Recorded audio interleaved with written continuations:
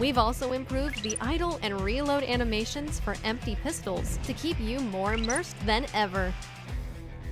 We've added crosshair style switching for the 4x scope. You can easily switch between them as you like. May you never miss your shots again. Now, when you burst your motorcycle's tire, you can easily swap it out for a new one. We've also improved the stability of mounted firing on two-wheel vehicles. Ride smoothly and fire with more precision than ever. Boats also get an upgrade. They travel through the water much smoother than before. Enjoy the improved naval warfare. These vehicle updates are sure to make matches even more exciting. Apart from battle-related improvements, Erangel's Lipovka has a new relaxation area. Take a break from the fighting and come here to gear up with supplies. Or relax for a bit on the swings and Ferris wheel. Get comfy on the battleground. C9S26 is here. Check out the new ACE-exclusive Path of Honor and rewards. We've improved tier objectives and added rewards for reaching the highest tier in the previous season. New legendary firearm is here. Challenge the brand new firearm combat power system. Your glorious journey begins. For more information, be sure to check the official patch notes in the game wiki. That's a brief overview of V4.0's classic mode updates. Winner, winner, chicken dinner.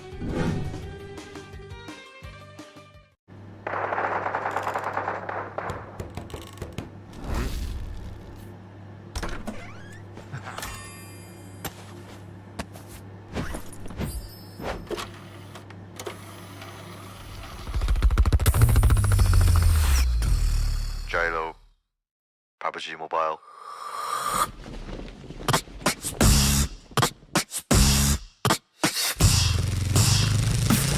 Let's get it. Credit you could be my best mate. Those kickers up as up, teeter round. Pretty soul, but my blood runs high. But don't play me like a predator side. My love got to sex no matter what. No, safe zones are closing, no time left behind. No, but yeah, my phone's singing like a battle cry. Adrenaline takes to feel away. We must one, and eyes on the bonus score. We must one. Let's go. Credit chicken, they be my best mate. Credit chicken, they be my best mate. Credit chicken, they be my best mate. Credit chicken, they be my best mate. Cooking like a glitter, winner, chicken dinner. Moving like a thriller, winner, chicken dinner. Credit chicken, they be my best mate. Credit chicken, they be my best mate.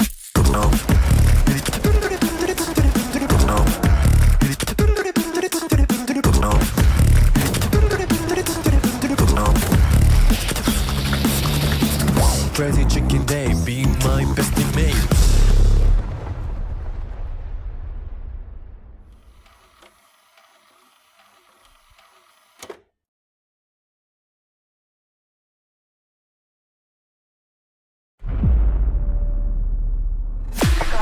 I just need a spark, light in the dark. I got a 2 chain but heart too.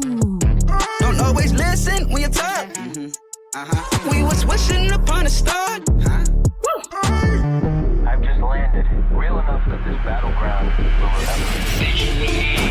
I'm bringing the static. She see the world expect I follow with my soul connect. Hey.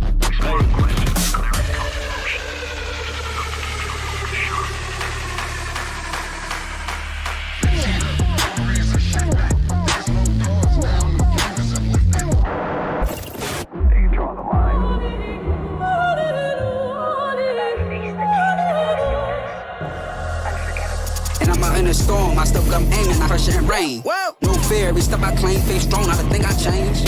Staying in my lane.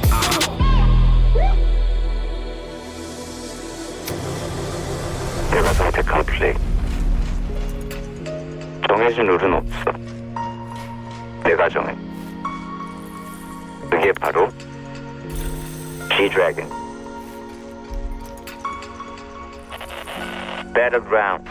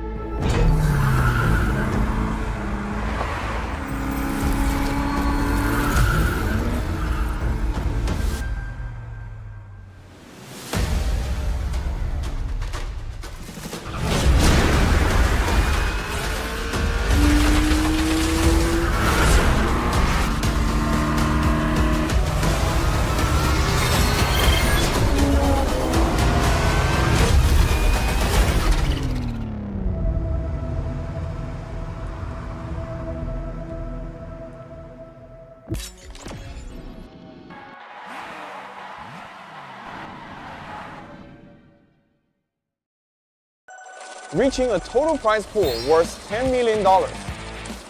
Become a top creator for a chance to win $200,000. Everyone has a chance.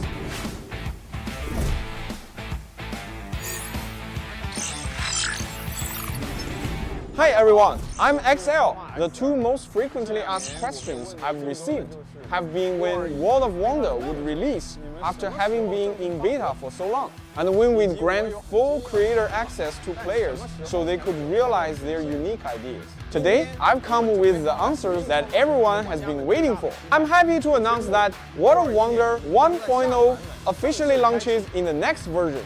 In World of Wonder 1.0 will significantly boost creator access, letting more players join in creating. Of course, we've also prepared plenty of rewards. World of Wonder cash incentives have increased yet again, reaching a total prize pool worth $10 million. Become a top creator for a chance to win $200,000. Everyone has a chance. In 2025, we anticipate over 100,000 creators receiving incentive earnings. WoW currently boasts over 4.4 million maps. WoW maps have hosted over 33 billion matches. World of Wonder has over 1,000 dedicated influencers, bringing its maps over 1 billion views per version. If you'd like to become a WoW ambassador as well, you can join the Next Star program for smaller influencers for a chance to win a share of the $6 million cash prize pool. Some creators may wonder, my creation skills aren't really up to par right now. Will I still get the chance to receive earnings? Rest assured, everyone has a chance in the World of Wonder incentive program. Every step of the creation process counts. A lot of rookies tell me, XL, I don't know how to take the first step, or I lack inspiration. How do I even start? In World of Wonder 1.0, we'll gradually make the Smart Assistant feature more widely available. When you don't know how to get started or lack inspiration, you can turn to the Smart Assistant for help. Some creators wonder, World of Wonder looks difficult, and I know nothing about coding. Does this mean my maps will never turn out good?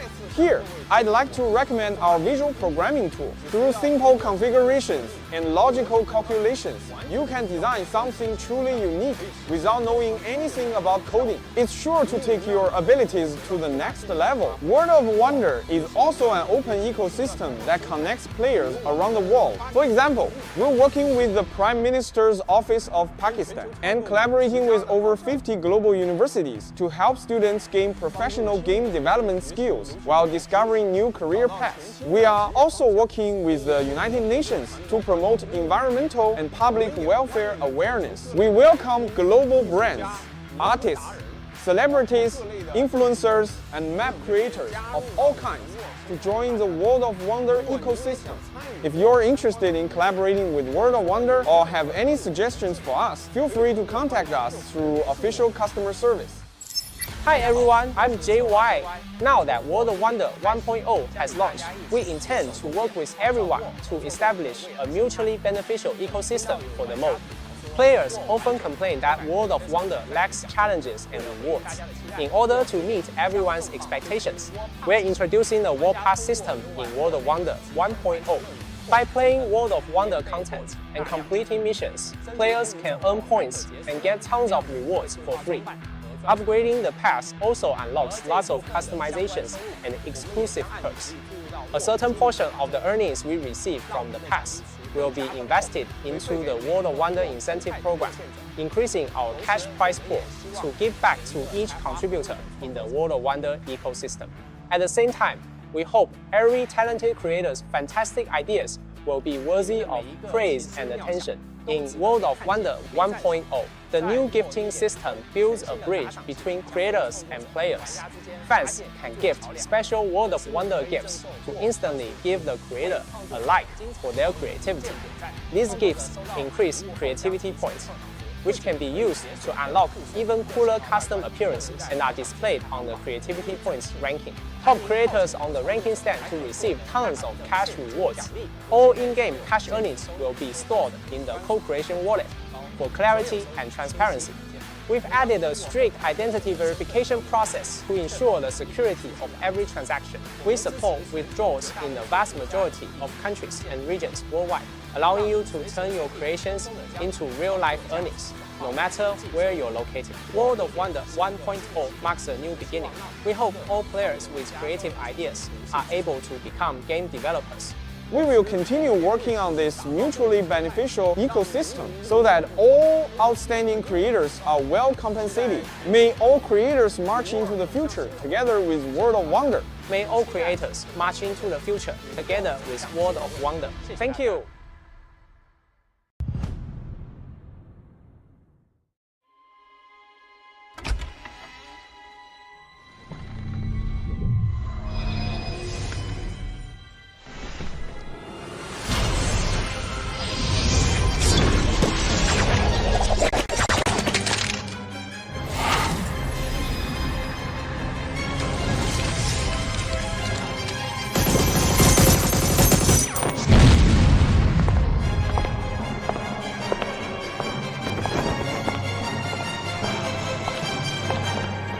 The first Ultimate set with removable outwear, Nixon Sinistra, is now available. The first advanced upgradable firearm with sound effects, Nixon Rose AUG, has arrived. It comes with an exclusive Inspect emote.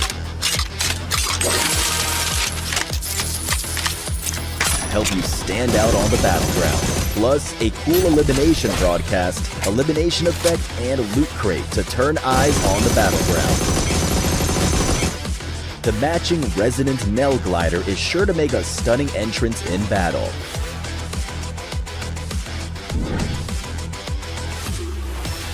Equip the Nixon Sinistra set and battle in style.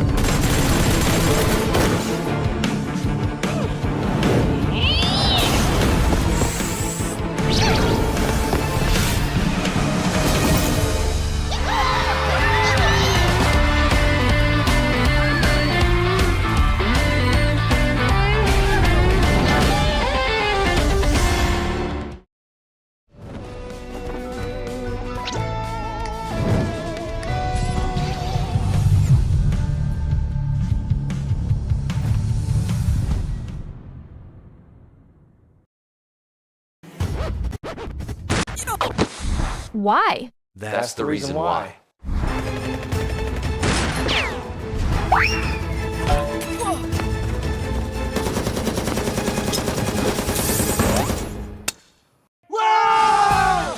Higher frame rate options available?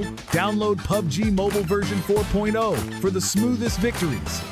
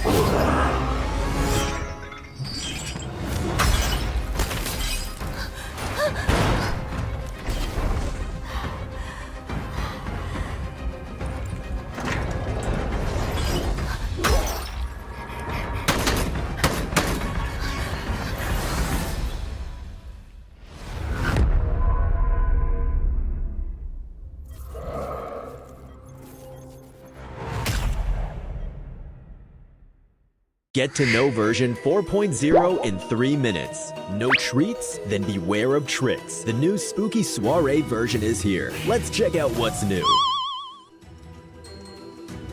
This version's themed gameplay will be available on Erangel, Livik, and Rondo. The main themed area is Wraithmore Mansion. Also, 2 performing dead concerts will take place on the map. Wraithmore Mansion contains tons of interactive content, including the Soulbind Mirror, Scaredy Ghosts, Phantom Treasure, and more for you to discover. This version's ghost gameplay consists of Ghosty, a ghost who accompanies you throughout the match, and Prankster Ghosts, which you become if you get knocked out. Ghosty has main and passive skills. Main skill, Floating Balloon. Passive skill, Boost. Passive skill, Ghost Helm. Passive skill, Armorer. Passive skill, Scan. Main skill, Guardian Shield. Passive skill, Heal. Prankster Ghosts allow players who get eliminated to turn into ghosts for a short time and use skills to disrupt the match. Spook, Bomb, and Shield. The themed vehicle this time is a magic broom. And there are tons more mysterious gameplay and collabs with famous celebs for you to look forward to. Doesn't pranking sound more fun than haunting? Have a spooktacular spooky soiree. In this version, you'll also get the chance to play a new thrilling pursuit and escape game mode, Unfail. In this mode, you'll either join the survivors or become the predator, and experience the thrilling battle between them that ensues. It really gets your heart rate up, so beware unless you're bold. In Classic mode, Erangel's Lipovka has been updated. There's a new mortar weapon, realistic reloading mechanics, and pistol idle animations. What's more, Cycle 9 Season 26 begins on September 11th, along with the new firearm combat power system, Path of Glory, and Weekend Joy.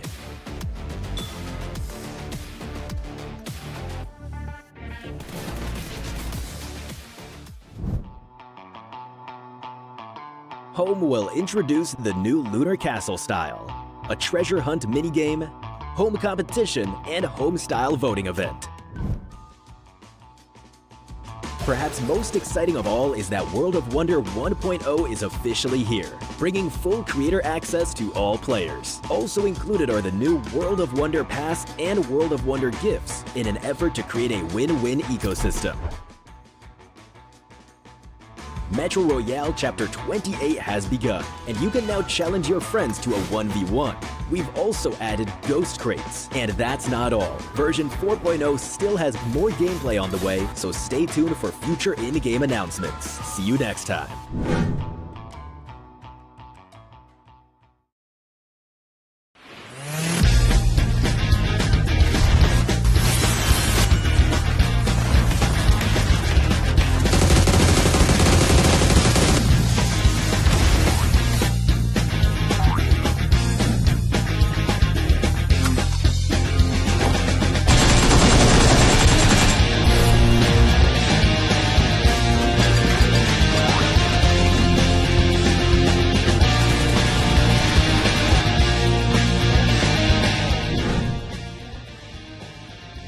New World of Wonder Pass and gifting incentives. Welcome to World of Wonder 1.0. Let your creativity run wild.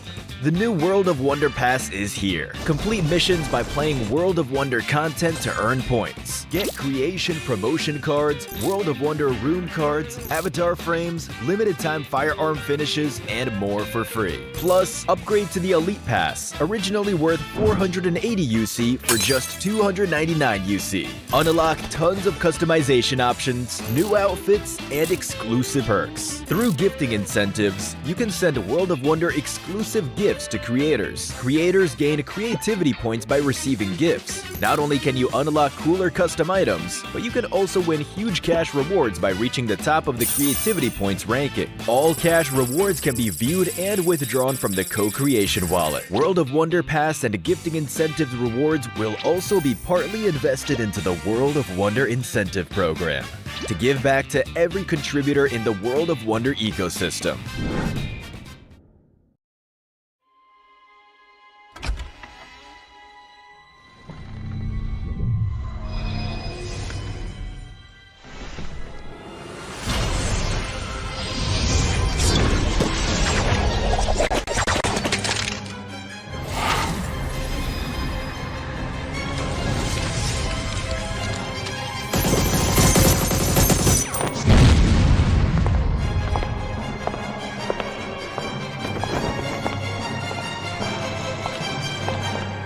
The first Ultimate set with removable outwear, Nixon Sinistra, is now available. The first advanced upgradable firearm with sound effects, Nixon Rose AUG, has arrived. It comes with an exclusive Inspect emote to help you stand out on the battleground. Plus, a cool elimination broadcast, elimination effect, and loot crate to turn eyes on the battleground. The matching Resonant Nell Glider is sure to make a stunning entrance in battle.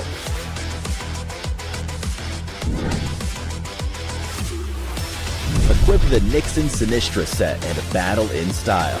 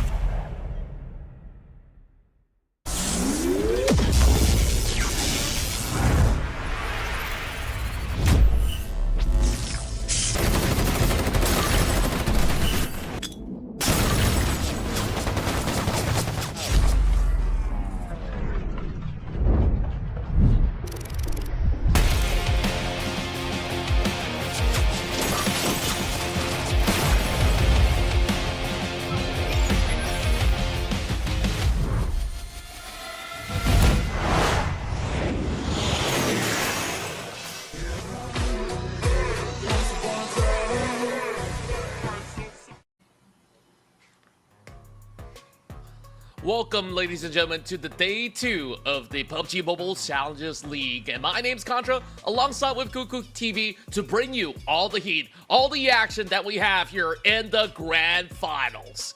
Yeah, and who will rise today? Contra. Yesterday, it was KHI Esports. It's actually a surprising performance coming from KHI Esports. And not only them, it's also NGGZ, who came from the bottom. Now they're nearby the top. Still, YG is on the second place, but will they get the number 1 spot for tonight? But before we start that one, Contra, in a world where speed, power, and style define the winners, one smartphone stands above the rest. Meet the POVA 7 Ultra 5G, engineered for those who refuse to slow down. As the official gaming phone for the PUBG Mobile Challengers League, it supports PUBG Mobile at 120 FPS, delivering ultra smooth competitive gameplay, and its 6.67-inch 1.5K AMOLED display with a 144Hz refresh rate pulls you into a world so smooth you'll never want to look away. A 6,000 mAh battery, 70-watt ultra charge, and 30-watt wireless charging. This isn't just a phone. This is the future in your hands. This is the POVA 7 series. That's right, of course, they've been our dear partners for a very long time, and thankfully, these players have such a great tool for them to harness all the power to be displayed to our dear audience here in the PMCL. And of course, we're looking forward to bring you all the heat and all the spies that we do have here in day 2. Then these teams, they're looking to set the benchmark points, because tomorrow onwards, that's where we implement the Smash rules. And overall, I mean, chicken dinners were aplenty, but majority of that was, of course, consumed by KHI Esports with the double chicken dinner. I mean, their run have been super smooth, just like how the game is currently at in version 4.0. So if you guys were worrying about low frame rates or too much lag, or you guys are just using a potato device, I mean, if you're not upgrading to the Techno POVA 7 yet, man, all you have to do is just to update your client overall, and you will be good to go, and you can put all those lag concerns aside. And also, brand new mode already updated in the 4.0. It's called the Unfail, the new thrilling pursuit and escape game mode. 1 Predator versus 4 survivors. Stay tuned. I would love to be a survivor in this game mode. Well, I mean, it's a whole lot of fun playing as a Predator as well. I mean, you can just hunt out all these players out there. I mean, it's already available since the 26th of September, so make sure you guys check that out. And there's also a lot of cool stuff that's being offered in PUBG Mobile at this moment, especially with this brand new G-Dragon PUBG Mobile and PUBG Battlegrounds collaboration that's been available for a couple of weeks now, but it's only for a limited time, so make sure you get your hands on the Ubermensch drop. I mean, there's so many cool gears for you guys to check out, and also with the PUBG and Lotus collab. Yeah, take command of the road in style. Join the in-game Motor Cruise event and claim the iconic Lotus cars, the Emira and also the EMEA. Precision, performance, and exclusivity await. Available for a limited time until November 4th, to be more specific. And same as with the G-Dragons, again, you can buy these skins, just, top up with the UC, and you can, play in style while you're playing with your friends. But anyways, we're back here in the PMCL Fall Grand Finals, day number 2. And Contra, like what you said, tomorrow, the Smash rule will be activated. The big question is, who will actually set the match point for tonight?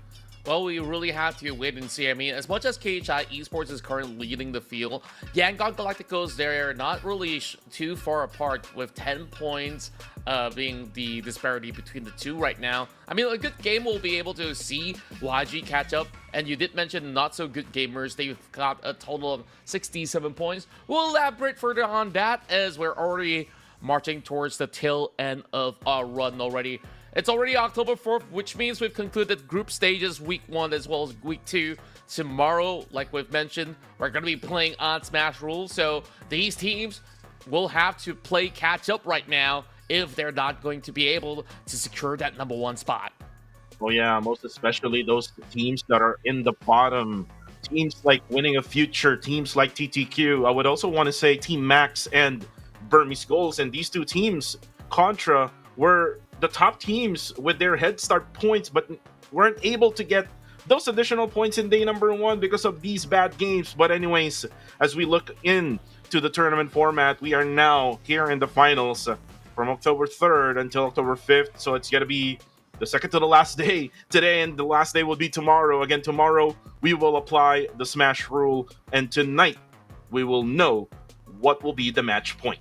That's right, and of course, you guys are wondering what exactly are the teams going to be fighting for. A whole lot of prize awaits them, but most importantly, the golden ticket to the PUBG Mobile Global Championship. So let's also explain the Super Weekend rules. I mean, overall, it's more about the Smash rule implemented for tomorrow. So once the teams reach the match point, the number 1 team will set a benchmark of the cumulative points plus 20, and once they've been able to reach past that point, a chicken dinner will seal the deal, and a prize pool of 40K is on the line. Yeah, 40,000 USD is the prize pool, which was cut in half here between the league and the finals. And since we're now in the finals, players or teams are fighting for that number 1 spot, which is the 5,000 total USD prize pool. But not only that, Contra, what's most important is the 1 ticket to PMGC. That's right, and of course, these are our top 16 teams that have been able to qualify through those grueling past 2 weeks. And now, it's their time to shine, as we're looking at Burmese Goals, MSI, Hyra, KHI, some of the hot favorites out there to be able to run for the title. And that also includes YG, Asia Esports, GG, TTQ, INXV, NX, GOA, WIOF, Team Max, CTS, IQ, and last but not least, NGGZ. I mean, the Philippines so far are looking strong and formidable. As we take a look at the leaderboard right now, it consists of 3 teams from the Philippines in the top 5. Oh yeah, that's KHI, NGGZ, and Misfit International. Normally, since I'm from the PH region, Contra, normally I would say Misfit International would be the top PH team, but yesterday, KHI was guns blazing all throughout Rondo, and all throughout the 3 Erangel matches. You can probably say a little bit in Miramar, but again, they were probably exhausted already in the last 2 maps of that day. But what KHI needs to do here, if they want to be the one on top and be the ones to set the match point, is to continue on with whatever performance that they did yesterday. And you can see now that performance here in the recap. They're absolutely shining. I mean, so far, Mix as well as Claire have so many pop-up performance throughout the span of day 1. But that is also being caught up by all the other players out there as well. I mean, overall, they've been absolutely consistent in their rounds in Erangel, and they've been rewarded with not 1, but 2 chicken dinners in a row. We'll see whether they be able to, once again, enact pretty much similar successes coming from yesterday. And meanwhile, there's currently 3 to 4 teams tied at 50 points, and that's Burmese Goals, Hype, RA Esports, Asja, as well as Team Max. So we'll see who will be able to break that streak. More than likely, I would go with Asja Esports, who would break that streak first. Because I know Asja Esports would love to prove that their new lineup, without Skynin, without Red Bull, without GUI, they would want to prove that they deserve to be in the top of that leaderboard. But like what I'm saying, yesterday we had the lineup, where we started with Rondo. Again, we will start again with Rondo with match number 7, and then we're gonna have 3 Erangel matches with 2 Miramar maps until the end. But for now, Contra, since we're gonna wait on for the very first match, we're gonna have a really short break here. Kuku TV and Contra will be back for the first match of the day.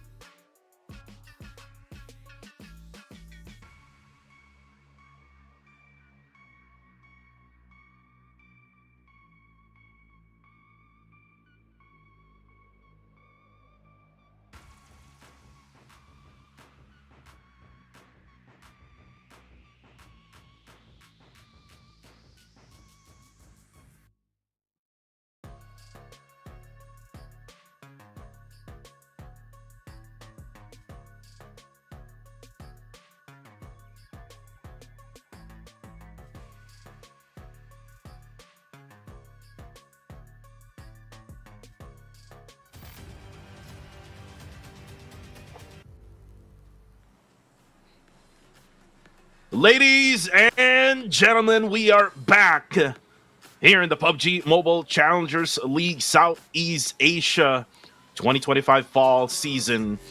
As we now start the playing for match number 7, the first map of day number 2. And looks like from yesterday, Contra, we had 2 flight paths. Now we only have 1 coming from the southern side of Tuling up until the northern side of Fongtun. And we've seen teams doing that strategy wherein they drop 3 players in one city and then 1 going for recall towers. Will we see that one again this time around? Yeah, it was also Esports that did manage to take the winner chicken dinner here in this very specific map. And we'll see whether they have similar form of success. And compared to yesterday, you did mention about the double flight path. This time, it does not allow so much more of the room for these teams. And therefore, they have to go for hot drops. And YG will be met with Infamous Xaviera to kickstart their run.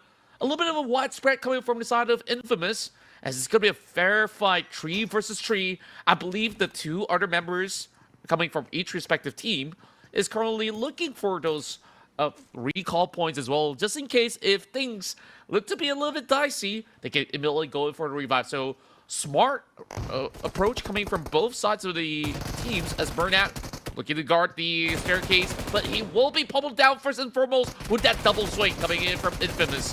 Meanwhile, Master Small has got plenty of bullets in the chamber, but still, he lost out to Lion with the quick fingers on that UMP, and just like that, that's 2 members taken out from the side of YG. An automatic recall now, but Lion able to push in towards Say Cloud. Say Cloud cannot defend himself there.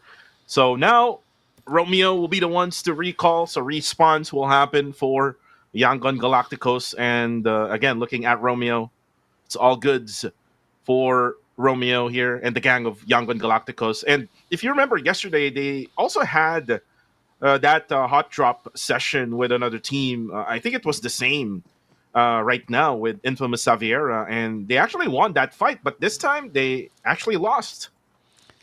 Yeah, it's a little bit of a rough start overall. I think that overall with the rest of Infamous Xavier to have a great line of approach, they can actually isolate targets, and one after another you saw those members of YG were overwhelmed. But hey, it's Rondo after all. They can still go in for more and more of these kind of fights. But before you burn out the first recall, perhaps they're looking to take things a little bit slowly this time around. Meanwhile, KHI, smooth and steady, not going to be contested by anyone at all, while we're looking at Claude, who's currently rocking up very closely to Romeo. And who knows, we might actually have a round 2 between Infamous versus YG again. Well, Claude is doing a really good job here with scouting the areas of the recall tower there. I mean, maybe predicting where Romeo would actually go for the recall. And once he gets the information on where exactly the players of YG, then he will probably communicate it with the rest of Infamous Xaviera. Meanwhile, we have Guardians of Angels. And yesterday, Contra, they got 2 winner chicken dinners back-to-back for yesterday. And they actually got those points. They came, I believe so, right down below 10th place. And right now, they're at 4th place with 59 points. And again, if the only thing that I see from GOA from the group stage and then now here in the finals is they're really good when it comes to firepower, but if the circle is not with them, they're bad with rotating. But then again, I mean, they've definitely shown their prowess when they were playing those 2 maps in Miramar. It just goes to show that they've been rather efficient with their calls as well. So most often than not, GOA, they're looking for that kind of steady climb as well. But you're absolutely right. When they were playing maybe further away from the zone, they tend to have a little bit of struggle, and perhaps we should see whether if they've been able to kind of fix those kind of issues moving into the second day of action. Wall to wall right now, and it's Master Smile gets a little bit of a payback up against Claude. He's been lurking all alone for the entire time, and this time, one member of Infamous Xavier taken off the list. Not going to be too concerning, though. I mean, overall, they have not really utilized the recalls just yet. So, INXV they'll just look for an alternative if they could get anywhere close to the point, and it seems like they will be able to just go for a little bit of pit stop to bring back Claude.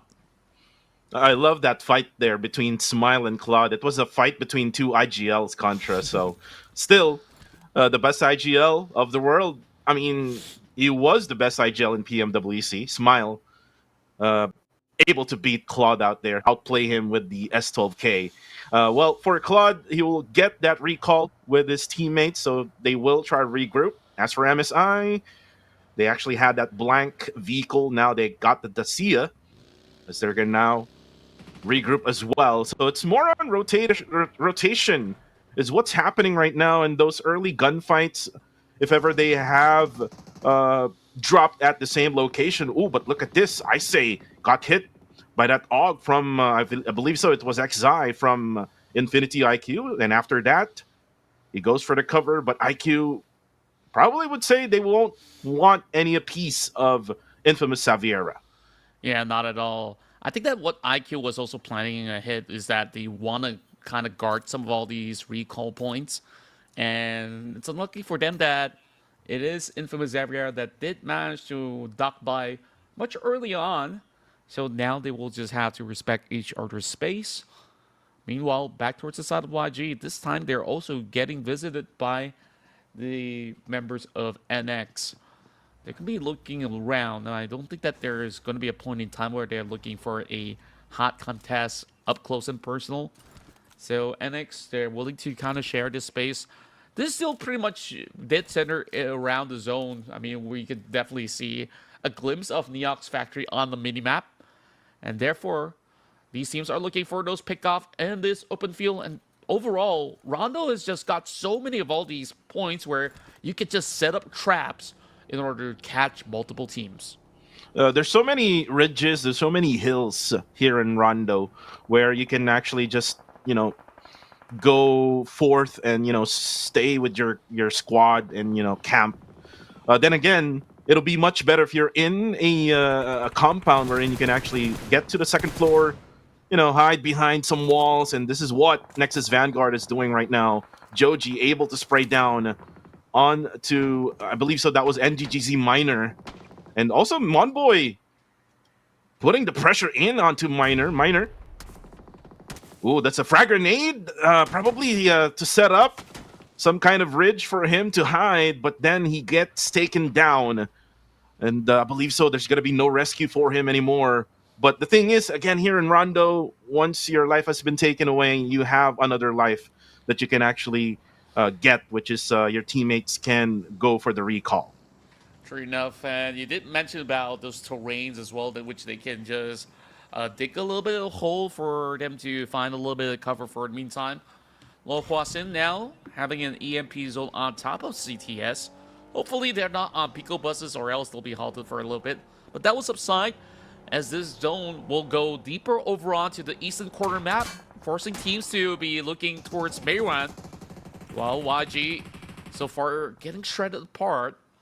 Thankfully that coupe is still intact for now. But for the moment, they are in the zone. Not too much of a concern for them. As for the rest of NGGZ, they have to fight their way out to look for that recall.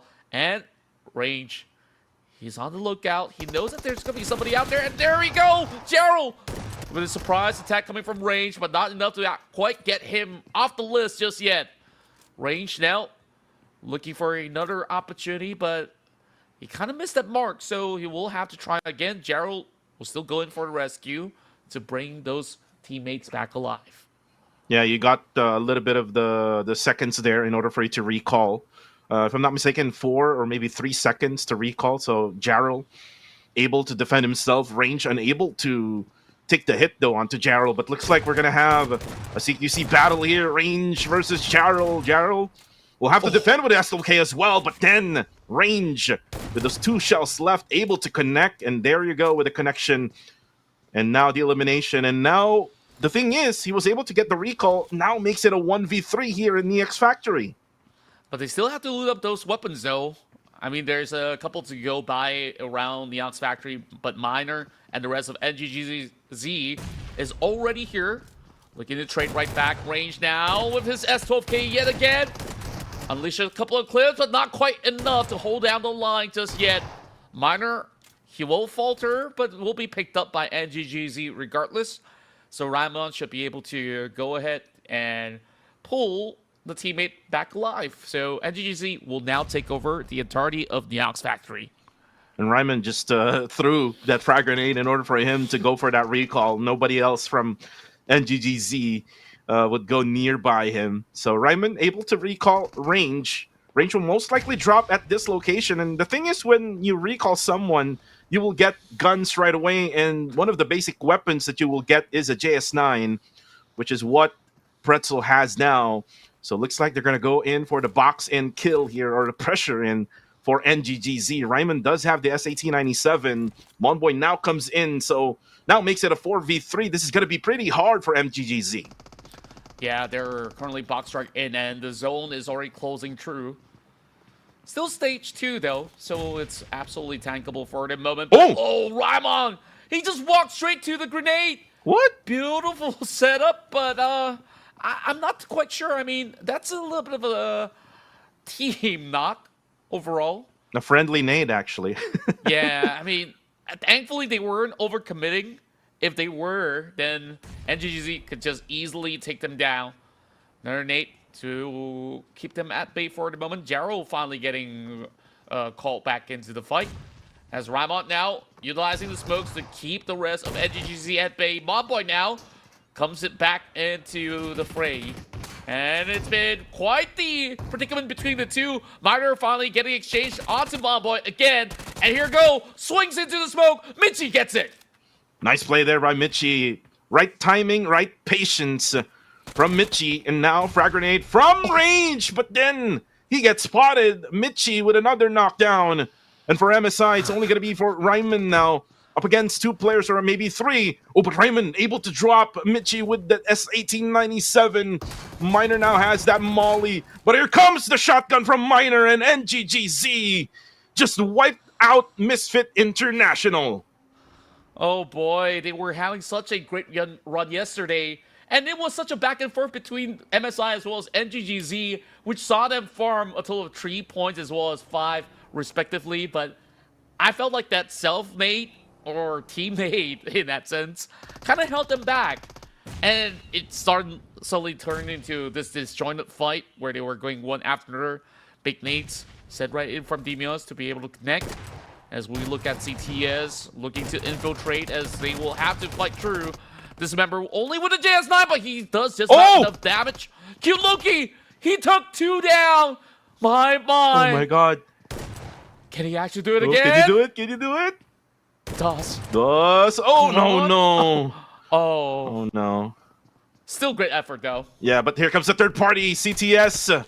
Now comes in. Oh, actually, Hyra comes in. Kuldo is ready at the corner.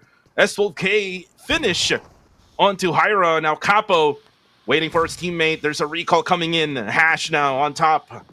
But then again, ooh, for Min, IQ at the back line. This is actually probably the 4th party now. Capo goes down as well as DOS gets the frag grenade in. Hash will have to defend, but no, it's way too much for Team Hybrid X RA Esports. And it's already 8 points for his side. LCTS, more action to come by. KSI finally got into the fray to take out members of the side of TTQ. Clean work so far. Forced to deploy a little bit of smoke, and we got blanks here with the MG3 to shred them all apart. And thankfully, they weren't being shut down in the midst of that rotation. They could have actually looked very hairy for KHI Esports. TTQ, all the members are taken out, unfortunately. So they've only got just about a couple of points on the table for the moment, where we're looking at Mayround to be the major city up for contention. IQ as well as CTS. They've been able to book that facility. Also by the outskirts, NGGZ to also move in from the same direction, which is why Daryl's currently struggling to get by. Yeah, and he actually put up a smoke in order for him to be able to escape that area, as Osjafern G able to go for the spray down. But you know what? It is actually 3rd stage earlier on, and we only have 11 teams remaining now in stage number 4. So this means that there will be more spaces in the map for the teams to actually camp in. But Miner again having some trouble with rotating, scouting the area. His Coop RB is now up on smokes. Jarrell together with him. It looks like they're gonna go to Mayron as well. Mayron is gonna be a place, a safe haven for all of the teams. But then for Miner, his Coop RB exploding again. Is now into low HP. He actually got spotted, I think, from behind now by Osja. If you look at the minimap, they're coming from the western side, outside the circle. But then the rest of the team of NGGZ will be, for now, safe. And they don't have any recalls anymore. It'll be just up to Jarrell and Mitchie here for the squad. Yeah, you call this a safe haven. I would say this is still pretty much a danger zone, so long as CTS is holding towards that western location. So it is rather rough for these teams to really cut right into the city. And thankfully, after all that tough struggle inside of the test track, NGGZ still has 2 members to work this one out. Burmese goes down, takes a late swing, moving into the southern direction as they look to challenge the rest of GG inside the shack. And that's a quick catch coming from Godspeed. Yesterday, Godspeed have definitely shown great proficiency on those team fights, and they're definitely looking confident in pushing through. This time, we'll see whether or not can Itchy find the first dip. They go in for a big swing, and it's going to be Yatka getting punished instantaneously. Oh, it was only Yatka who came inside the house, and the rest of BG was outside, just right behind the walls, and now it's going to be the opposite way now. GG has the advantage, but then Masarichi gets that clutch knockdown with his S12K. They have to be careful because if you look at the minimap, GOA is kind of nearby. They might go for the third party very soon. Masarichi tries to go for the defense. Davan now comes in together with No Escape. No Escape gets Masarichi down. So it's up to Godspeed now for Burmese Goals. He actually got one knockdown, makes it a 1v1. Godspeed does still have some shells left. Ooh, he actually had to reload, but then not able to see is No Escape, as No Escape has only his corner, but then able to clutch it out. Outplayed Burmese Goals, but here comes another challenger. Oh boy, it was so close, but no cigar for those members of Burmese Goals. Let's see crash out. Aja Esports look to weaken the side of GG. They're boxed right in, and literally, there's no escape as Aja Esports closes through. 7 points right now being secured, and the fight is far from over. We still have plenty of teams still on the table. The emails now finding catch on to the members of KHI, while GG, they got depleted. And, you know, going back to the fight, the calls were looking a little bit off the usual performance of BG. I mean, like you said, they sent in Yatka first, and he got instantly punished. Why didn't they actually swing together? Yeah, that was the big problem for Burmese Goals. They went in with only one player, with Yatka, and then the rest were still outside. If you're going to make a commitment to go for a push, then you have to have all of your players go for that push. And that was the biggest error for Burmese Goals in that scenario. But again, the circle has shifted now to Mayron. Mayron is actually right on the western side of this circle. As for GOA, looks like they're going to camp right at this beautiful bridge. What bridge is this called, Contra? I don't know, man. Like, I'll just call it the Mayron Bridge, if anything at all. I mean, it looks great in the form of the architecture. Yeah. Meanwhile, also sticking to the usual kind of residence, as they are looking to send out Nang X to check out what's around the city's scapes. And they're just looking to really play that wide wraparound. I mean, they came in from the west. Now they're moving towards the south side to try to get a hold out of Guardians of Angel. As he crashed right into compound, it's going to be a 2 versus 2 scenario. Support being taken down low. Same goes to Nang X. And just like that, they lose to another massive defense coming out of GOA. Yeah, nice defense, even though that they had a 2-2 split with Rex and Clay Jr. right outside. And then with KS and Pacquiao inside. But Clay Jr., though, will be taken down. Fernji does have a frag grenade. Will it be a Kobe? Will it connect? Yes, it will connect. Eliminates one and knocks down one. Rex goes down. Clay Jr. is out. So no more support here coming from GOA because they're right inside the circle now. So Rex will automatically be dying here as Fernji will most likely go for the confirmation. But still, while this is happening, a lot of gunshots happening on the kill feed. KHI, one of their players, I think goes down. I think that was Jappy. KHI still alive here with 4 players strong. And I believe so that they are right now in the middle of the city of Mehran. For now, it's all about Fernji, who is actually going to be gate-kept here by GOA. It's going to be so difficult. There's no recall points around as well. He's just going to try to full send it, but straight to the crosshairs of Ella KS. Beautiful work so far for the side of GOA. I mean, that was a very rough back and forth, which costed GOA 2 members. And now they just got to play by the outskirts. Team Max close towards the center. And you can see that there's a flat field all across Mehran, which is why it's so difficult for these teams to even find any form of cover. Any compound that they do have, they'll be holding with their dear lives. INXB so far, very steady with 5 points gained.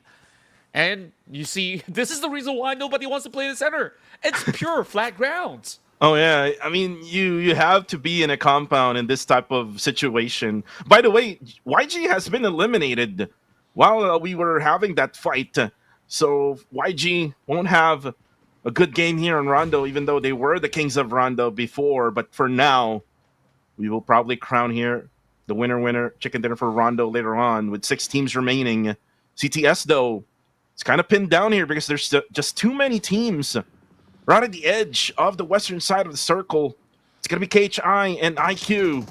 So they would have to find a way on how they can get inside. But for infamous Xaviera, looks like they're the ones going for the gunshot onto Team Max. Not so sure if Team Max is in the circle, though. I believe so. They're right at the edge as well. Yeah, I think that there'll be noisy neighbors for the moment, and since they are holding over on to the north point, they will be able to spot out anyone that runs out from the city, which is why currently there's a little bit of a scramble to see who will be able to cut right through. KHI, unfortunate for them, I mean, they are also stuck in between, but they can actually zone them out as well. CTS now tossing plenty of all these grenades. They got to also watch their resources because any smokes that they do have to play Stage 7 is going to be vital for their survival. But CTS, they got no other options but to really call for any form of cover. And speaking of that, double emergency cover being called right through. DOS tossing that grenade. More to be flown right through. DOS dangerously low and he gets taken down. There's so many nades from KHI and probably at the same time with CTS. Oh, another nade coming through. DOS now will probably be able to get a revive here with Cool. There we go. Clutch revive here for Cool. But nades are coming from OM together with Demios. But OM is now coming in alone. Claire, goes down. With that S12K, he actually finishes him off right away. And let's see what will OM do now. With 10 eliminations in the bag now for CTS Esports. Chappie, though, will go down as well. KHI, one by one, they go down here. All because of OM. And CTS, they're onto something right now. Players are now being struck down one after another as IQ have been holding inside the city all along. The struggle is real between these teams. Meanwhile, KHI stacks 2 members inside of that compound. And CTS knows it very well that they're going to be hiding inside that check since they've been able to clear the other 2 sectors. And it's all about finding the right timing to push right through. Another member still bleeding out while Nyapikel pins out another player from the outskirts. More nades to follow suit. DOS now closing in. And there we go! He burned out the vehicle and he blasted flags in the process. And they took out KHI. This has been the biggest round so far. 13 points to CTS. And CTS DOS, high IQ plays, goes for the gas can explosion. Able to knock the players of KHI and eliminate them fully. But now for infamous Xaviera, they need to go for those revives. They're in the circle, and with that shift, they are still inside the zone. GOA, though, got pushed by Infinity IQ. Nyapakia will be the last player left for GOA. Yakola knows where he is. All Yakola needs to do now is find an angle here for Nyapakia so that he will be able to finalize the deal. But again, CTS Esports Contra, look at them. 13 eliminations now in this match. It's crazy what they've been able to accomplish so far. I mean, we've seen so many of all these initiation coming out of CTS, and that push was so efficient. KHI, they were trying to hold them back, and you saw how many nades were burned out just to try to pin them down. And yet again, all 4 of CTS members are still alive. There was also that clutch save. And now, a lot back and forth between the 2 individuals. Natty hoping to connect a lucky grenade, but it's falling a little bit too wide. As the rest of Team Max right now being bombarded by Infamous Xavier. We've actually seen this to be definitely part of the mix, as they've been side by side for a long time. Big nades connecting towards the side of Trezzy. There is still one member to be able to close right through, and now they're sending Claude to finish the job. Yeah, Claude comes in. He actually cooks up a frag grenade. Yu is now coming in as well. Woo! But actually finishes Trezzy. But now Claude comes in here with the M4 and S12K, but then Yu takes him down. I say though, at the back line, able to help him out. Still one player left here for Team Max. Iterex. Actually, he backs out now. Contra, he doesn't want a piece of Infamous Xavier, but he actually throws out a grenade, but look at it from Lion. He eliminates Team Max in the process. And we now have the final 3. Team CTS, Infamous Xavier, and IQ. IQ still has 3 more players intact. They're now relying onto the emergency covers to try to get things done as they spot out members of CTS running outside the field. This is going to be so technical. You can see that CTS as well as IQ, they're just by the borderline of the zone. A little bit more of that space for Infamous Xavier to try to get something done, but Natty's currently suppressing majority of all these members of INXV. Daunting task for all 3 teams. And all of them are looking relatively healthy for the meantime. IS8 tries to cut the other side of the corner for a flank up against the rest of CTS. Meanwhile, there's a turtle stance that we're looking at coming in from the side of IQ. Well, looks like the circle has shifted away from all of the teams. I'm not sure how will they try to get in, but who has the most smoke grenades will probably survive this, or probably if they have those emergency flares, they can try to get in. It looks like Infamous Xavier is trying to get in via just all of those holes that they have dug with all those frag grenades that they have thrown over to Team Max. They're still at the edge of the circle, but I believe so they're inside. Not for the case of IQ though, because you can see them right in the bottom area of this circle. Yeah, IQ, they're running out of that space. They need to find the right timing to push through, but they're being held back as well. They try to progress towards the side of CTS members just to try to hold him back.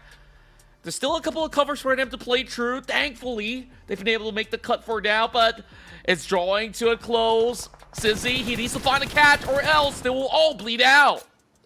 And Cole goes for the spray. I think Exai is right at the covers. Oh, but actually he dies in the process.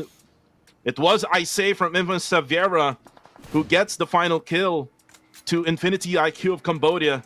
10 eliminations here as well for the side of Infamous Xavier, 13 for CTS Esports. It is a 3v3 situation here, and you can now see the emergency flare covers coming in, or coming down from the skies, as Damios just using that hole that they probably dug earlier on. And oh, Damios able to spray down onto Claude, makes it now a 3v2. But more than likely, I say would be able to revive Claude here. Yeah, he should have just about enough time to do so in this Filipino civil war. And it's still a very big win for PH in essence. I mean, yesterday they've shown such great strides, and once again, those momentum have not fizzled out just yet. Moving into day 2, these teams are just pushing through, and finally, Lion, he gets a catch up against Demios. Cool knows of his position right now, and this could be a little risky. Molotov now thrown out. They kind of have a hunch on where Cool's currently hiding at, and hence why Claude now sends out that grenade. A little too short, as he's on the further side of the cover, and that's going to be the second lob this time. Oh. Almost taking him down. Yeah, almost. And oh, actually, Doss stands up and runs towards that big bush Unfortunately, he got sprayed down by Infamous Xaviera and is only up to Cool now with the frag grenade and the spray finish by Cool. Infamous Xaviera gets the win here in match number 7. They were calm and collected. They played through the North Point World teams, were scrambling across the field. They took out T-Max, and the rest was pretty much easy peasy for INXV to secure this massive win with more than 10 kills that they've been able to secure throughout the run. And I would say 13 as well for the side of Infamous Xaviera, because they were like 10, and then they added 3 with CTS Esports right at the end. So I believe they're going to be tied up with 13 eliminations for both squads. But GGWP for CTS Esports, they really came in the circle pretty hard, wherein they had to fight against the number 1 team in the overall rankings, which is KHI, and they actually clutch it out. Man, these guys are looking so good. I mean, CTS also have such a fantastic display of finesse on how they close up fights after fights after fights, especially the ones that they were infiltrating up against KHI, like you mentioned as well. I mean, it's just a stuff of beauty to witness all these teams really going so hard at work in order to maximize their points. And right now, Infamous Xaviera securing this big chicken dinner is going to surge them all the way up throughout the leaderboards. And we'll have to see what will be their position right after this match. This is a much-needed win for Infamous Xaviera, Contra, because if you remember yesterday, before we even started day number 1, they were like top number 3 in the overall rankings, and then we end day number 1, they ended up at top number 10. So a much-needed win for Infamous Xaviera. But again, before we get to that win, let's watch the highlights for match number 7.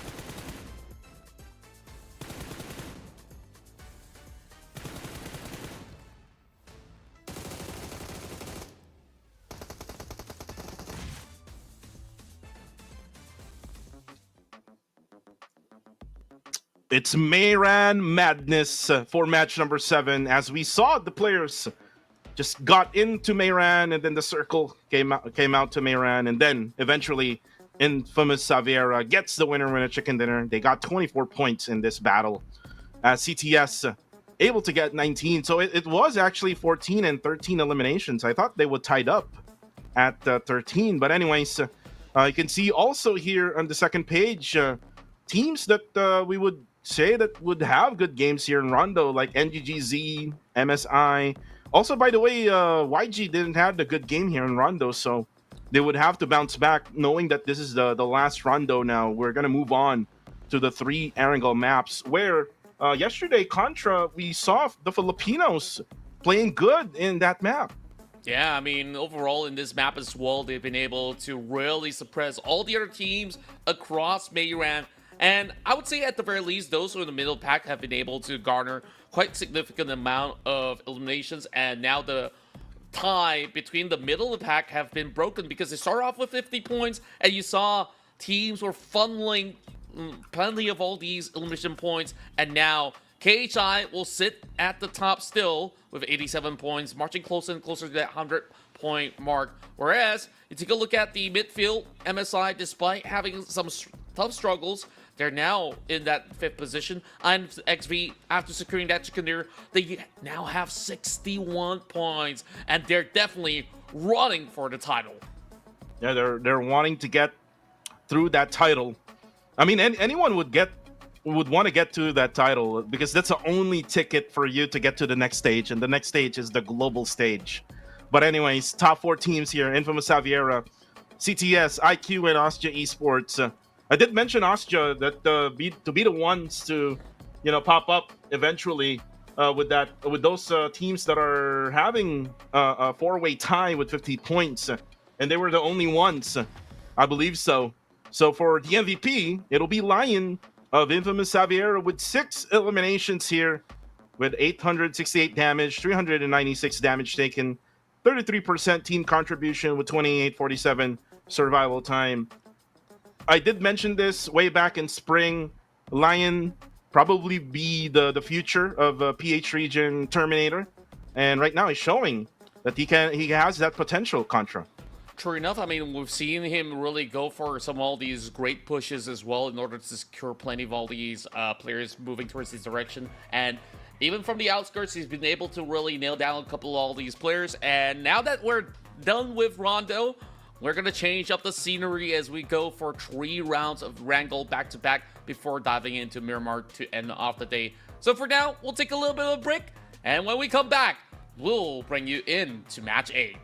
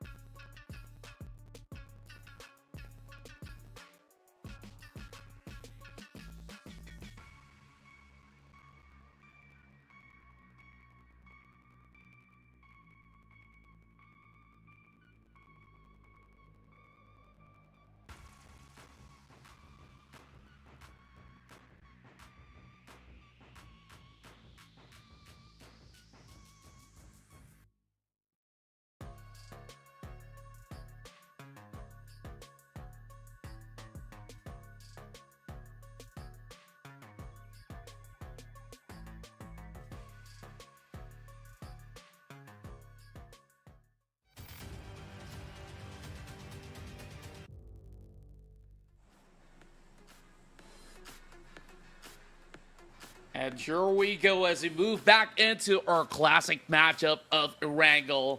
This time moving into match 8, we've seen plenty of brilliant moves coming out of KHI yesterday with those back-to-back chicken dinner.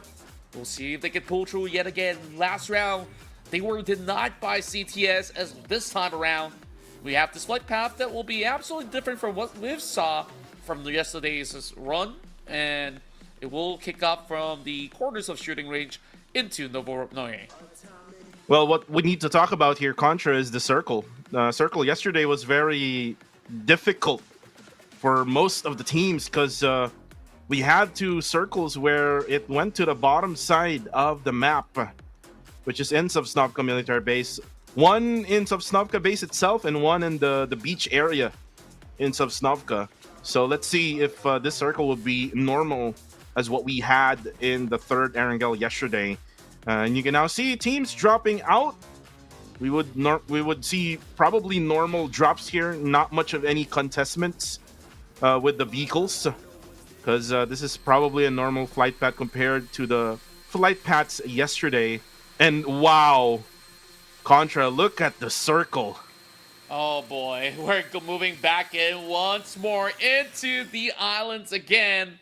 And oh my word, I think we're treated with quite the feast.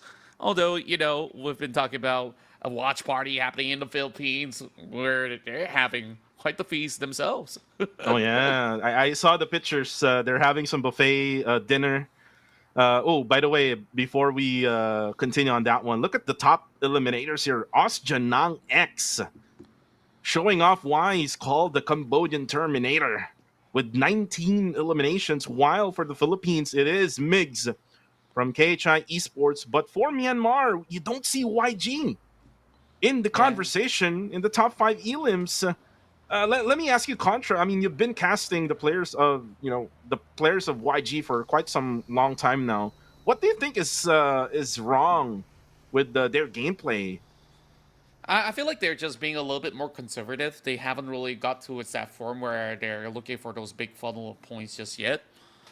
Whereas, if you take a look at KHI, they've been proactively putting themselves into areas that they can farm those big numbers, which is why it makes, as much as he does not have that same frag volume as compared to Nang X, he's currently dealing the most damage. He's already telling you that KHI is just so much more proactive.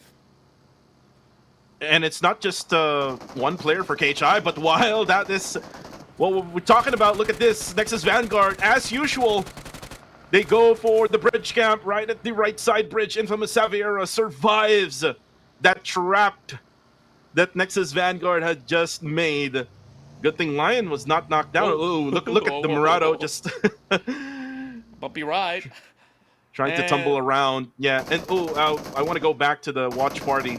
Well, you can see Bunny spraying down on Munboy. Watch party, big special shout out to casters Osiris and Aya, who is now the host at the watch party here in the Philippines. But that's going to be the first blood.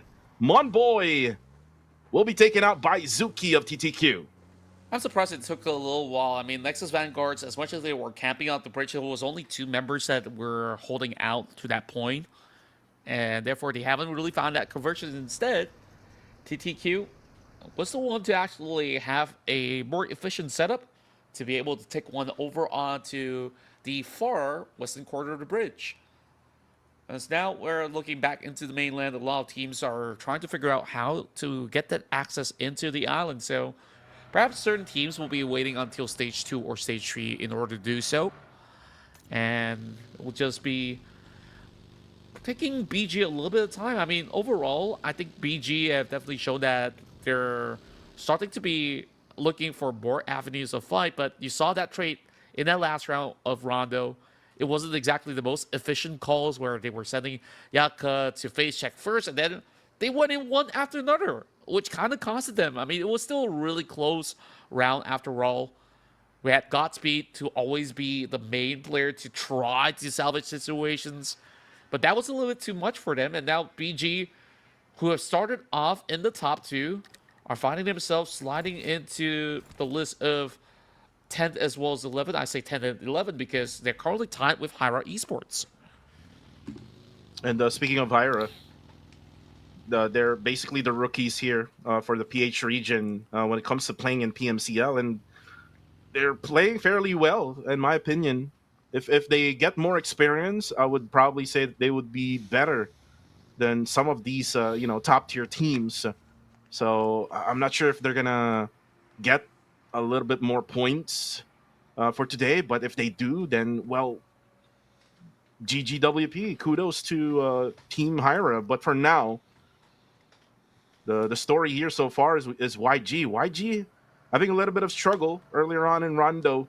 They only got 4 eliminations, and right now Master D2K, also known as Shroud, going for the spray. Now Mernat and the rest of YG will most likely go for the rotation coming in down to the circle. But looks like Devon also has another checkpoint here for YG. Looks like GG has set up their own 4 checkpoints right on the western side part of the map. I think the main idea right now when teams are playing over west is to eventually find some boats to get right across the island. And GGZ, however, tries to cut their way across, but Superpoint this time much more efficient, holding the long angles, and now we'll have Loki to also finish off what he started. Nexus Vanguards looking better at those trades to deny the rest of these teams to move into the island. Gerald as well as MM has to hold back for now. It's hard to really flush Sizzy over onto this corner of the scaffolding. And well, I say Sizzy, I got it mistaken. It's actually Kazel. Well, it's going to take a while, but some good damage has been done towards the side of Gerald. It's going to take a little longer for them to really settle the dispute. Meanwhile, Blanks now getting punished by the rest of Joey, who have already been able to get into those compounds. Claire can only watch by it. They did manage to pin one player over the top end of the hill. Joey currently split apart, but Claire is all alone, though. Not much that can be done right now. And he's also sandwiched in between 2 teams, GOA, and there's another one right down below. Up on the hillside, there's TTQ. And the rest of KHI is probably just lurking around the edges of this circle. Claire probably had taken the middle portion of this circle, which is what we would usually see coming from the top teams in the overall rankings. As for YG, they're going to be coming in late. They came from Georgia Pool containers here, and now they're just coming in right on the northwestern side of the circle. Looks like GG Esports would love to go for that gatekeep, but there's also Winning a Future right nearby. You can see the logo of Winning a Future on the left side, but you can see now, say, Cloud able to take the hillside here on the west part of Primorix. Circle will now come into a close in just a few seconds. Let's see, where will this circle go? A very interesting circle, to say the least, but there you go. It will most likely go to the bottom side map, probably right around where TTQ is currently at right now. So I'm not sure how will EYG, probably also GG, will go to the bottom island here, Contra. I don't think they really have to rush it just yet. I mean, when we take a look at the second stage, there's still some areas that's still playable around Ferropier for the moment. So if they don't really secure themselves a couple of boats, they could still consider a little bit of that late swim. YG, they've been able to find one by the corner of the shore. So that's going to be a good call for them to really get a cut across. Whereas Hovercraft have been secured from the side of MSI, as they've been able to really drive through at ease. Can't really say the same about Asia Esports, though, now being infiltrated by the members of BG rushing through. Oh, that's 2 catches. And my, the rest of Asia Esports now backs against the wall as Burmese goals are looking to take them down. Ferg has been confirmed. Well, it's been a great hole so far for the rest of BG. Now it's only down to now X to try to pull whatever stops that he has. But I'm afraid that he's absolutely outnumbered. But will he be outgunned? It's going to be the big concern now. 1 HP left. That should do the trick as he goes in for that last hurrah. Not quite enough to knock out Master Ichi. Yeah, but there's still 1 player left here for Austria Esports. Not so sure where he's now, as Burmese Goals will collect those loot crates from Austria Esports. For now, GG Esports, though, down to only 2 players up. 2 of their players already down, and this is up against YG. And you can now see Say Cloud getting very aggressive now against No Escape. No Escape will have to escape the area as they are now boxed in. So this is more than likely for GG that they will have the 2 players left remaining, and they will just probably focus on going for the objectives, which is the circle. YG will collect the 2 eliminations here. Oh, there's actually still 1 player left inside Primorx, and this is Master D2K. And looks like YG knows where he is. After trying to send the grenades over onto the corners. Just for a quick check. And these teams are slowly bleeding out as well. I mean, they cannot afford to take far too long to try to take out these players. I mean, DTK is just holding out for now. YG, despite them finding that boat, they still want to maximize their points, which is rightfully so. Just like that, it officially clears out that pigeonhole. And there we go. YG should be on course to be able to move into the field. And to me, it's definitely baffling that some portions of the mainland is still covered just by the edges of the bridge. So WIOF, as well as those players of Burmese Goals, they're going to be happy about this situation that they can still hold out up against some other teams that are moving with those late plans intact. Hyra, though, having urgent to drive around as he's going to be looking to shake up Lil Yatka, who's holding over onto the rooftops. But this is going to be a little concerning as the rest of Hyra is also searching true. Yatka now all alone. We'll see, can he defend himself for now? Not quite so. BG loses 1. And Capo gets in quickly. Not much of any space given to Little Yatka here by Hybrid X RA Esports. So for now, they will take this big building. And then the next target will be the lighthouse area, which is, I believe so, had been abandoned by Burmese Goals already. Ooh, but for IQ, now they push onto Ryman of MSI. Now Ryman would have to defend against probably 3 players of IQ. He knocks down 1. Ooh, he gets taken down, though, by Master Hong. But here comes the cavalry from MSI. The nades are now going to be thrown in. Ooh, but Range gets hit from behind there by TTQ Zuki. Yakola gets the finish. Pretzel still alive there inside. Master Hong now comes in with the DBS finish. MSI's out again early. Oh, boy.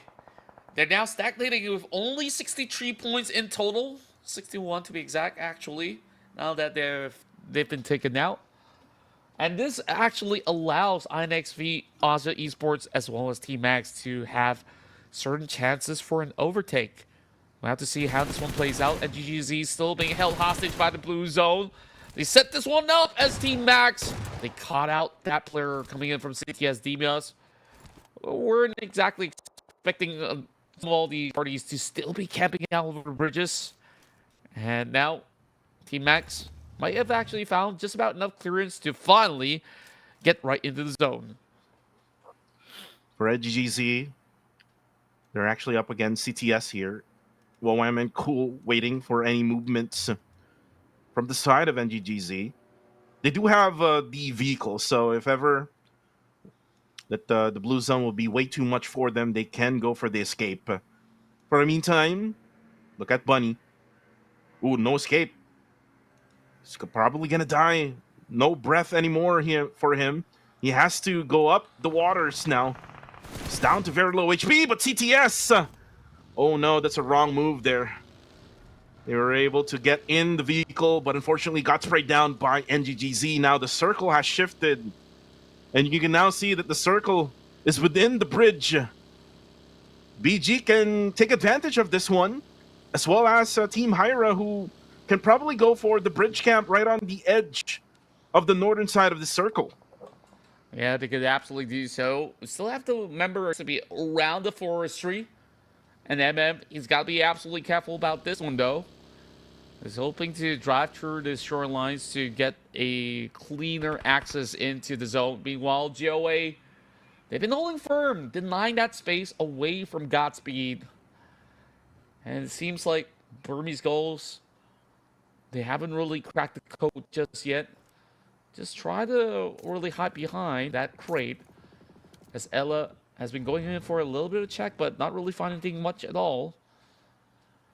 Godspeed, he knows that if he were to even try to pick one player apart, his position will be absolutely compromised. Meanwhile, the rest of YG swerving right through as they're hoping to find a catch or so.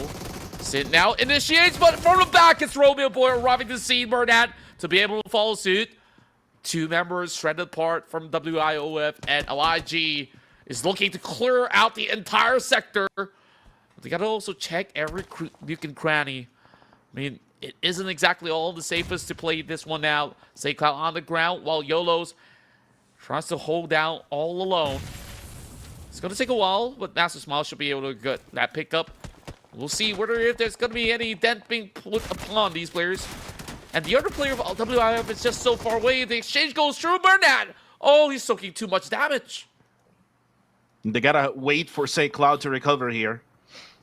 They also have to think about Team Hyra going for the third party from up the hillside. Now YOLO's comes down. Oh, no. St. Cloud gets him. And St. Cloud will be able to heal himself up. Mernato will be taken down by Lucky. And now the blue zone also comes into effect as well. GG Esports will be eliminated.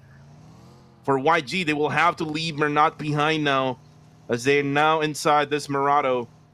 I'm not sure if they're going to have to fight or maybe focus in the bridge. But again, Team Hyra is right over there defending it.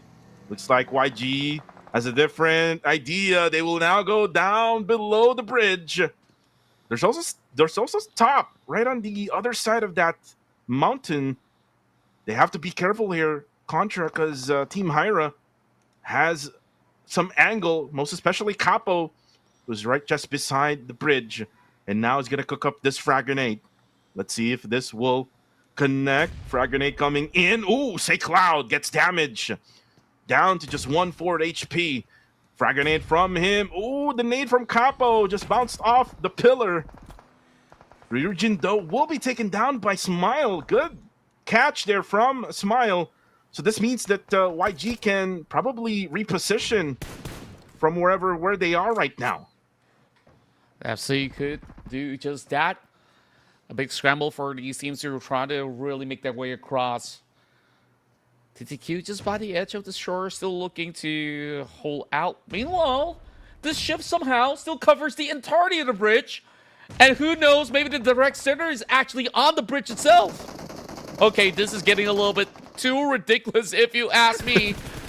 And we're going to see all these teams go for that all-out brawl. GOA now getting a couple of catches while TTM stuck by the corner, and it's going to be big Nate, but it falls a little too short. Nicola has got to step out a little bit of that frag. Catches off Buddy, and that should be sufficient. Master Hong also getting tagged up, as this is going to be a little bit of back and forth. Gus now tries to swerve the other side of the corner, while Yakola needs to also go in for the pickup, so they should be able to both look for that reset. TTQ will go for that reset. IQ also will go for the reset. But the nade are coming from the side of TTQ. They need to get in. And good thing they were able to get that revive now. As for Keizei, he was able to get you down from Team Max. Ooh, some angles here from a different team. Able to go for the spray onto TTQ, but we go back here. Part 2 of Hyra versus Yangon Galacticos. Team Max will be eliminated, by the way. As Smile doesn't have any eyes on Team Hyra. He does have his eyes on winning a future. He was right at the beach area trying to swim around. And for Lucky, he's just right behind that boat. Just hiding, making sure that he's all safe. Ooh, but actually there is some angle there for Master Smile. Keize, though, will get taken down by Burmese Goals. Burmese Goals having some good games here so far, even though that they're down to only 2. But look at that spray from Master Smile. But now we go back to TTQ. It's going to be a 2v1 situation between KHI and TTQ, but Jappy will take down Gus. Claire will be the final player for KHI to eliminate TTQ, and IQ will get eliminated as well. Oh boy. TTQ only walks away with only 1 point. It's been a lot of back and forths going on. And Nexus Vanguards, they're now looking to puncture through those members of BG. A couple of nades out, being thrown out. 6 points already. One of the better performances that we're looking at coming out of these players of NX. But Master Chi looking to also trade right back. This one falls really, really closely, chipping down, looking down to 50%. It's been really difficult for any teams to really get a hold over a bridge. I mean, you got GOA on one end, Burmese goals on the other. And speaking of which, NX now needs to make a firm decision. Do they fight over onto the bridge, or they continue on to this assault up against the side of BG? They couldn't really crack this case open, and they've decided to at least send Joji out to scour around. This back and forth, taking a little too long. Cute Loki does not want to be involved anymore. Oh, he actually got a good cover there. The small shack, I believe so. That is inside the zone now. And speaking of the zone, it will go smaller. And still, Contra, look at the circle. Still at the bridge. But this will be, I believe so, this will be a GOA circle now. And if you remember yesterday, the circle always comes to GOA, and you would see them show their firepower and take the win. But now, before GOA gets that win, maybe later on, let's see if Nexus Vanguard can try to push their way through Burmese goals. And while this is happening, there's a fight between YG and Hyra. Min goes down. I think they got a trade knock. Actually, it was a 2-1 trade knock. Oh, but then, as we spectate Hyra and YG, the battle continues now to Burmese goals and Nexus Vanguard. But look, now for Hash and the rest of Hyra, they now got the revive. Now they go for the push. Ooh, but then, probably a mistake there. Almost take down Hash. Down to just 1 HP left. He hides right on the side of the bridge, but then Smaster Smile with a high IQ, able to see him. And that's 10 points. And God Galacticos as they deny any form of pushes towards that area. I mean, they've been underneath that bridge for so long. And Hara have no other options but to really fight through them. NX, they've been scattered apart. 2 players to try to hunt out BG. And as they try to approach Guardians of Angel, they got depleted as well. Joey only got 4 points so far. I mean, they've been holding on to this bridge for the longest of time. I mean, they've got great position, but now with the presence of INFV on the other side, and not forgetting YG as well, they still will be able to put quite the fight, potentially. Superboy barely has enough wiggle room right behind that tree, I believe. Joey have also spotted him out, but Mix, he naps one, takes out Clay Jr. Now, that will actually cause an opening for those hoping to cut through the bridges. Yeah, more than likely for GOA as well, because they lose their IGL, which is Clay Jr. And if you remember yesterday, he was playing well, able to get those eliminations together with Nya Pacquiao. Nya Pacquiao is still alive though, but then now here comes Nya Pacquiao with a spray onto Nexus Vanguard as Superboy runs through with the UAZ. Oh, but he actually goes down, courtesy of LKS. And that is it for him. YG though continues their dominance here. Again now with 11 eliminations now. And they see those fishes in the sea of Sosnovka. Claire though will take out one from Austria, as they are now gone with no eliminations for Austria, by the way. Yeah, I mean, it's just so difficult in this round. I mean, who would have predicted that this zone will still cover the bridges? And it's really a smart maneuver, right? We were having, certain doubts with Galacticos first and foremost. But that slow approach coming from Primas to still hold to the mainland was actually a right play for them to play this one out. Meanwhile, for the rest of Joey, they've always been around the Sonovska Island for the most part. They don't really have to rotate too far off. All they really have to do is hold across this bridge, and it's been absolutely clear. 5 points so far for Mix and Co. But I'm not too sure whether if KHI will be able to open up more space. They have 1 player planted into the water already, so that is going to be a safe haven. Maybe not quite so, because Claire has also been pinned down. So we'll have to see in this top 4, who will be able to actually get away across? Issei's currently in the water, and he needs to eventually dock back into the island instead. It's going to take a long swim. Hopefully he goes undetected, while the rest of YG might start to see this to be a very difficult push, as the rest of Joey, they're not backing out. I mean, there's just no reason for them to do so. They're firmly planted in the zone, and it's really down to KHI to see if they can flush them out of that position. It looks like they were able to find a really good ridge there. Migs together with a rock cover. KHI slowly but surely trying to get into the circle. Kind of like what Yangon Galactus is doing. They're just being patient, trying to eliminate enemies right outside the circle. But for Issei, he's gonna be out as he gets spotted there.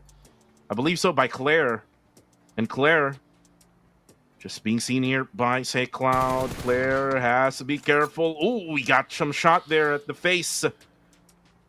Say Cloud does have enough bullets here to fight.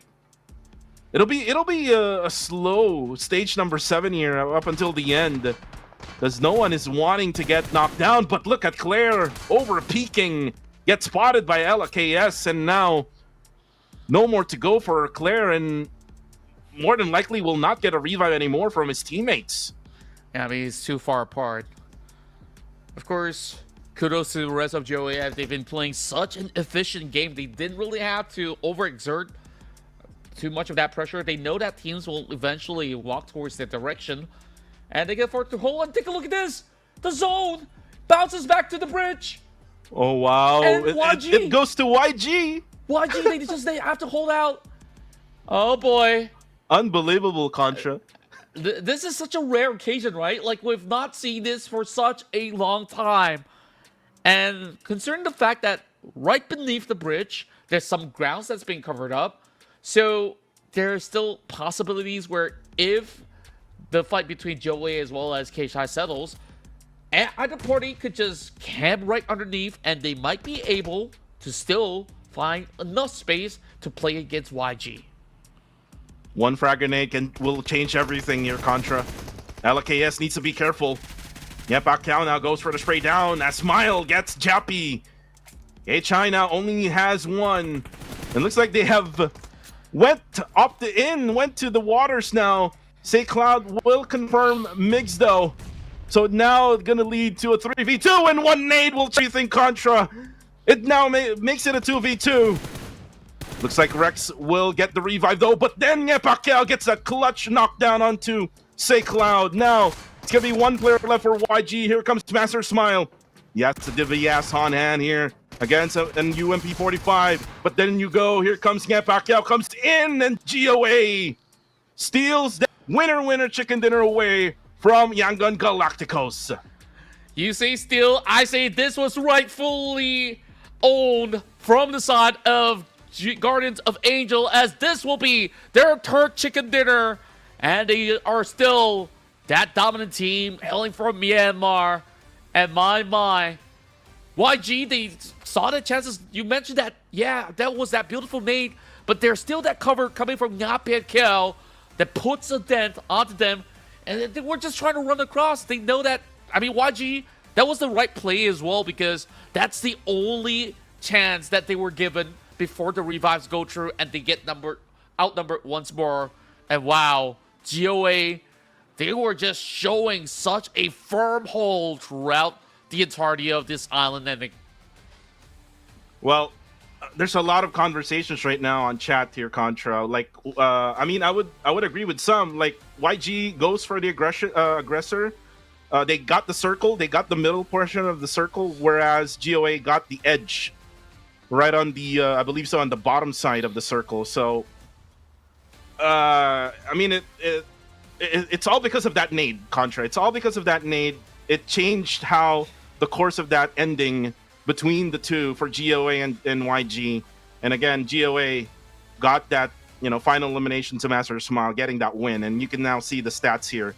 Pacquiao getting 3 elims, KS getting 4, Rex getting 2, and Clay Jr. Got eliminated in the middle of the game with 2 elims here. So GOA GGWP here against the defending champs of PMCL. But again, let's go ahead and watch this unbelievable circle here in the highlights.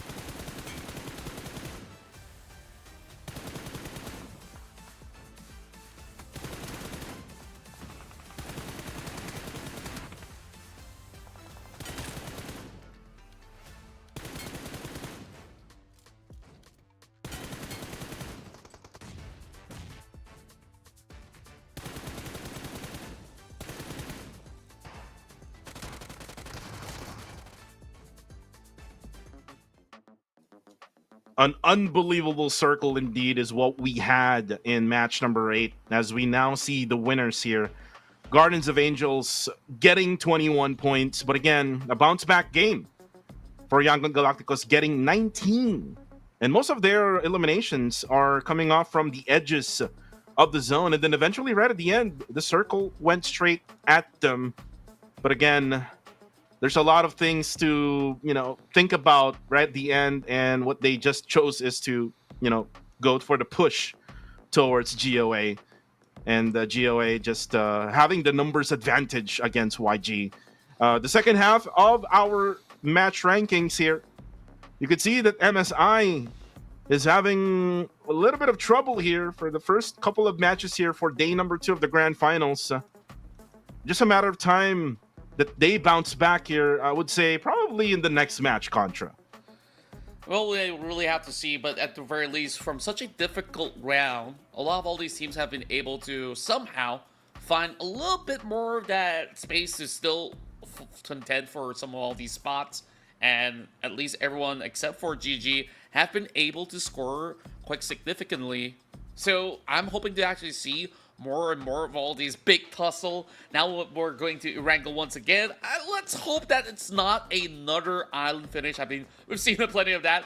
YG, they've upkeep to the pace as they now claw closer and closer to KHI. And that win coming out of the team that we've just witnessed, GOA, their third chicken dinner will lock them into that third spot with 87 points. Meanwhile, a little bit of a shakeup between the midfield as we're looking at a couple of teams managing to climb. But like I said, MSI, they've been stagnating, and now Asha pushes them down to 7th spot. Yeah, a little bit of change here for most especially for NGGZ and MSI. NGGZ started at top number 3, now they're down to 4, and then for MSI, they're now down compared to earlier, they were at 5th. Top 4 teams, by the way, for match number 8 is GOA, YG, KHI, and Nexus Vanguard. The Myanmar teams are now waking up, and most especially GOA. GOA has been getting those winner chicken dinners, and now they got 3 already in the finals. So if they manage to get more, then maybe we can see them on top. But who's on top right now when it comes to MVP? It is, again, Nye Pacquiao with 3 elims.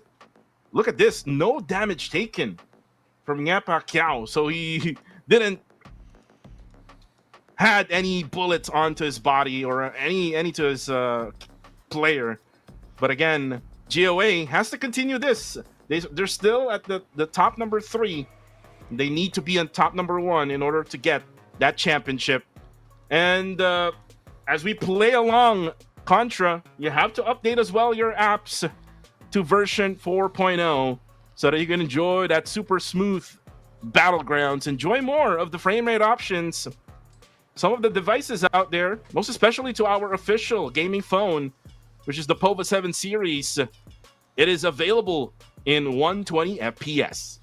That's right. Make sure you guys update your phone so that you have super smooth performance whenever you drop into any of these maps to play out with your friends, so you guys can enjoy lag-free PUBG Mobile. And of course, up next, we're going to be moving into another round of Wrangle, so do stay tuned. We'll be right back for more chicken dinners.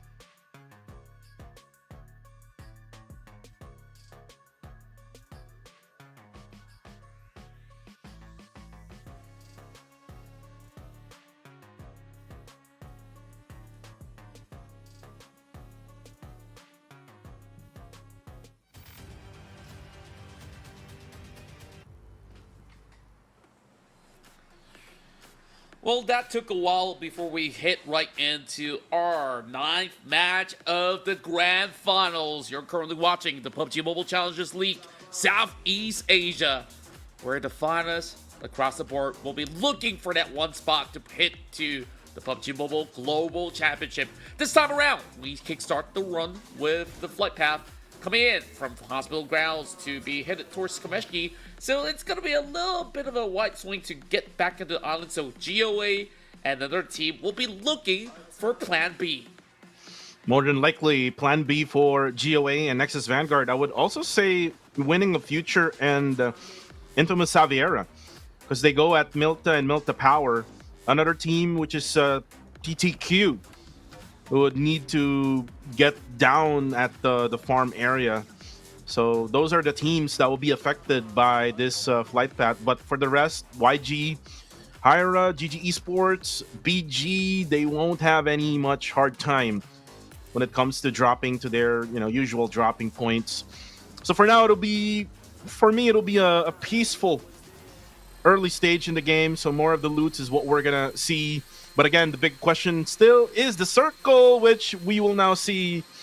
It's going to be up to the northern side now instead of the bottom island. So it's going to be normal for me. Not going to be the usual. We see them going for bridge camps and such. So it'll be teams who will, try to go to Severny, or maybe try to go up on the northern side right away. For GOA, they would probably have to loot a different location, because if they try to loot, or if they try to get vehicles and then try to loot at Sovsnovka military base, that would take a while, Contra. So they will be pretty late when it comes to rotating in the circle. True enough, but you gotta say that the flight path has been rather generous as well, where a lot of these teams, they were allowed that free space or even areas to actually claim around Severny. But the last we saw, there's not too many teams opting to do just that. So some may say this might just be a little bit of a missed opportunity. But other than that, I think all's gonna be fine and clear. And teams are absolutely thankful that it's no longer going to the island. TDQ secures the first strike. And that's once again another first blood finish for the Sanazuki. And that's going to be one player out for GOA, so their firepower will be lessened here as we go along this matchup. GOA coming off from that winner chicken dinner in match number 8. So now here in match number 9, they won't have the complete firepower as what they had in the previous match. So what they will do is actually what I just mentioned earlier. They will still go to Sovsnovka military base. They will try to go for the loot. So more than likely they will be tanking the blue zone.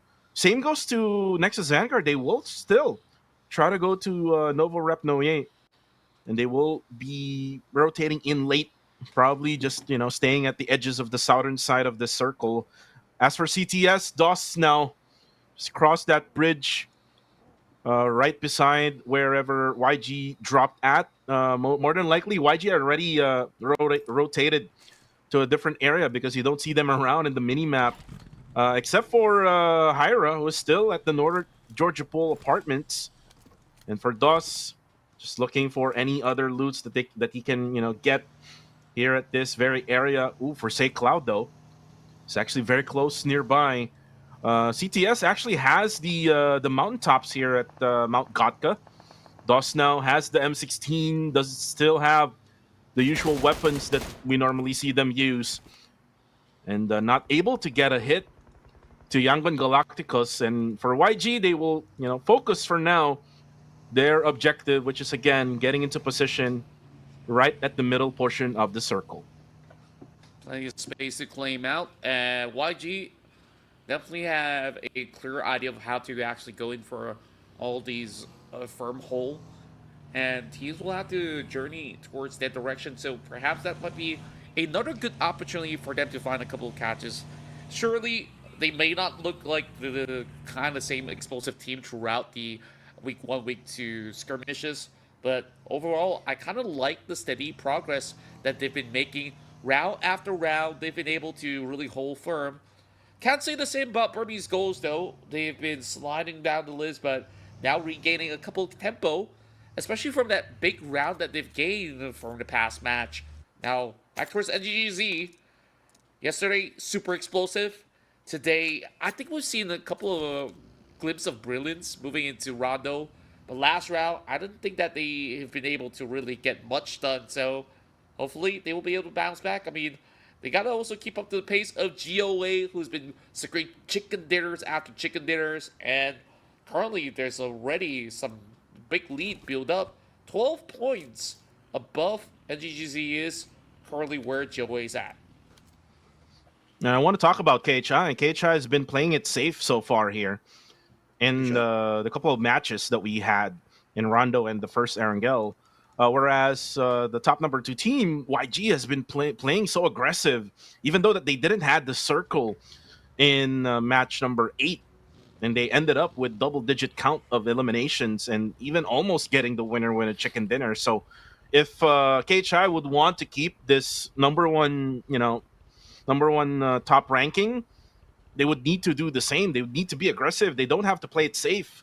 They can actually play it like what they did yesterday. Yesterday, they were like playing it guns blazing. They were getting 16 eliminations. They were getting 9 eliminations per match. And right now, KHI, for me, they're playing it pretty safe. They're playing it pretty quiet. They're just going towards the middle portion of the circle. For now, Joji, though, is going for the spray onto Rex. Rex, though, is in trouble. Very big trouble. Ooh, that's a stun grenade, not a frag grenade, though. Another stun grenade, but there's going to be a backup here for GOA. KS now on the back line of Rex. Rex is just holding on, trying to go for that first aid. Joji unable to find an angle. It's a little rough out there. Meanwhile, Superboy gets that pin down, looking for Rex as well. This could just deplete those members of GOA so early on. Left with only 2, and take a look at their health bars. It's so low right now. Nexus Vanguards feeling really, really happy about this altercation. They're hoping to shut them off, and this will absolutely put a dent, and this allows NGGZ to now going for a deeper chase. And my, this has definitely caused a stir heading into this round 9. And this has been the problem of Guardians of Angels Contra. Like, if the circle doesn't go to them, sometimes they're having a little bit of trouble with, rotating in the circle. And while Austria 7 support, Jaro starts things up. And there we go. That's going to be an elimination, the drive-by. The rest of Austria, not so sure where they are right now. Not in the minimap also. And going back to GOA, they're having a really hard time when it comes to rotation if the circle doesn't go to them. That's the only thing about GOA. It's not like, YG, the defending champs, where if the circle doesn't go to them, they find ways on how to get in the circle. They find ways also to get additional elimination points. And, that's basically the biggest difference here between these two teams. But look at that shift now. It now shifted all the way to wherever MSI is at. Yeah, and it just makes it a little bit troublesome for these teams to now find their journey into school, into ruins. And even Puchiki opened up, a lot of these teams were thinking, oh, it surely has to be all the way up north, right? Well, apparently that's not going to be the case. So we will see how does the rest of the field play through some of all these areas.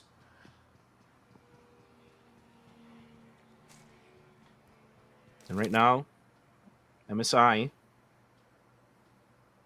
just holding Watertown. They're actually on a 3-1 split, I believe, Contra. Oh, no, it's just a 2-2 split with Ryman together with his teammate over there at the squad house. I call that the recall area because if you go play Classic, that's where the recall tower is. But anyways, for the rest of Nexus Vanguard and GOA, they will have to go through the blue. This is what I expected ever since the start of the match. All because of that circle and all because of that flight path. And right now, they're gonna have to use up their meds. And look at the med situation right now for Superboy. Only 1 first aid and 1 bandage here. Yeah, looking a little worse for wear. I mean, usually for teams that love to start off in the islands, it's important for them to absolutely stock up on any form of healing aids that they could actually find throughout the course of the run. For the moment, INFA have been able to rock up towards this corner just by the outskirts of school. A decent checkpoint for them to hold out, but a lot of these teams also want to do exactly the same. Not going to be an easy task for them to just cling on to some of all these areas. Looking rather concerning now. As KHI hoping to hold the fort. And I think that what they're doing here is absolutely right in essence, where, you know, so long as you're having a certain lead, you just want to maintain a certain flow or rhythm, and looks to be that it will definitely be pretty hard to flush out KHI, so they don't want to overgrasp. Meanwhile, IQ and Max driving side by side. There's still more members coming from Infinity IQ over onto the far corner, and Team Max did manage to find that catch-up, though, so they're going to be able to hold out for now. But so far, looking clear for Team Max. Team Max right at the eastern side of the circle. They're just making sure that no one else will come in at the east. Circle will come into a close in just 4 seconds. All teams, I believe so, except for GOA, is not yet inside the zone. And there we go. That shift still favors Misfit International. All they need to do now is to pick and choose if they want to stay at the squad house or still make it a 2-2 split, or just have all 4 members in Watertown, which is right now being visited by Austria Esports. And this is, by the way, the last 3 members of Austria Esports, because earlier 7 support got eliminated by NGGZ. As the rotation happens, Ryujin gets taken down by Ryman. And now for Team Hyra, they now push towards Range, and Range does have the micro Uzi, does have help as well. Actually goes down on the ground.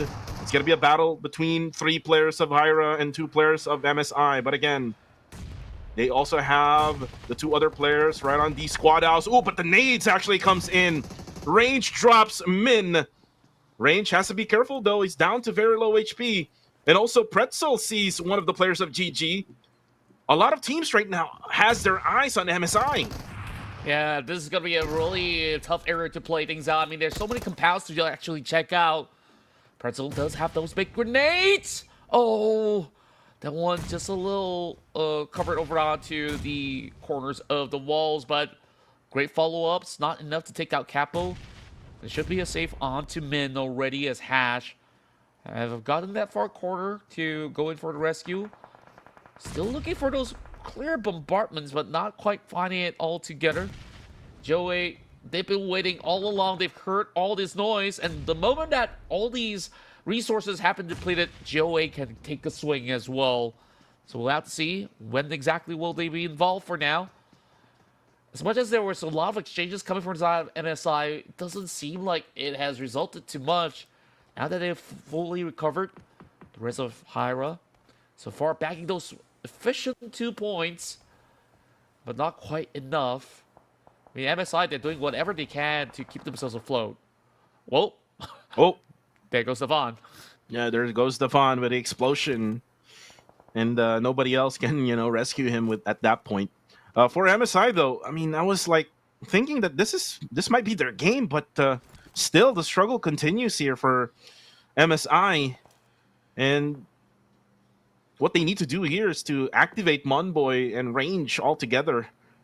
Because I know for a fact that Pretzel and Ryman would be, consistently playing to get those elimination points, to get those objectives. But for right now, there's like 1, 2, 3, 4, 5 teams right now, right at Watertown. And Circle will come into a close again. All the other teams are now inside the zone, but there we go. The shift happens. Still inside is the Watertown area. KHI still right just on the southeastern side, right just beside Infamous Xaviera. Not so sure where GOA is. I don't see GOA on the map. Not quite certain just yet. I mean, GOA was actually waiting around the Watertown as well. I mean, they've been overlooking MSI as well as the team that's been bombarded, Hyra Esports. So it's kind of smart of them to not fully commit towards the whole. as compared to the rest of the team. Now locked right inside of that boatyard. Meanwhile, a perfect defense coming out of the TTQ. They found this perfect bolt for them to hold on to. And exchange was sufficient up against the members of IQ. Sizzy dangerously low. Now PMCL comes in with the tap as well. And TTQ find themselves needing to find more of a cover. And Joey absolutely helped out Infinity IQ, or else they will be absolutely blown out of the waters. Yeah, and actually GOA able to come in at the Watertown area. IQ will force to use their smokes. Exai and Yokola in a really bad predicament. As for CTS, they're rotating from Pachinki. Capo will be taken down by the frag grenade of Astro. CTS, I'm not so sure if they know that there is a squad over here. Infamous Xaviera now goes for the spray. Lion takes down WOM. Two previous teammates fighting. But then now here comes Cool and Dust, successfully able to push Claude. Claude has to defend, but his DBS is not connecting. Cool goes for the elimination right away. Demios is currently down. They need to put up smokes. And as I say that, Cool is now right now setting up so many smokes. I think he set up 3 or maybe 4 smokes for Demios, but unfortunately Forsaken able to get that frag grenade kill onto Demios. CTS for now will be safe, but for how long? Because you can see now Infamous Xaviera very aggressive. They want to go for that push. Astro now together with No Escape crashes at Min, or crashes at Hyra Min, and ooh, that spray actually from, not from GG, but from MSI. They were the ones able to eliminate Hyra. Yeah, it's getting into a very take fog of a mess right now.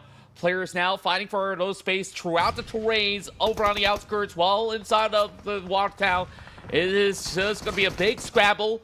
St. Cloud's going to be able to find one. Meanwhile, Nexus Vanguard's having Joji to just crash over St. Cloud using that hovercraft. And that puts a dent onto her descent.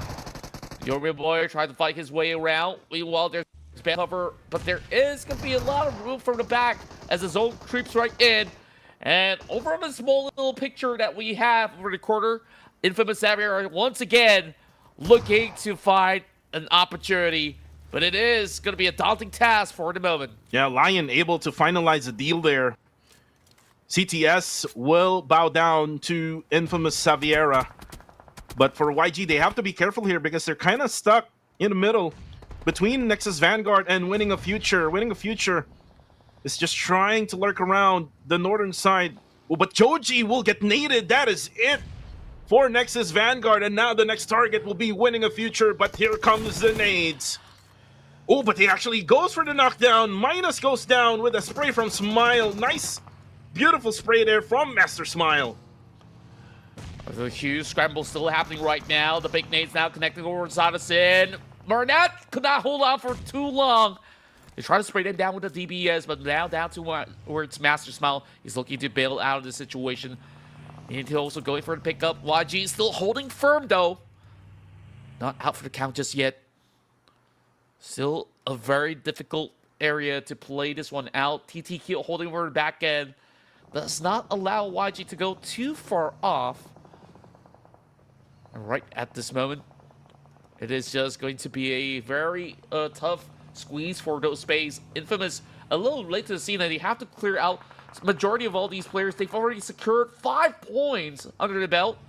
Master Ichi is going to be waiting just by the water tower right upon Pachinki. Well, not exactly Pachinki. That's actually Rozak. Anyways, back to business. While YG infiltrates the side of GOA. Got PMCL burning up already. Dangerously low. But he's going to be able to hold out for now. Rex, the first line of defense, is instantly being tapped out by St. Cloud as YG looks to close out the fight up against GOA. It's going to be up to Nga Pacquiao here for GOA. It's a 1v4 situation. Oh, with that nade actually just annihilating Nga Pacquiao. But then, while that was happening, it's BG and Infamous Xaviera fighting. It looks like Infamous Xaviera has been defeated. Master Ichi goes for the final blow with that S12K, but they need to continue because there's KHI right in front of them. And this is where I don't want my team to be at, Contra. Look at where KHI is at. Just with just one nade, they can just be instantly eliminated. Let's see what will Burmese Skulls do here, as they're now setting up the smokes. Maybe try to set up the push, but looks like Unknown is already going for the throw of those nades. He's able to get some damage done onto the players of KHI, but not so much. He does have one frag grenade left. He can try to go for that throw, but for now, it's going to wait out for his teammates. For now, they're going to be right at the middle portion of this circle. Looks like Burmese Goals has the momentum on their side. Doesn't seem to be the case for the moment. Burmese Goals got a little bit of that high to really play this one out. And KHI, honestly, they could not do all too much but to really try to hold firmly on that lower ground. Maybe the little kind of reprieve that they will get this for Team Max to try to strike out a couple of these members on the hillside. And then when KHI finds a chance, they might be able to answer back. But for now, it's just been a very difficult place for them to even get a grip. And you can see up north, it's cleared up. South, maybe just a couple of players. Nothing at the center. And now Zone moves over to Burmese Goals. I mean, they should be able to actually secure a firm round in this matchup. Have to see how they actually handle the situation, though, because Team Max, they're on the push. Oh, and Team Max actually opts to go for KHI, and KHI just annihilates them. Oh no, Team Max is out. But again, here comes the third party from Burmese Goals as they recover earlier on. Migs is currently down. Blanks will have to go for the recovery. The nades are coming in. Just bombs after bombs. Bombardment action here by Burmese Goals.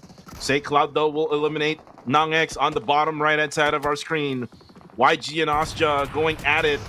Well, Migs will be singing there by Unknown. Oh, no, it's actually Gus from TTQ at KHI. Will be out as Unknown sees Blanks. And they're out with only 3 eliminations. And it's very unfortunate. I mean, it's a very rough round here. Plenty of all these open terrains for the players to try to fight it out. And Romeo has been able to at least have a little bit more of that room of space to try to take control of what happens across the house, while the rest of Burmese Goals are still holding on for dear life, down to only Unknown to try to hold up against TTQ. He finds the angle. Oh boy. One more to go. Miracle, can he find any form of a save right at this moment? Looking very worse for wear. Doesn't seem like these players are feeling all too comfortable right now. Unknown with the last stand, and Miracle have been able to hold out. TTQ prevails, and they've got 10 points to book it out. And TTQ, unfortunately, they lose 2 members in that process, while YG, Romeo, it's going to be battle. Go with that nade. Pretzel just finishing him off. 9 eliminations, though, for YG. We're now down to 4. It's a quick game, to be honest with you, here in match number 9. Looks like we do have only 1 for Austria, 2 for MSI, and then 2 for GG, and then 2 for TTQ. So let's see who wins it all. I would say GG has the circle up on North, but the high grounds, TTQ has it. So next target for MSI would be Fern G. A lot of smokes being set up. They're not inside the circle. No more vehicles for MSI, but Ryman will take the hit of that frag grenade. They do have a buggy. Pretzel found a buggy, and now he will leave Ryman behind. So no more revives for Ryman, as Pretzel will most likely go for the bottom side of the circle, but looks like he got spotted already by TTQ. Gus goes for the sprays. Pretzel, I'm not sure if he does have a ridge there or probably just hiding behind that buggy. Oh, he does have a rock there. And then now he set up a smokes to delay things up here. So he actually takes out every single item to try to remove the bag. But no, he will just try to hide behind that buggy for now and wait for the next circle to come. For what it's worth, I mean, overall, MSI have been able to hold out to the top 4. It's been pretty impressive. I mean, they lost 2 members very early in the Wild Town. And to be able to play out the top 4 finish definitely is astounding. Whereas good chance for Asia Esports holding on to some points. Very likely, it's still very doable for the individuals of Asia as well as MSI. Meanwhile, advantage certainly in the hands of TTQ as well as GG. GG now having a wide spread though.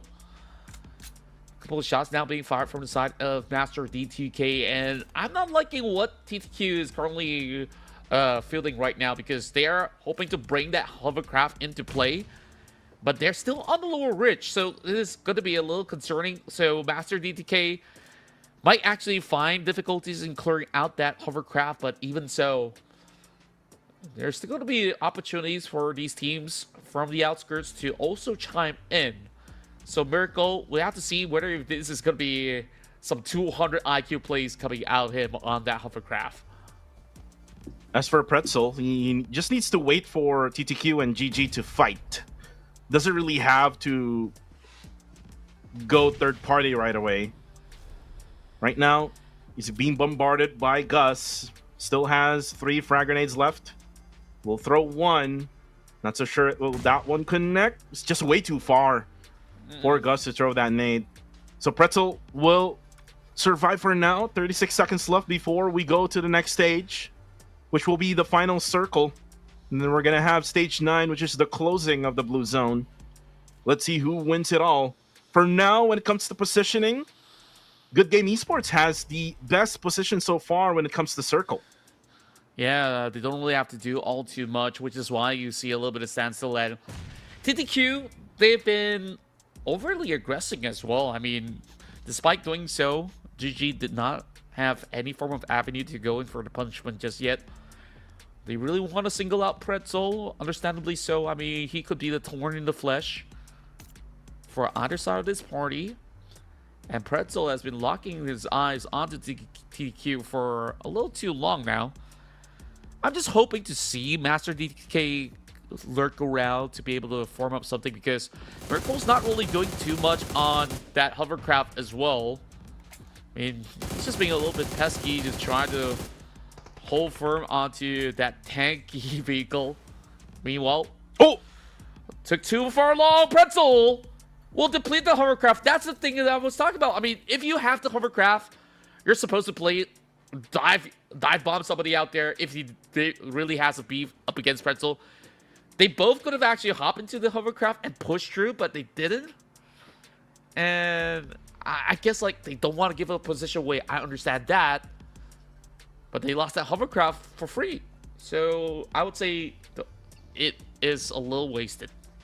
Yeah, just a waste of a vehicle there for TTQ. Also, Contra, the circle has shifted all the way to the left side of the mini-map. And this means that Pretzel will still be in the circle. GG will be at the edge up on north. I'm not so sure still who has the advantage, but when it comes to numbers and the positioning, GG has it. TTQ would be forced to use all of their smokes now and will be sprayed down by Master D2K and the rest of GG Esports. And there you go. Master D2K. Miracle will be taken down. Frag grenade from Pretzel. Beautiful throw. Eliminates TTQ. Now makes it a 2v1. But then, I think Pretzel has the advantage here. He does have that ridge. But here comes the Murado of Astro. And now they circle around. They know where he is. They know where Pretzel is right now. But Pretzel does have a utility left. He does have that frag grenade left here. 2 frag grenades and 1 Molotov left remaining here for Pretzel. It is stage number 9. It is now closing in. But with that play by Astro, they now have the advantage. I have so much to say about TTQ, but I'd rather not say it because it's nothing good for me to say anyways. It's just very questionable on their approach. And you can see the karma of just poking and prodding Pretzel. And he had the last say. Now, down to the wire. GG, they got plenty of room to play. Not so much for Pretzel, but he's still got 2 more frag grenades. And 1 Molotov to expend. So if he gets this one right, he might be able to find something in return. He's now stuck right behind that tree. And Astro knows all that's left to do is just to push him to the edge. And it's going to be GG that celebrates with this massive chicken dinner. And GG playing the cards right here in the ending of this matchup. Winner, chicken dinner for Good Game Esports as they outplayed Pretzel there with a 2v1. And for GG, I would say this is also a much-needed win for Good Game Esports. So they can be in the conversation where they can probably, you know, get that chance to get that top #1 spot, but they still need to do more here in day number 2. Yeah, I think that this is definitely a massive result now gained by GG overall, having a decent solid hole where no teams were lurking around that Roseout area at all. So they absolutely have been able to really clear up that space. And anyone that was just stuck inside of that water tower, they were not able to really shake off what GG was offering. Plenty of firepower from all across the board. And trapped at standstill once again, TTQ. That could have actually been their chicken dinner, honestly. When you have a hovercraft towards the late game, you're supposed to play aggressive. You're supposed to actually do something with the hovercraft, but they wasted it, and Pretzel absolutely shredded it apart. How many times were we actually looking at, you know, these kind of instances where TTQ was just lurking around thinking that, oh, we got the high ground and we could actually dominate, but that certainly wasn't the case because GG, they've been hiding from their presence, and now GG absolutely took over.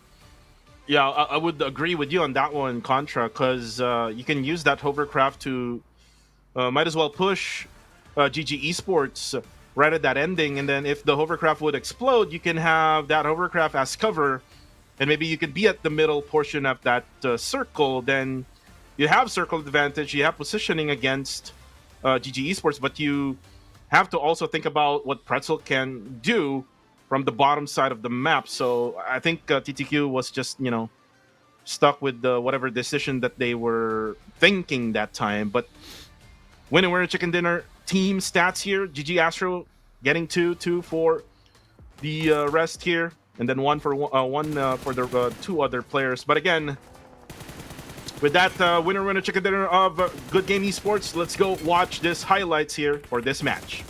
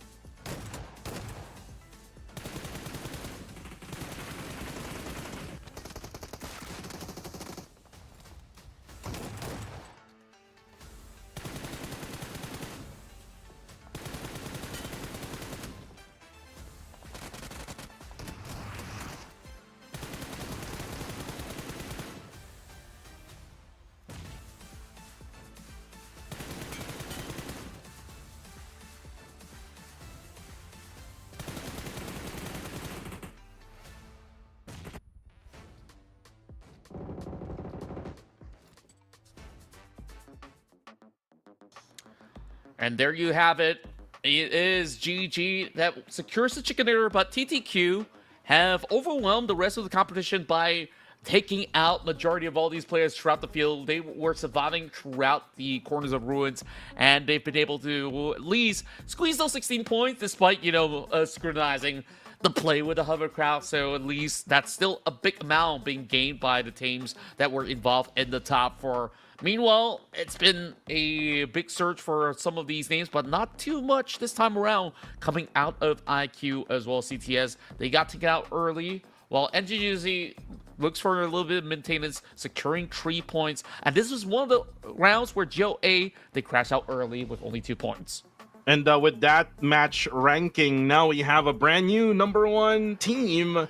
Yangon Galacticos takes back the #1 spot here with 106 points. And KHI, they only got 4 points in that match. So they only got to 101. So now with this one, YG has that momentum coming in to the last Erangel map and to the last two maps of the day, which is the two Miramars.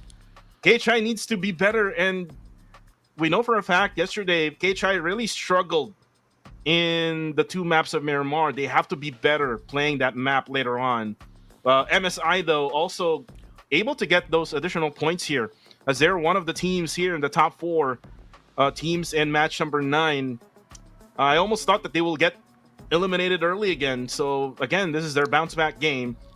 And it's just a matter of time that they can continue on with this performance as we go along this day.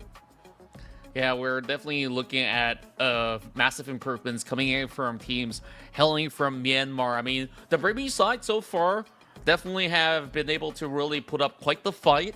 Whereas back in the first day of action, you saw it was mainly the Filipino teams that was dominating. And Astro so far have been able to really hold down a lot of all these aggressors. And you take a look at the damage output. Yes, it's impressive. We didn't really get to see the percentages of the distribution, but that doesn't matter too much. It's more about how much damage Astro could also take in this round. That's like 394. He could have been taken out of the game 4 times over. And Astro, he's been absolutely impressing us. Yeah, Astro has been impressing us here for GG Esports. But again, that has been the 3 first matches that we had. 1 Rondo, 2 Erangels. We're still left with 1 Erangel and 2 Miramars left here. Again, this is Kuku TV together with Contra, and we'll be right back for more PUBG Mobile action.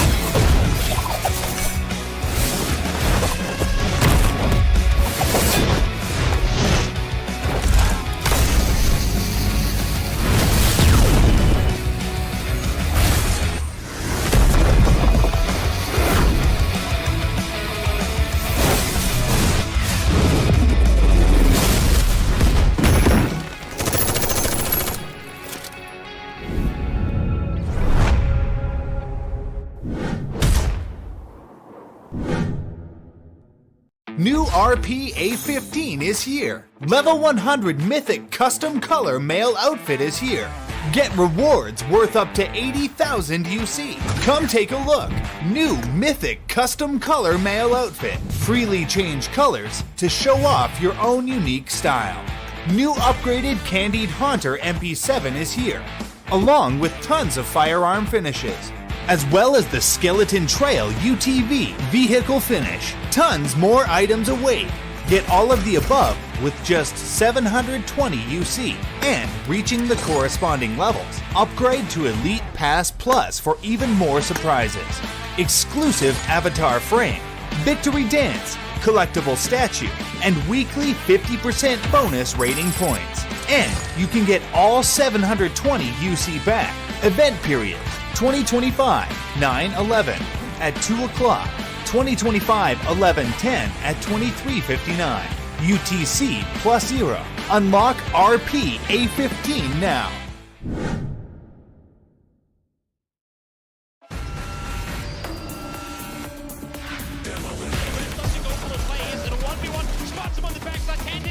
Yes, he will.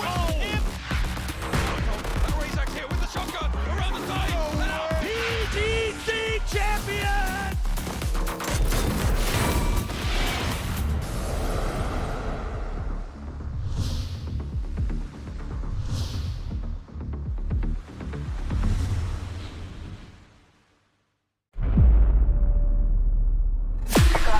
I just need a spot, light in the dark. I got a 2 chain but hard too. Don't always listen when you talk. We was wishing upon a star. I've just landed. Real enough that this battleground will remember. I'm bringing the static.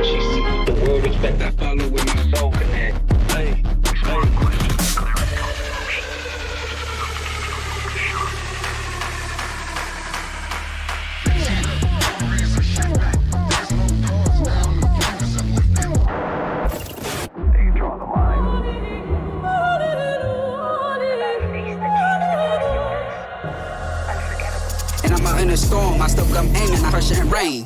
No fear, every step I claim, face strong, I don't think I change. Staying in my lane.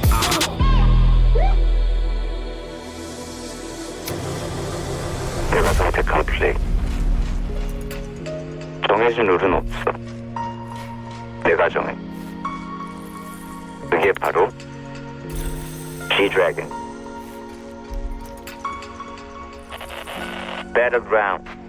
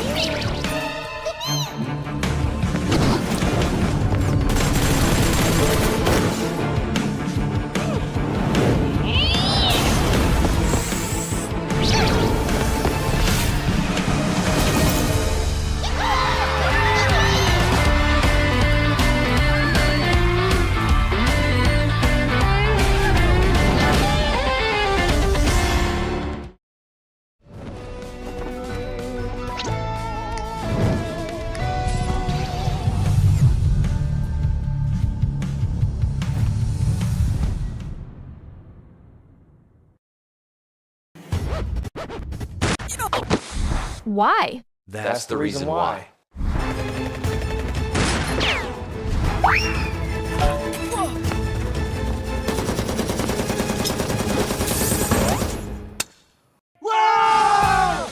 Higher frame rate options available? Download PUBG Mobile version 4.0 for the smoothest victories.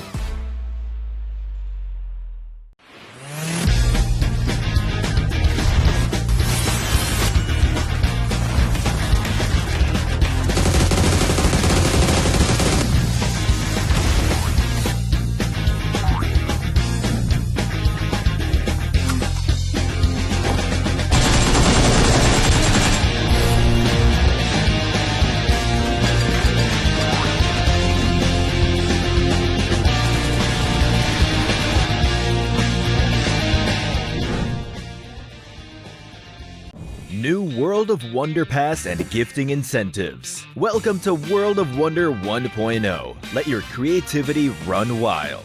The new World of Wonder Pass is here. Complete missions by playing World of Wonder content to earn points. Get creation promotion cards, World of Wonder room cards, avatar frames, limited time firearm finishes, and more for free. Plus, upgrade to the Elite Pass, originally worth 480 UC for just 299 UC. Unlock tons of customization options, new outfits, and exclusive perks. Through gifting incentives, you can send World of Wonder exclusive gifts to creators. Creators gain creativity points by receiving gifts. Not only can you unlock cooler custom items, but you can also win huge cash rewards by reaching the top of the creativity points ranking. All cash rewards can be viewed and withdrawn from the co-creation wallet. World of Wonder Pass and gifting incentives rewards will also be partly invested into the World of Wonder incentive program to give back to every contributor in the World of Wonder ecosystem.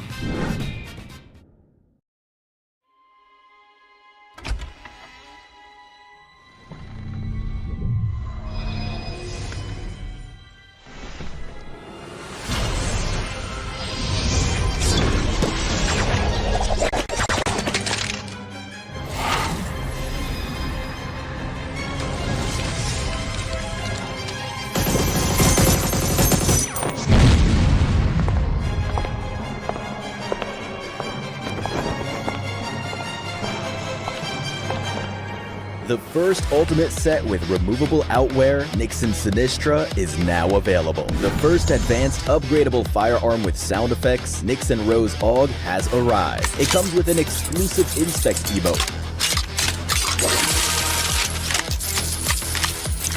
help you stand out on the battleground. Plus, a cool elimination broadcast, elimination effect, and loot crate to turn eyes on the battleground. The matching Resonant Mel Glider is sure to make a stunning entrance in battle.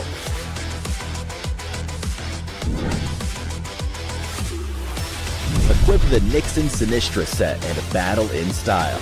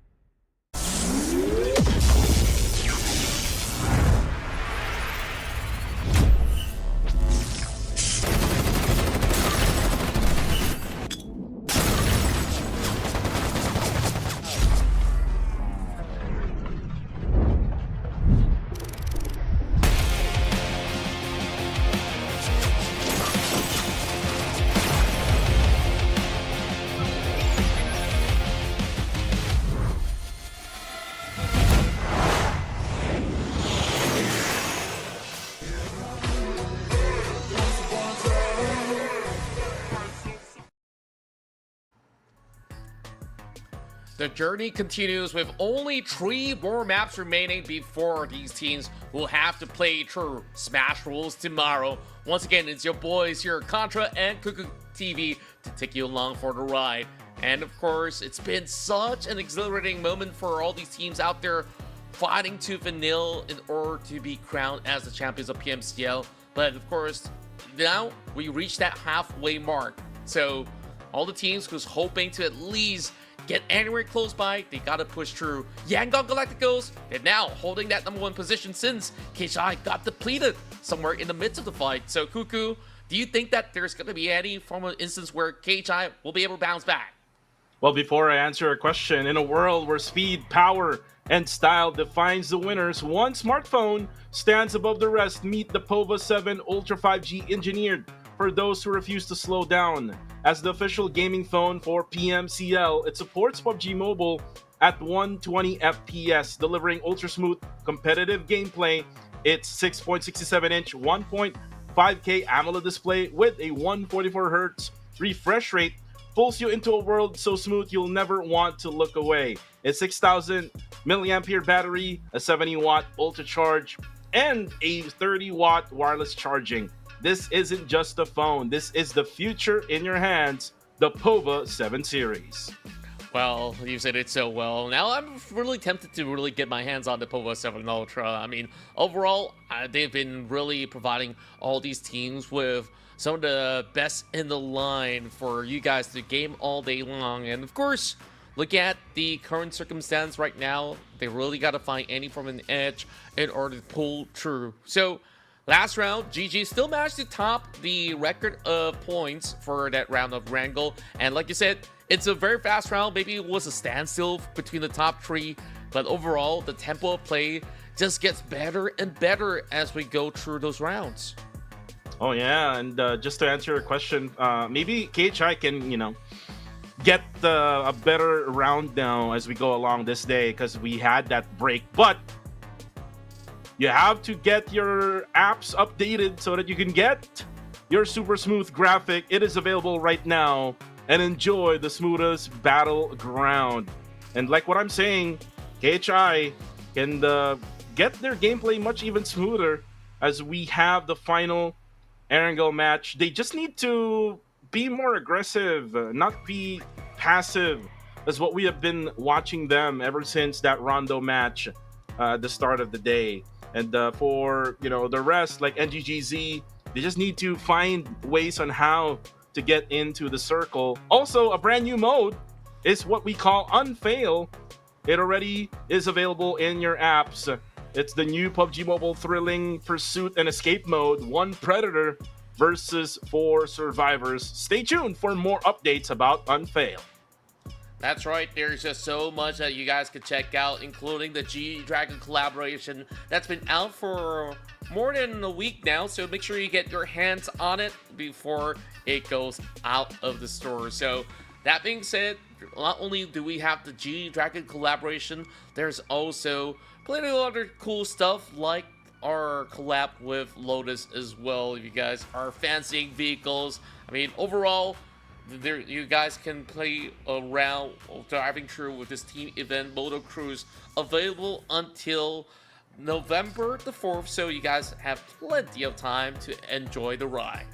Yeah, and with the Emira and the Maya, the Lotus cars available, precision, performance, and exclusivity, a way to make sure to top up your accounts with some UC and try to get the skins for both the Lotus and also the G-Dragon collaboration. They have like beautiful emotes, they have beautiful skins as well, to make sure you buy your own. For now, Contra, it's all about YG and how they can protect that #1 spot so that they will be the ones to set that match point. As we go along this day, you can see Rondo was taken by Infamous Xaviera. GOA gets the first Erangel, and then GG gets the third or the second Erangel, or the third match of the day. Who will get that #1 spot here again here for match number 10? Let's see and find out. Kuku TV and Contra will be right back for more PUBG Mobile action.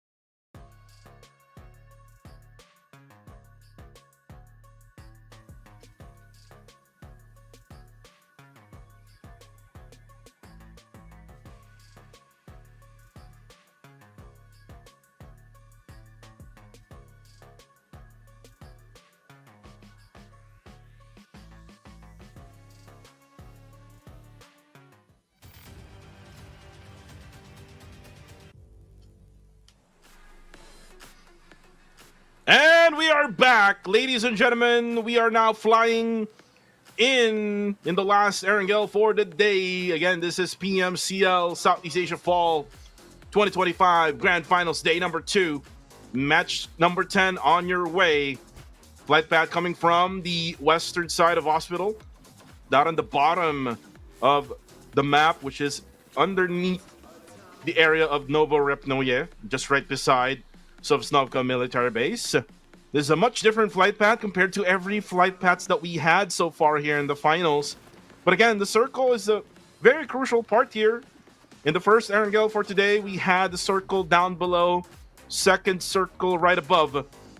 As we saw the winners, GOA and GG Esports. Let's see if other regions can win it all here in the final Erangel map of this matchup. Now you can see YG dropping out from the airplane, able now to loot Georgia Pole area. Hyra at the northern side of Georgia Pole. GG Esports will go at the northern side of Gatka. Southern side of Gatka will be taken by CTS Esports. So nothing yet happening here in the early stages of match number 10. But look at that circle. It now goes to the eastern side. A little bit of water area there at the eastern side part of this circle. And it centers right around Mansion. But look at this. GOA again having some troubles early in their match. Yeah, I mean, overall, they did not expect that Team Max will be dropping into this location as well. Oh, a little rough to see how this one plays out.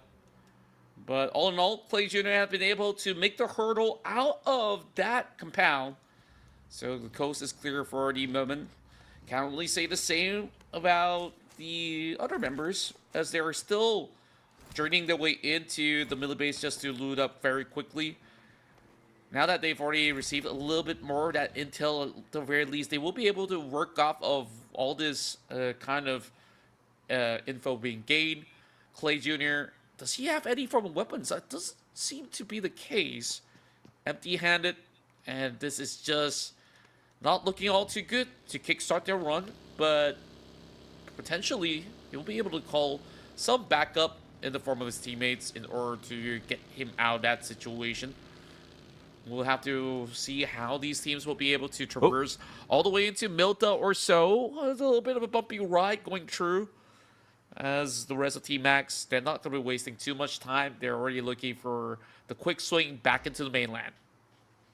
Well, this is an unusual drop by Max, because if you look back in match number 9, they usually drop at Lipovka. So very unusual that they had to drop right below on the island of Sosnovka military base, whereas they had the option to drop right around the areas of maybe farm or maybe just on the bottom side of Pachinki, so that they can get their vehicles and, you know, drive safely to wherever they want to go, or maybe drop really early, maybe try to get some vehicles right on the eastern side of Georgia Pole. So maybe they're targeting GOA.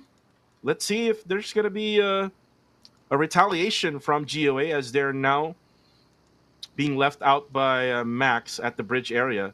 As for Team MSI, again, their bounce back game was on match number 9. Let's see if they can continue with that momentum, and maybe if they can, you know, try to keep their lineup with 4 players up, then maybe that's their chance to get that winner chicken dinner. For now, the rest are just going for rotation, coming into the circle. Again, the circle is centering right around Mansion area. Supposedly, this should have been Team Max's circle, but right now, looks like they're going to be on a late loot and maybe going for a late rotation coming into the middle. For now, nothing else is happening, Contra. It's very quiet here in the early stages of map or match number 10. I mean, it's a typical phase 1 start, right? So we're not expecting too much to be taking place for the moment. Plenty of space to occupy for the rest of these teams, as they're hoping to be able to find some great avenue for them to hold out. I think that around the shelter grounds is going to be a focal point for many of these teams, which is why Yangon Galacticos, they're on the potato hills for the moment. We'll see how far will they be able to get by. As GG, there was no time to wrap up over the north point of the Asnaya Pollyanna. And that should be able to allow them plenty of all these room to hold out. Whereas, and GGZ has been around the area, so the rest of GG Esports have to be absolutely mindful to try to get into the deep wrap of the Pavka, which seemingly Astro has been trying to do. Astro, so far, showing off his prowess in the past round, being an absolute tank, soaking close to 400 damage. We'll see if he can actually do even more. I mean, that round was pivotal for GG to now put themselves 50 points ahead. Meanwhile, YG as well as KSHI, they've been able to break into the 100-pointer mark already. YG leads the way with only 5 points for now. So, all hope is not lost for those who are still trailing in the top 8 or even top 9. But those below 60 points, they gotta hustle for more. And what team needs to hustle is still YG, because the circle is going to be on the opposite end on where they dropped out. So they would have to probably be gone on late rotation, try to play at the edges of the circle again, kind of like what they did in the first Erangel map of the day. And again, with their firepower, more than likely they will get those elimination points. But for now, KHI needs to score more. They need to be more aggressive here in this matchup, as Jappy and Claire are right out in the open. There's kind of a ridge area that they're working on here. But for now, this is not going to be a good location to be at, because you can see now Ostja getting into position. Ferng now spraying down onto KHI. Jappy and Claire has to bail out from that area. They could have just picked and choose a different area to stay in. Looks like they're gonna probably just stay at the shelter to wait on for the next circle. Yeah, I think that is really too early for them to be hunkering down inside that bowl. I mean, the good spot being inside of the bowl allows teams to try to catch teams off guard, but you will expect plenty of teams to be moving by, and now that KSHI is number 2, I don't think that the right call was to do so. Meanwhile, Claire has been able to spot out some movements. He's going to be looking for a couple of all these potential pickoffs. Whereas Master DTK rocks up over the corner of the coastal area. And Romeo Boy wants no part of it. He's going to bail out. As this edge of Lipovka into Mill to Power have always been sought after when you see this kind of zone appearing towards the far eastern match. So, overall, looking pretty okay to kick things off. No casualties thus far. YG now finds themselves a great trap setting over onto the edges. So, we'll have to see if they'll be able to churn anything more. Meanwhile, TDQ now overlooking the shelter grounds. Not going to be all too problematic. They're just taking this as a pit stop for the moment. But it's just all the calm before the storm. There's just plenty of areas for these teams to figure out. Yeah, there's a lot of areas to work on here, as the circle has shifted already. We are now on stage number 2. Still centering right around the areas of Mansion, just on the western side of it.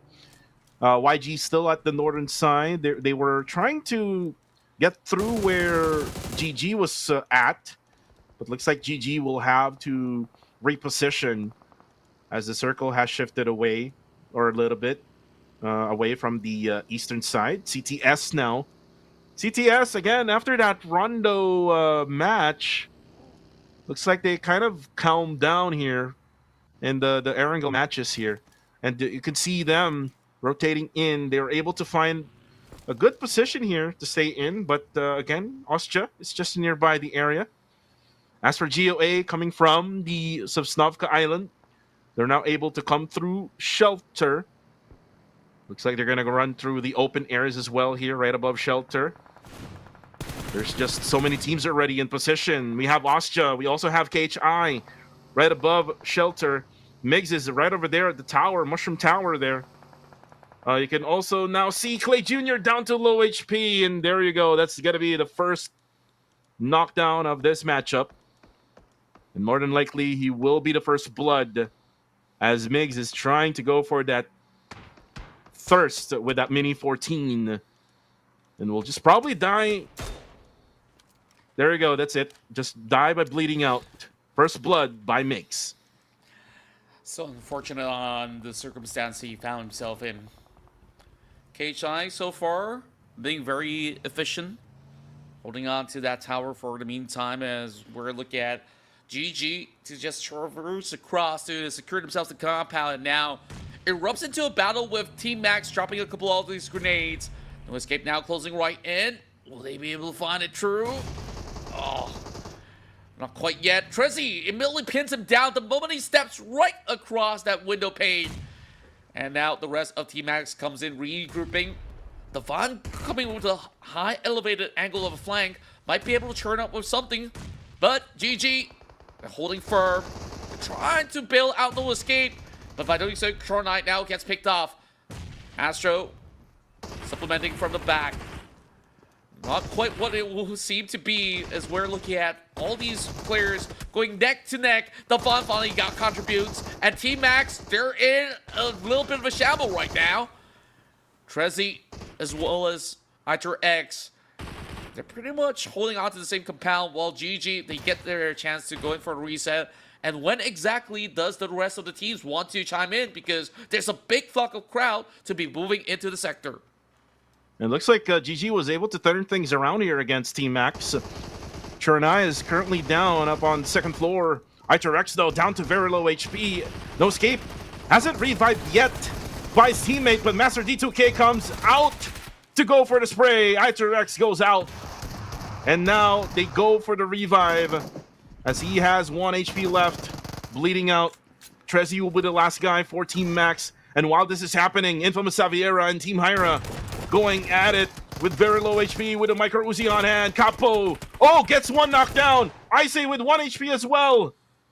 Can he go for the clutch here? Capo trying to make sure that they can survive this matchup.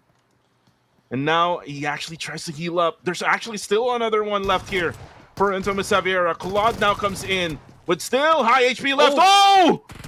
And Capo still clutches it. I say goes down to the first floor. We'll try to heal up for now. Capo doesn't have any first aids anymore. Actually does probably have now, as he's able to loot up the players of Infamous Xaviera. Looks like Ice will go for the revive onto Forsaken. Now makes it a 2v2 or 2v1. Now Capo gets one down. And still Forsaken with 1 HP left. Capo just able to thirst down Ice. Capo making things right here for Team Hyra as he reloads for ammo. And now I think there's going to be a third party coming in. Look at the mini-map right now. Contra, IQ now coming in. Oh boy. A very sticky situation. I mean, it's been some big clutch moments, but it might all come down to the end. And the jump shot connects! This guy is a monster! Forsaken. Barely hanging on the thread. Master Hong, as well as Yakola, looking to charge right through on the weakened side of Infamous Xaviera, but that's 4 points gain. And he's building out with a grenade. Well, I was concerned that the grenade would actually connect. He's hoping to hop over Buggy, but there's just too many members flocking towards his direction, and that's the end of it. 1 point in for Infinity IQ, and that forces Infamous to hold back for the meantime. But hey, those 4 points gained were absolutely wonderful. And it's kind of like, I mean, nothing else to go there for Forsaken. So, he had the choice to go for a buggy, to try to run away from that compound, but eventually he just, forced himself up against 4 players of Team IQ. But again, nice play for Forsaken, able to clutch it out against Team Hybrid XRA Esports. Circle goes to the northern side of Shelter, and next is Vanguard. Looking at KHI Esports right now. Looks like they need to regroup and reposition as they're now on the bottom side of the blue zone. And now they're able to see this compound where Austria was at earlier on, and they're not yet in the circle. As for KHI, they're now inside the zone, but they're like all together in just one position, pretty much risky position there. But here comes GOA. They now crashes towards CTS, and now they knock down Cool. Rex goes down as well as Demio sprays them down. Woemdo was able to trade a knock there as KS goes down. Here comes another party. Joji now with the hovercraft. DBS on hand. Nye Pacquiao comes inside the hovercraft. He cannot find Nye Pacquiao now, as he's the only man remaining for GOA. And they know that he's inside. And there you go. He comes out as Nexus Vanguard eliminates GOA. Well, that was quite the big brain play, but Nexus Vanguards, they just overwhelmed them by sheer numbers. Cool was trying to hide out, and he's also sought after. Eventually got taken out. And this is what I was talking about. Plenty of teams will be playing inside this bowl, and it becomes so difficult. Big Nate's now sent right through. Demios did not outlast that skirmish. Now X closes it out. And in the blink of an eye, we're looking at teams dropping like flies, one after another. And now here comes NDGZ. They now targeted Team Infinity. IQ, nades coming out. Ooh, Jarrell eliminated Master Hong, and Michi drives by the claw. And IQ now with Yakola left, cooking up that frag grenade. It is now dropping down to Jarrell. Jarrell will deal, or will be dealt, but some few damage there with a frag grenade. But another nade from Yakola dropping Michi down. But again, another third party coming in. This is coming from MSI with that frag grenade. Who actually took it? It was Jarrell who took that elimination. Now, backs against Blue Zone and the rest of NGZ, hoping to push right through. MSI got them all wrapped around. They're also looking for a zone of their own. Meanwhile, the rest of the players who are playing by the bowl has been able to find more. Oh, the nade to where it's Nang-X. Wonderfully climbed right into that hole. And this is going to be a firm opportunity once again. A lot of all these back and forth trading. And it is NX who've been able to raise Supreme. KHI getting trampled by the members of TTQ, arriving towards the corner. Here comes Gus to close it all out in a blink of an eye. KHI, they all vanish to the hands of TTQ. And TTQ able to sustain with two players left up, two members down. They would get that revive that they need. No one else is right nearby them, but here comes the frag grenades from Jarrell as they get the damage done onto Pretzel. Joji, though, will be taken down on the kill feed. YG will have the circle to their hands. A little bit of west and northern side control for YG, though. Ooh, Jarrell will be spotted by Ryman as he sprays him down, goes for the confirmation kill, not able to do so. But he does have the frag grenades here. Can he throw it away right at the right position? Nope. So Ryman and the rest of MSI will have to regroup because they will have to revive their teammate Pretzel. Another frag grenade coming in, but he overcooked it. Michi and NGGZ will also throw their frag grenades, but again, it's way too short. Blue Zone is actually coming to a close as well. They do have a lot of time left here. As for Ryman, doesn't have any much angle, all because of the smokes. But here comes the frag grenade! On to Michi. Michi goes down. Jarrell has to prone down, has to put up more smokes, but MSI can now push NGGZ.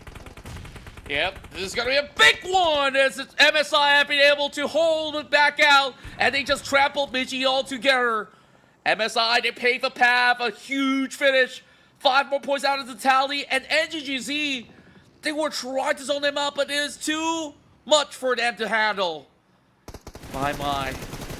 As we continue on with this pursuit, we still have Nexus Vanguards, this time activating 7 points. Make that 8 as Devon is already on the ground. Looking for that quick security.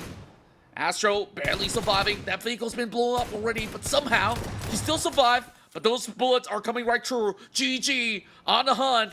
And now it's all down to this very moment. We're going to see whether if they will be able to bounce to end it all. NX still aggressing. All 4 members so far turning up as they need to fight their way into the zone. And GG now only down to 1, and there we go. That's it.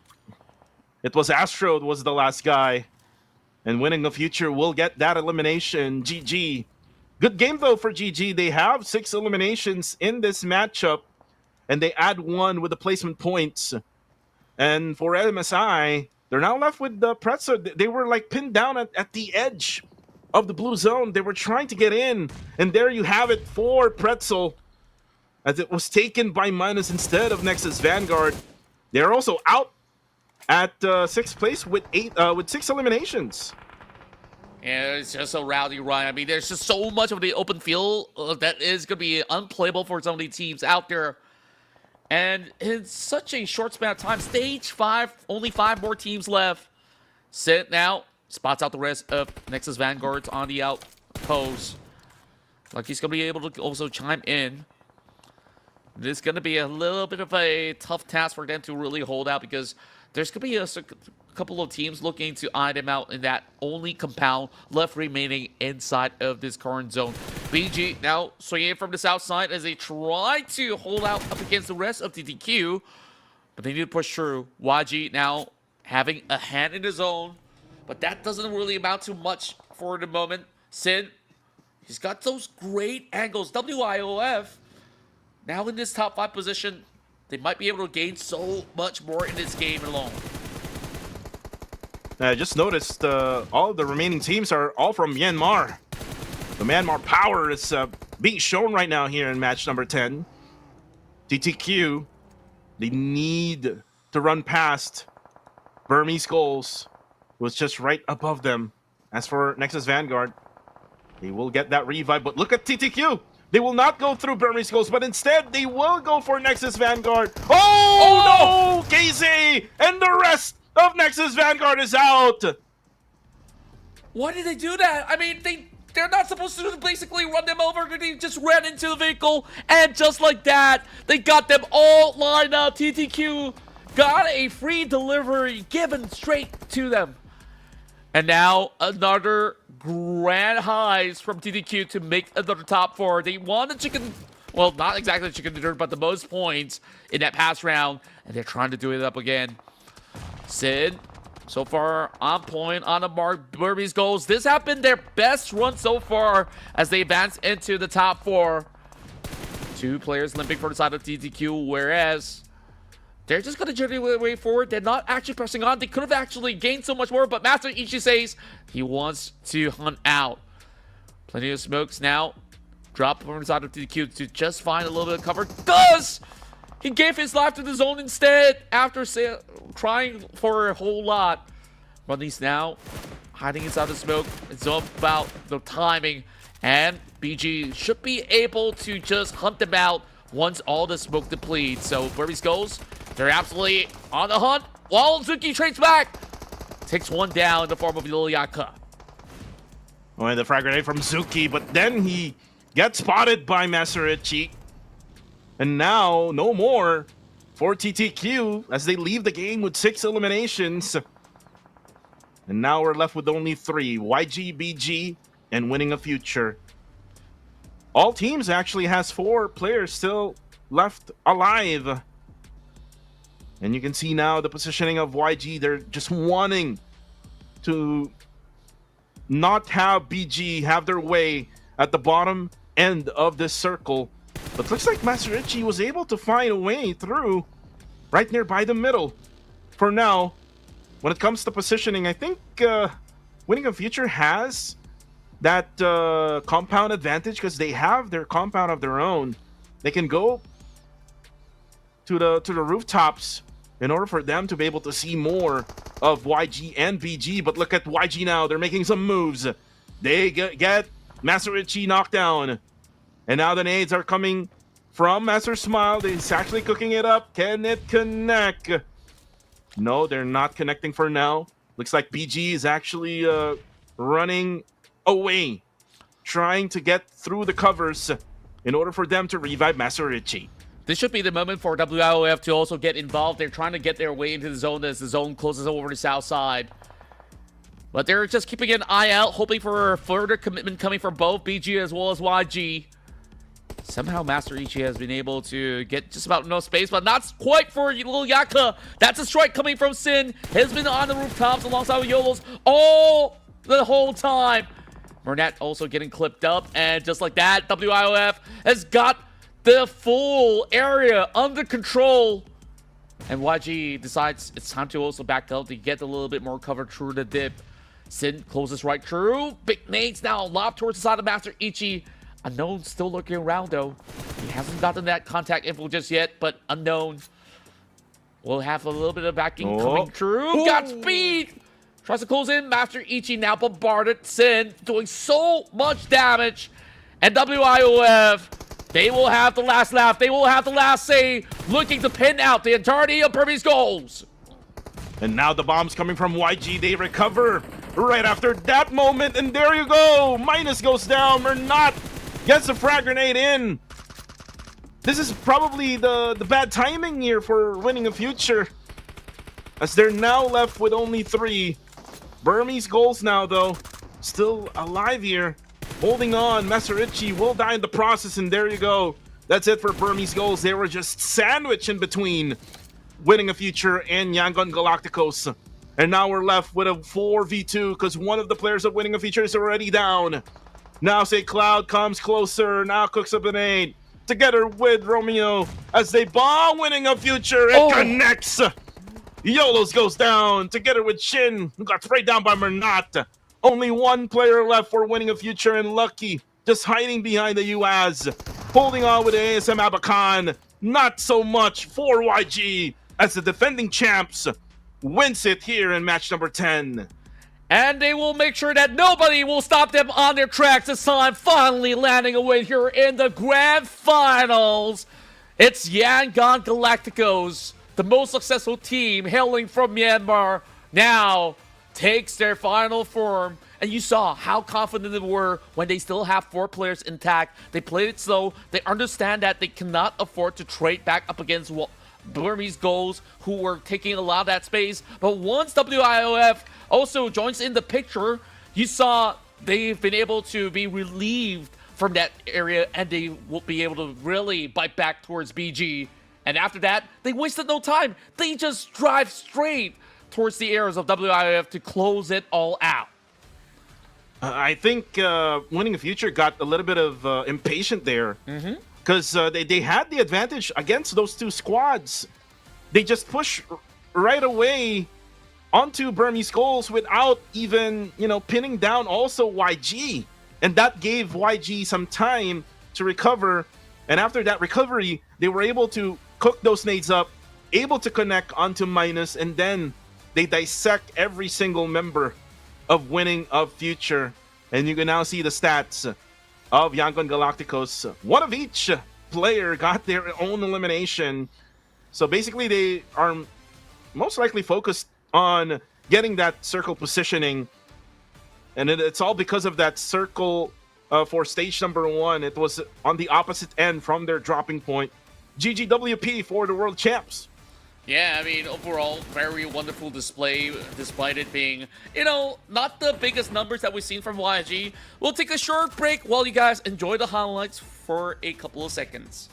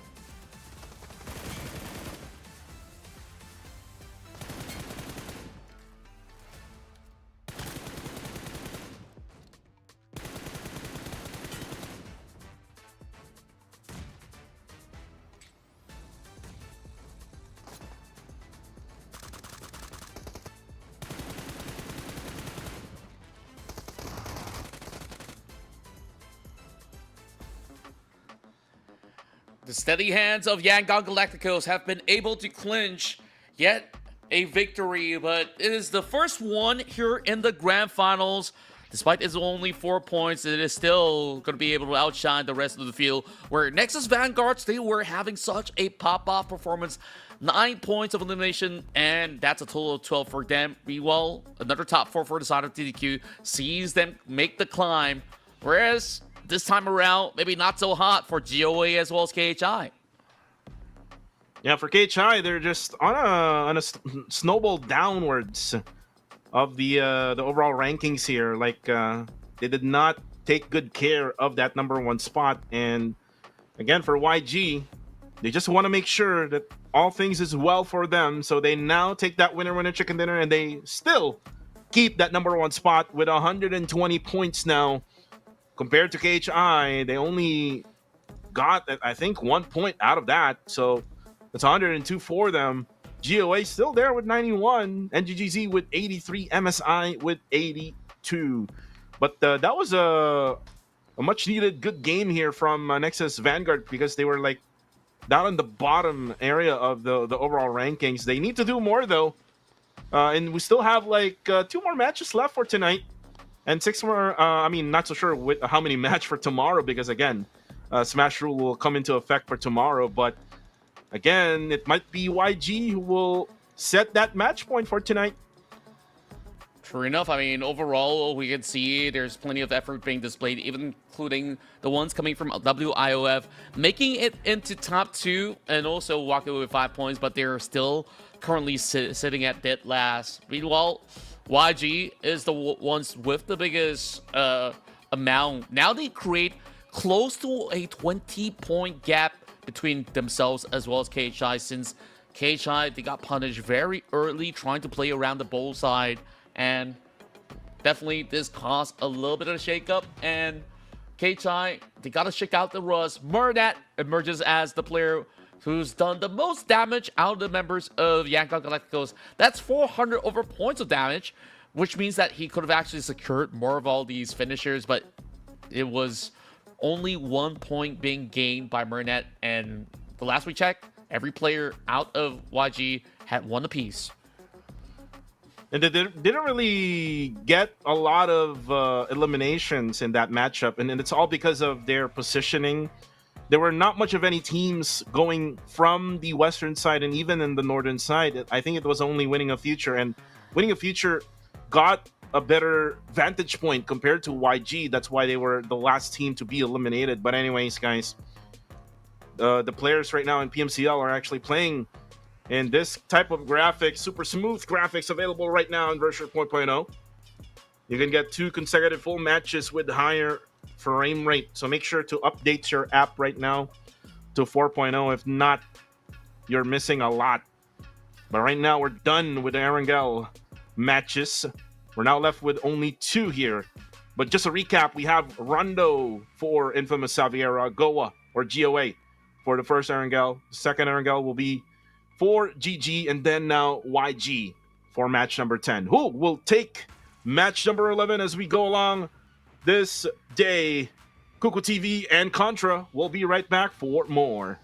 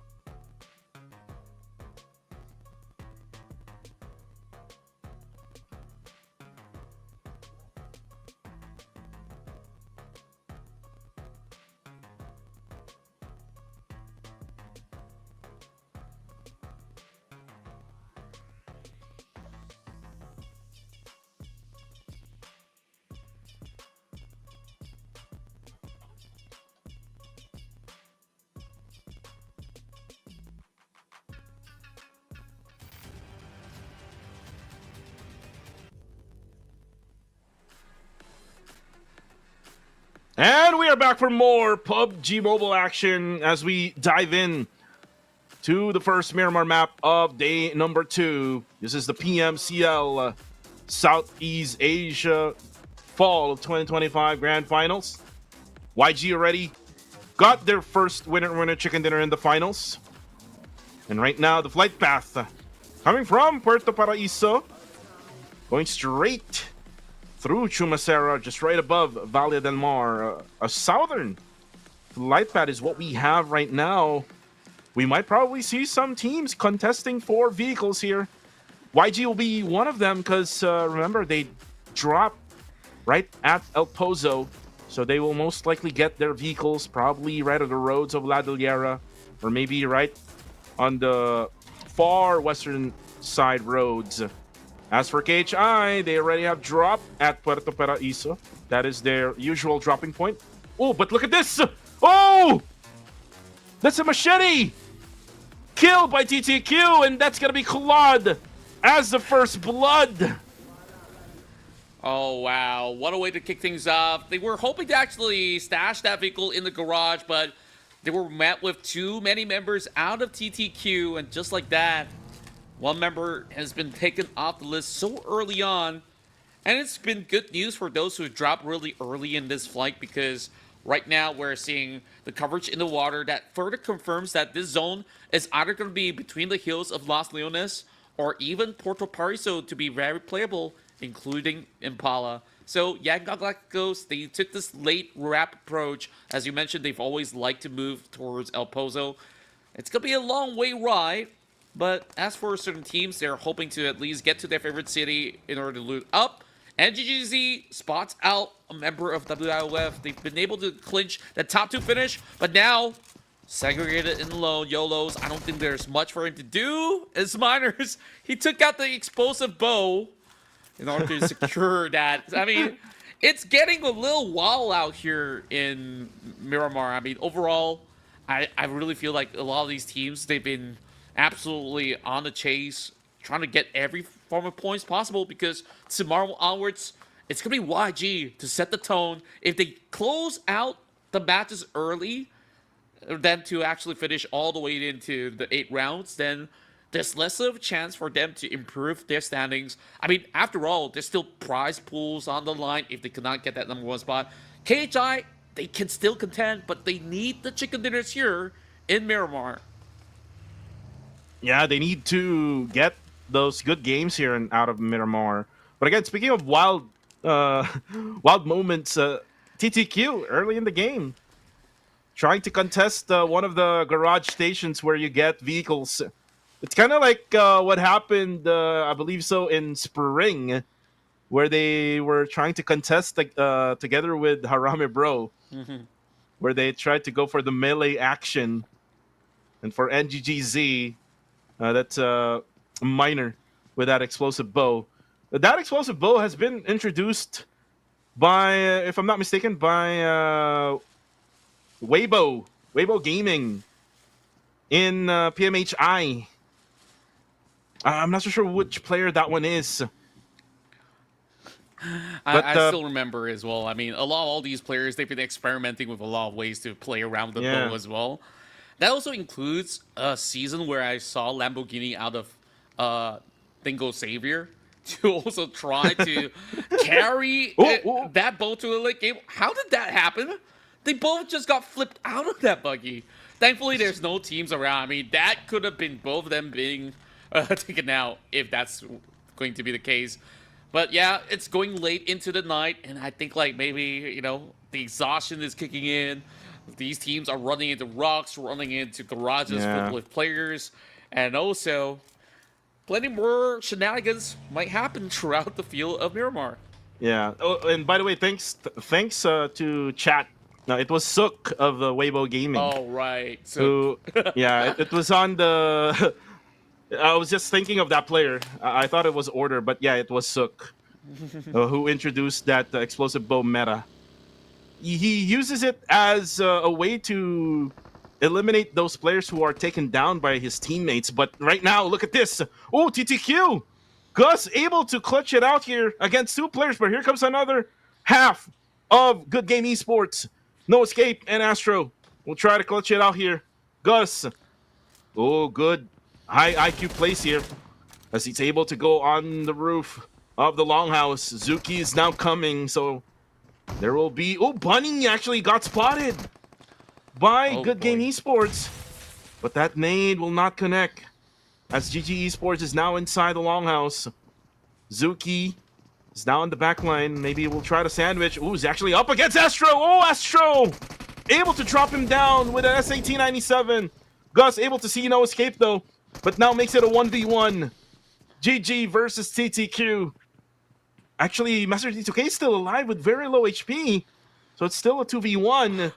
But here comes the third party from Winning a Future. Lucky is right here with a QBZ. But Gus comes down. He actually drops the two players of GG. Now makes it a 1v1 now. Astro and Gus. They don't have any much heals, but looks like Astro is going for the heal. Oh, no! From behind is Lucky. And TTQ is now out. GG is now left with two. They're just so unlucky. I mean, overall, GG crashing the compound. Gus was doing so much work. I mean, he was the last one alive.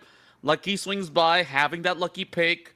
And now, is he going to call for more backup? Because I see on the mini-map, there is Sin, but it's gonna be, is it going to be the full squad? It's going to be 3-man for now to take on both Astro as well as No Escape. Going to be holding down on each side of the corridor. Meanwhile, only got a UMP in hand. His helmet already blown up. Meanwhile, Astro going a little bit of chase. He swings out, but to no avail. Oh, WIOF, this might just be their moment right now. It is going to be one pin down, and he's just going to run out. No escape. He's barely got enough health left, but he at least takes one more point before GG crashes out. Yeah, they get 4, so that's still, I mean, good in my opinion. I mean, if you're going to be going aggressive in the early stages, TTQ gets 3 out of that as well. For Winning a Future, they lose 2, they get 3 out of that. A lot of early engagements here in this first Miramar map of day number 2. And again, with that interesting flight path, it will definitely give you those type of engagements. For now, it's going to be quiet. And NGGZ now will try to get into position now. Looks like they're done with Minas Generales. They were with one of the players of Winning a Future earlier on. So they're now in position in the circle. As for YG, still in the blue zone. Coming from El Pozo. And for YG, all they need to do right now, Contra, is to protect that number 1 position and not just, protect it in a way like what KHI did earlier. They need to just continue with their gameplay. Be aggressive. Continue with that objective gameplay as the circle shifts. Looks like it will center right around Impala.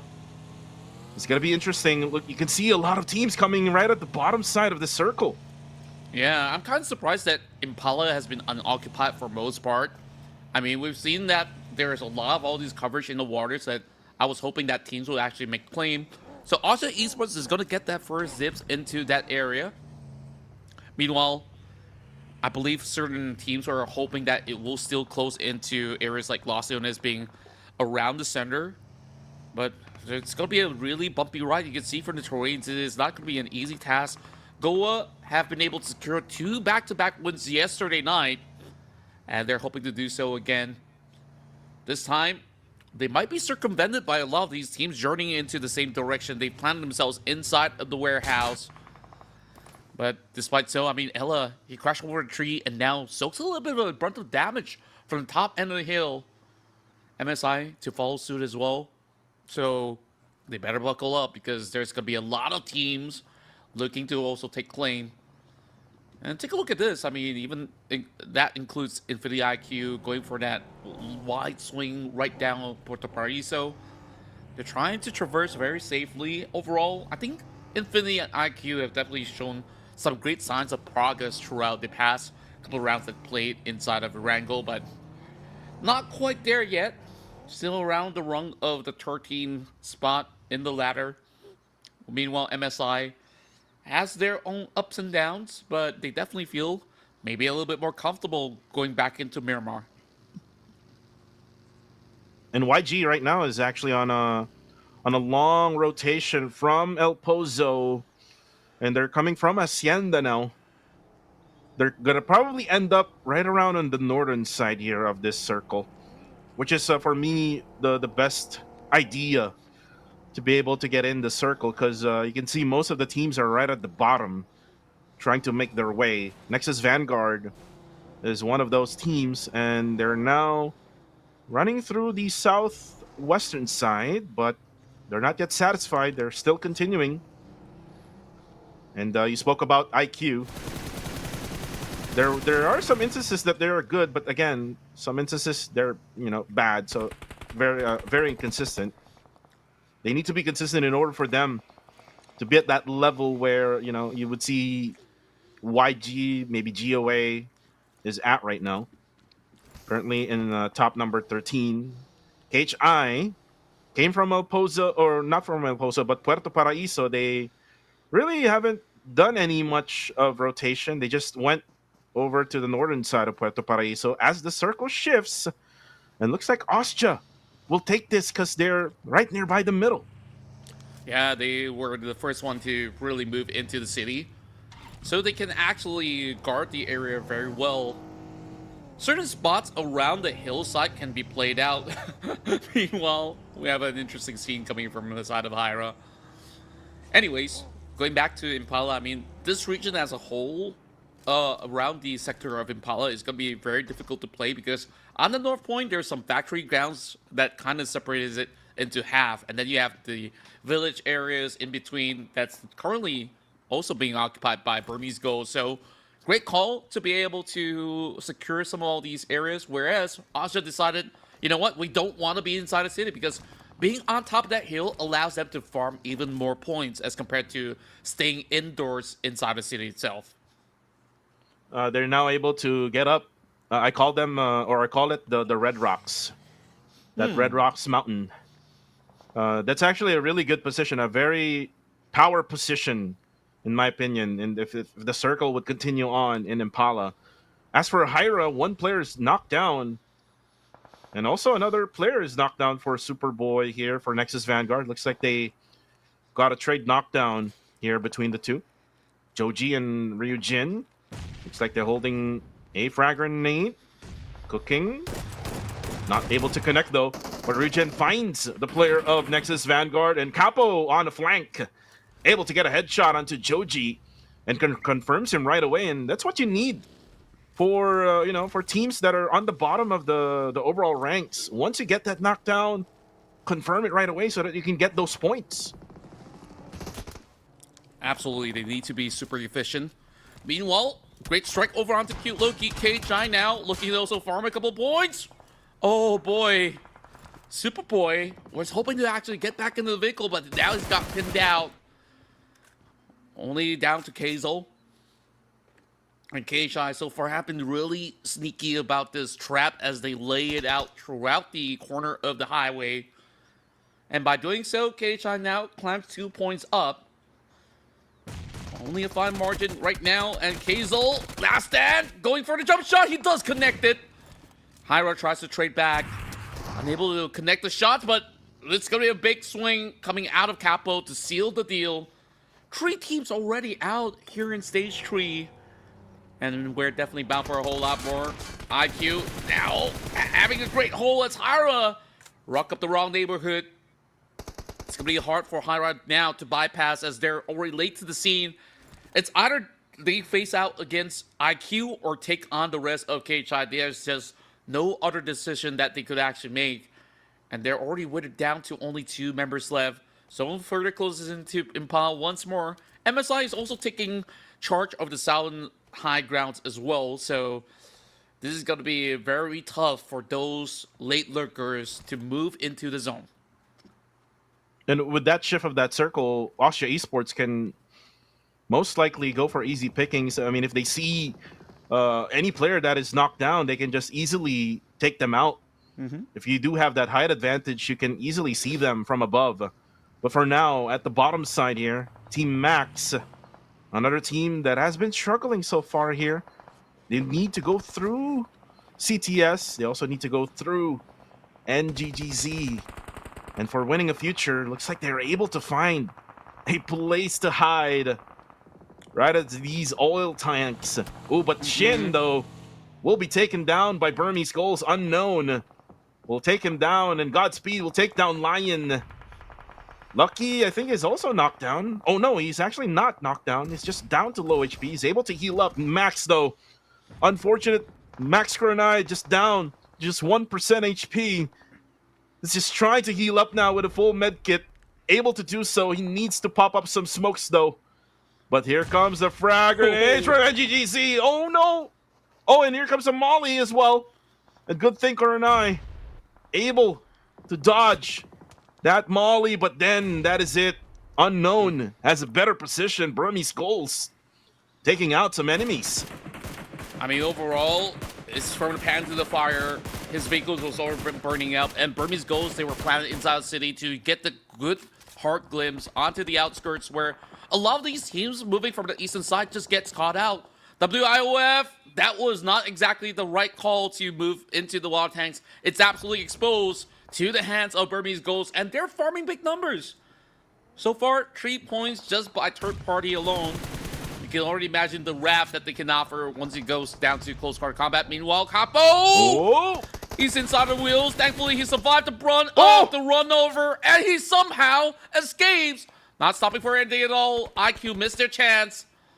And this is where IQ needs to re-strategize once more. They're left out on the outskirts. A very, very difficult stance if you were to be in that position. It doesn't help that the Kilo has already been knocked out as well. 2 points so far. But it's going to be a hard task for them to really get by with only 3 members standing away. MSI so far have such a good hold over onto the corners of the highway. And no matter what, I mean, they have to take this fight. So they gotta really seek out those avenues. I believe he spot out that player of Hyra already. It's just that there's just not good enough of an angle for Master Hong to work it out. So perhaps they will be able to close in and take a look at this. CTS, they're also moving around the corner.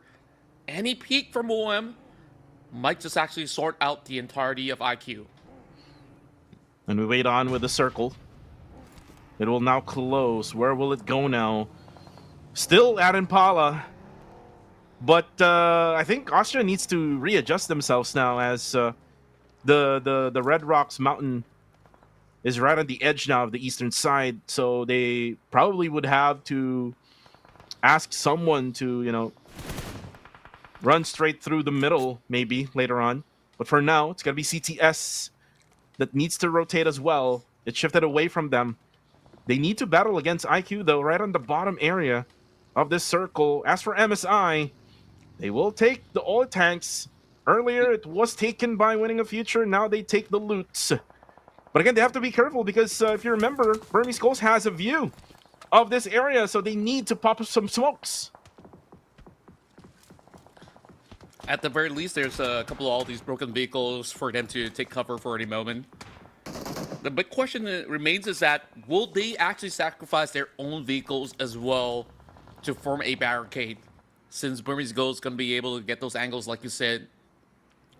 But it seems like somebody has been able to pin out Unknown, so that kind of suppresses Burmese Goals for the meantime, going for the rescue. Hash so far have been staying silent, but IQ has spotted it out from a mile away, so not going to be able to fancy any chances out there. Now that creates a little bit more opening. Great work coming from the side of IQ, as they had so much of a struggle in the early game, and now finally paves the path. KHI gonna be full sending it into the city of Impala, and this is gonna be a very risky task. I mean, Asha also looking to trail across. It's gonna be a big fight between the top teams out there. Asha Esports now gets a glance over on Mix, and they try to trade right back. Couldn't really find the angles. The shots are actually coming out of Infinity IQ instead. And that kind of helps out KHI for the moment. They do have plenty of smokes that they've depleted. So this is going to be a little bit risky for KHI to really get out of And oh, through the smoke, Nangx! Incredible. How did he connect that? And now, once again, back to the drawing board for KHI. Now they try to reset and revive again, Migs. Looks like they will be able to do so. A lot of smokes has been popped off by KHI as well, so they will probably have less utilities for later on. They are also split it up with a 1-3 split. KHI blanks will be right on the front end. CTS able to find a place to stay for now, as they're right at the edge. Same goes to IQ. Nady actually is cooking a nade. He knows that blanks is within the compound here, and they're looking to go for the push here. They're just waiting for that right timing, but they need to also take care, because look at the Morados that they have. It's all up on smokes. It's all up on fire already. So it's just like a little bit of spray and it will explode eventually. For now, the circle will close again. Still not much of any shift. Good thing that Austria 7 support was able to go there now inside the city of Impala. So the rest of Austria, all they need to do now is just wait for the blue zone to close in and just follow through wherever 7 support is at. And the pressure continues here for Nangx. For Infinity IQ, one is already down. Master Hong now will try to get closer to the circle, and we'll run past Blanks. Blanks will have an opening there, but Jappy will get spotted by Fern G as Austria continues the pressure onto KHI. Jappy will be confirmed as CTS now comes in.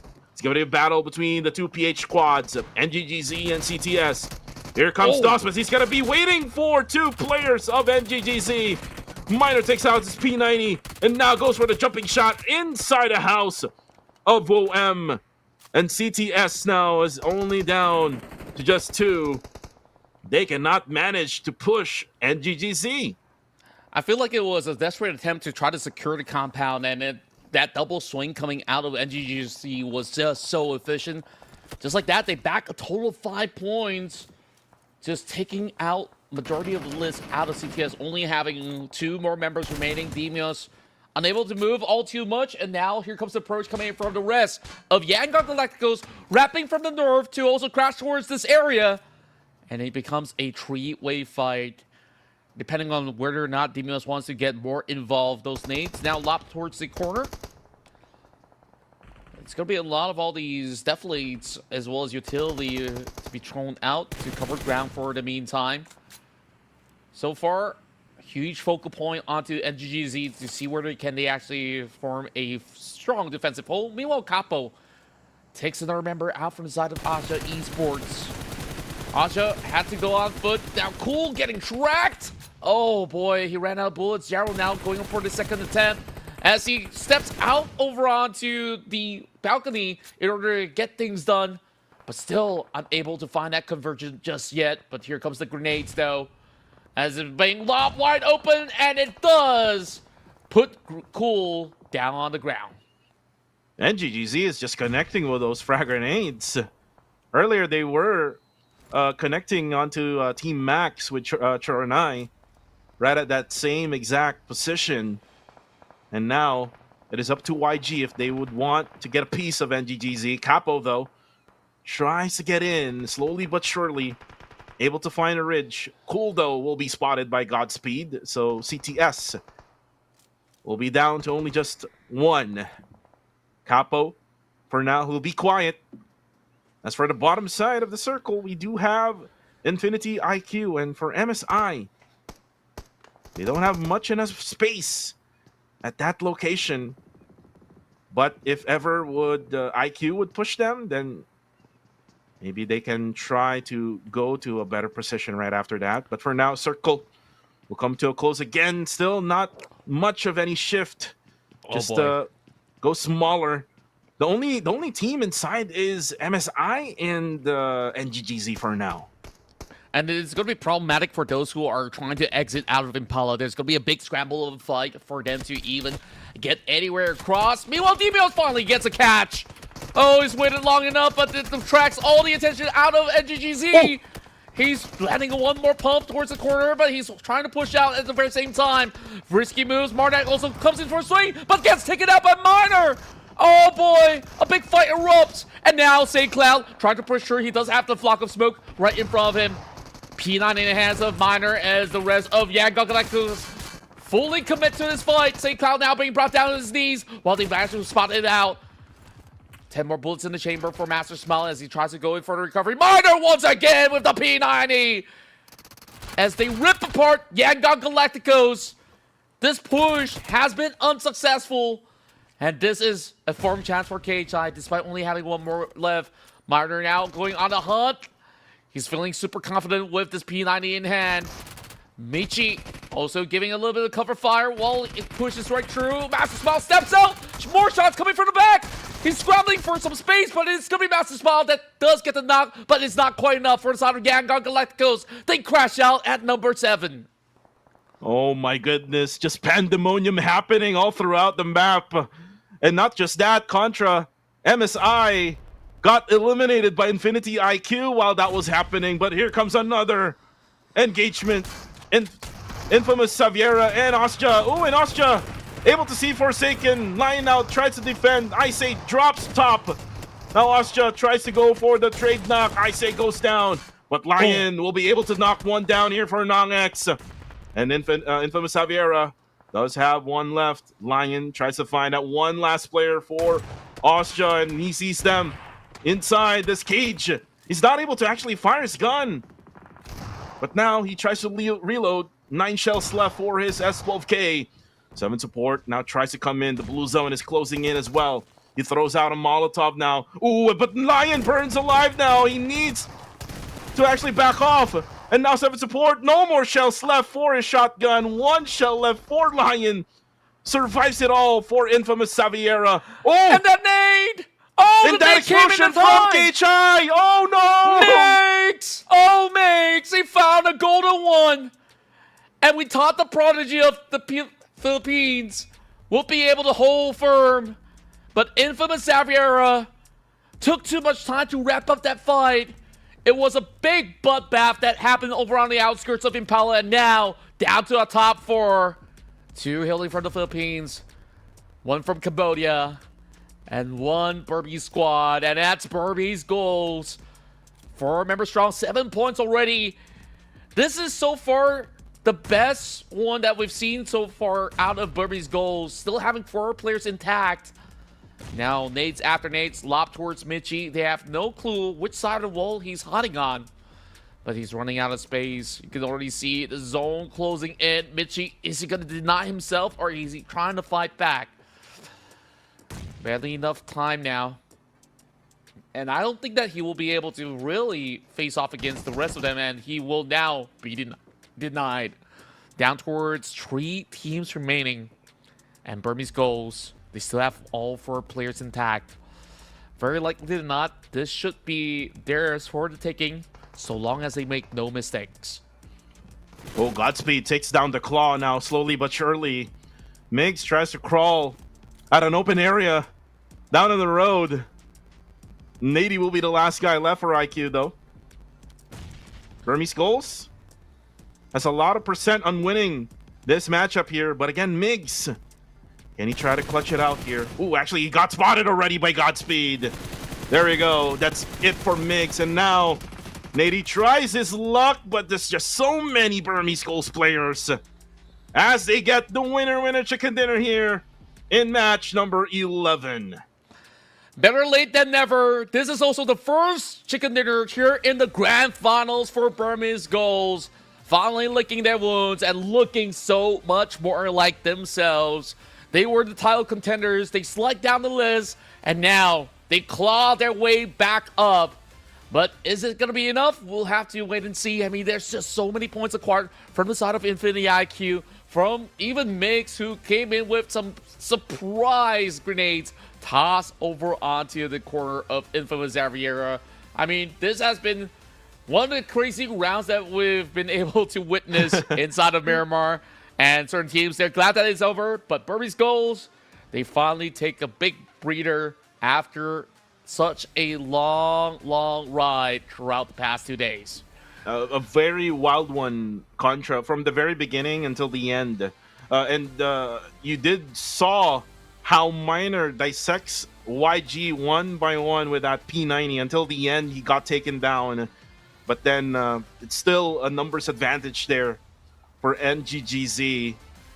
And then MSI got eliminated by Infinity IQ. We actually saw that on the bottom right hand side of the screen. It's not so sure how exactly IQ eliminated MSI, but with those things happening, Contra, Burmese Skulls just took advantage of the circle positioning, and they were able to get that winner chicken dinner with all of their members still alive. And you can see now the stats. Godspeed able to get 5 here out of this matchup. Unknown getting 3, and then 1 for each Yatka and Itchy. Yeah, it really feels like Burmese goals were very heavily dependent on Godspeed to really get all these big numbers back, and finally he showed up once more here in the grand finals. This season itself, Yaka's form has been up and down, and it doesn't seem like he's been able to shake the rust just yet, because the past season, Yaka was doing so much for the side of Burmese goals. We'll take a glimpse once more through the highlights, and then we'll elaborate further as we still have one more map remaining in Miramar.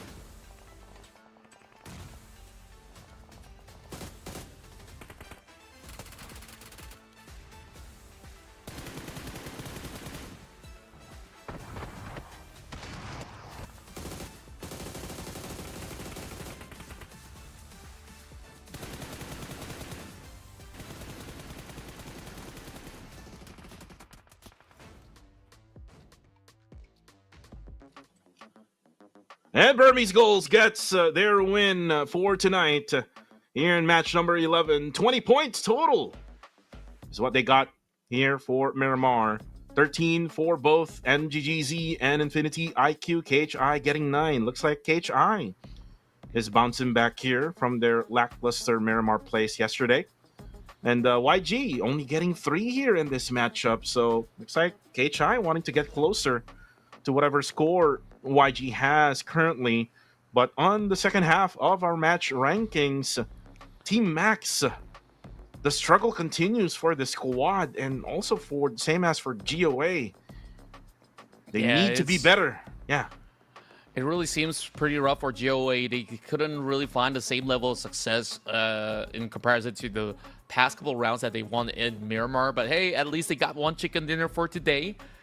So right now, that update will see KHI draw closer and closer to Yangon Galacticos, but they didn't manage to collect more than enough to form that overtake just yet. Burmese Goals, with just 1 win under their belt, they're now clawing their way all the way back into a top 4 finish, surpassing GOA despite GOA having 3 chicken dinners so far. So things are looking pretty good. If Burmese Goals could once again clinch a couple more rounds like this, but there's only 1 more for tonight, so that battle will have to take place tomorrow for BG to try to race up against Yangon Galacticos as well.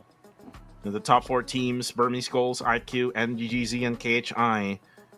With Burmese Goals getting 10, Burmese Goals basically just went on third parties from the northern side of the circle. And for IQ, they were able to get those eliminations right at the end, 4 out of MSI. NGGZ, they got it from CTS and Yangon Galacticos.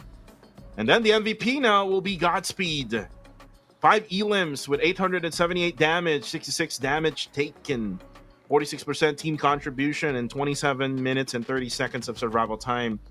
Again, BG just went on observer mode at that moment where they just observed all of those gunfights between MSI and IQ, between CTS and GGZ and YG, and they just killed all of those knockdown players. And that's basically the objective here in this type of matchup, especially if the circle is not, consistent enough, especially in Miramar. And now you can see now the winners here from match 7 to match 11, as we still have one more match left for tonight. And by the way, Contra, after match 12, we will now know what will be the match point, and we'll see that later on as we go on a really short break here with Kuku TV and Contra. We'll be right back for more.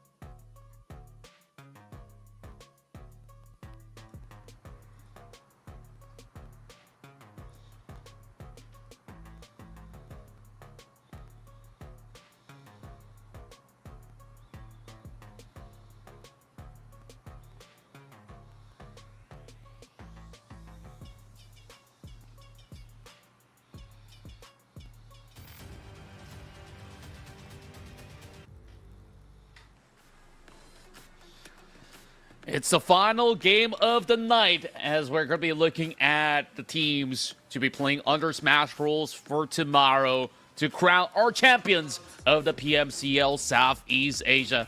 This time, the flight will traverse right from the outskirts of the eastern corner as it will be moving deep into Valdemar to close off this evening. I mean, this time around, it's going to be pretty much a fair flight for all without any form of skewers, so teams should be able to get to where they need to be, and we'll have to see how this one plays out for our final match of the night. A very safe flight path for everyone. In the previous match, we had a circle right around Impala. This time around, let's see where will the circle go. TTQ now trying to land over to Torre Ahumada.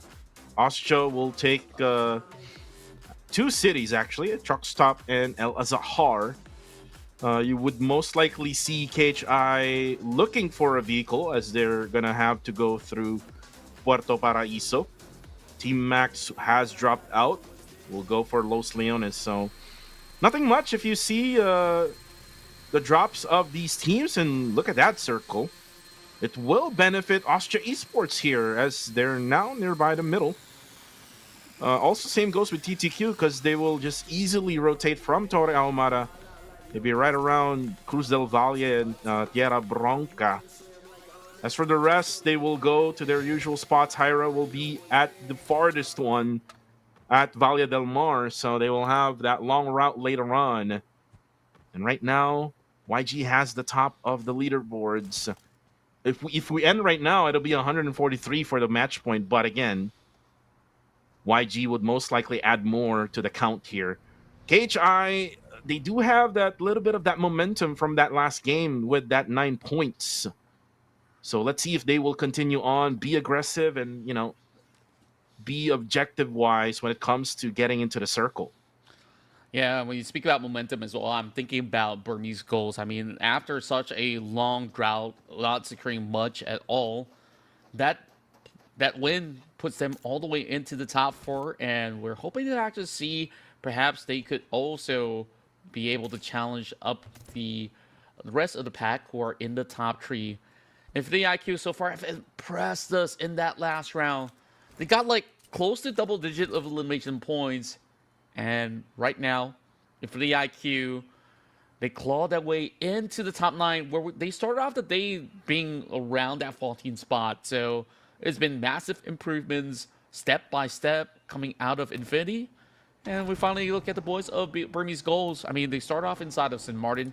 Shouldn't be too difficult for them to get into the take spaces, since a lot of all these areas are unoccupied. But GG, they wasted no time. They're going to be looking to really dive deep in order to secure themselves a good spot, a location for them to really hold out. I mean, GG, last round, they definitely had certain impactful plays, but it was that flight in between that longhouse that kind of caused a scramble, and then there was that third party as well. So, GG, hoping to at least get more done this time around. Yeah, it was them against TTQ, and then eventually winning a future goes for the third party right at the end. So they don't want to do that anymore. And again, from a wild start from the previous match now, it's very peaceful. It's going to be calmer for now. GG. Looks like they will try to go for this warehouse. DOS probably just finished out his loot. Oh, looks like he's actually going to take out his gun.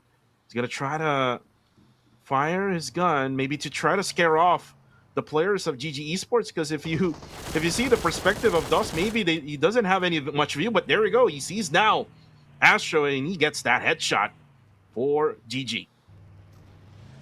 Very efficient work so far. CTS, they've got themselves in all these kind of early game scrambles, and this time around catches out Astro. That's the first blood added to the list for CTS. There's still more to go, as it's still relatively early, especially with this flight path that opens up. I mean, everyone's pretty much everywhere around the map. For those who start up north, I mean, they're feeling absolutely happy about their chances right now, such like the chances for Asia Esports to be able to have a significant impact. But for the moment, they're not really putting themselves into a spot that is either risky or so. There is Top lurking around, though, so it might just be another member of GG getting stashed away. Oh, Master VTK kind of saw a glimpse of it, and Top, he goes in for the wide swing. And just like that, GG, 2 members taken off so quickly in the span of less than 5 minutes. And this is so bad for GG. I mean, previously they got into an early altercation with, you know, one of their guys looting around, and then TTQ, you know, was just there at that longhouse. And then now, here in the second Miramar match, which is the last game of the day, they're in rotation, trying to settle right around the middle portion, but CTS and Ostja is already there to, you know, defend. So they're now left with 2. They're going to have to try to find a better place to stay here. But for Infamous Xaviera, looks like they're just right around the areas of El Azahar. MSI, another team that is not having a really good day, to be honest, but they are trying their luck. They're trying their best. DOS goes down, though, with that shot from Pretzel, with that AUG. They will be able to manage this revive, I guess, because if you look at the mini-map, no MSI nearby this location where Pretzel is at. Concerning the efforts of Pretzel today, I mean, he's been able to achieve a top 2 finish back in Erangel. And now, finding it a little hard to confirm that number right now up against CTS, as there is backup arriving to the scene. Momboy's gonna be lending a hand, but he's thinking that they're hiding inside the smoke. DOS now have been retrieved, so with further commitment, they spot out Loam driving up the hillside as well. CTS looking to bail out, while also trying to trade right back. Cool, still on the lookout to hunt out these players of MSI. I really want to bring it back to GG. I felt like the way that they tried to rotate earlier was so risky. They're just sending members one after another, going on to separate locations. And even when they move into El Azhar, you can see they're so scattered apart that it is kind of easy if Infamous Xavier wants to bunch up against No Escape right now. But he has the DBS. Perhaps they are confident to hold their own, but I'm not really liking those odds for the moment. Infamous chooses to further commit over onto the southern hillside of El Azhar for the moment. Claude so far just going for a little bit of face check. Devon has been spotted already, so they should be able to have Claude to be able to just close in upon him right now that he's being brought down to such low HP. Instead, he's going very close to No Escape. I mean, hopefully he does not check one of these areas, and he does face check it. And just like that, it's a little bit of payback. GG gets 1. Nice try for Claude there. I mean, he doesn't have any info. So, No Escape just got that easy count kill. So for them, losing 2 and then getting 1, they need to do more. KHI, though, Claire got taken down by Infinity IQ. The Claw will take out Blanks. So for KHI, they're actually in the blue here, going for a late rotation, and they're experiencing a little bit of pressure here from Infinity IQ. Migs with a horse trying to back out, trying to survive for the team. Looks like they're bailing out Claire. So Claire, the IGL of KHI, He will die here as the claw already has coming closer to him.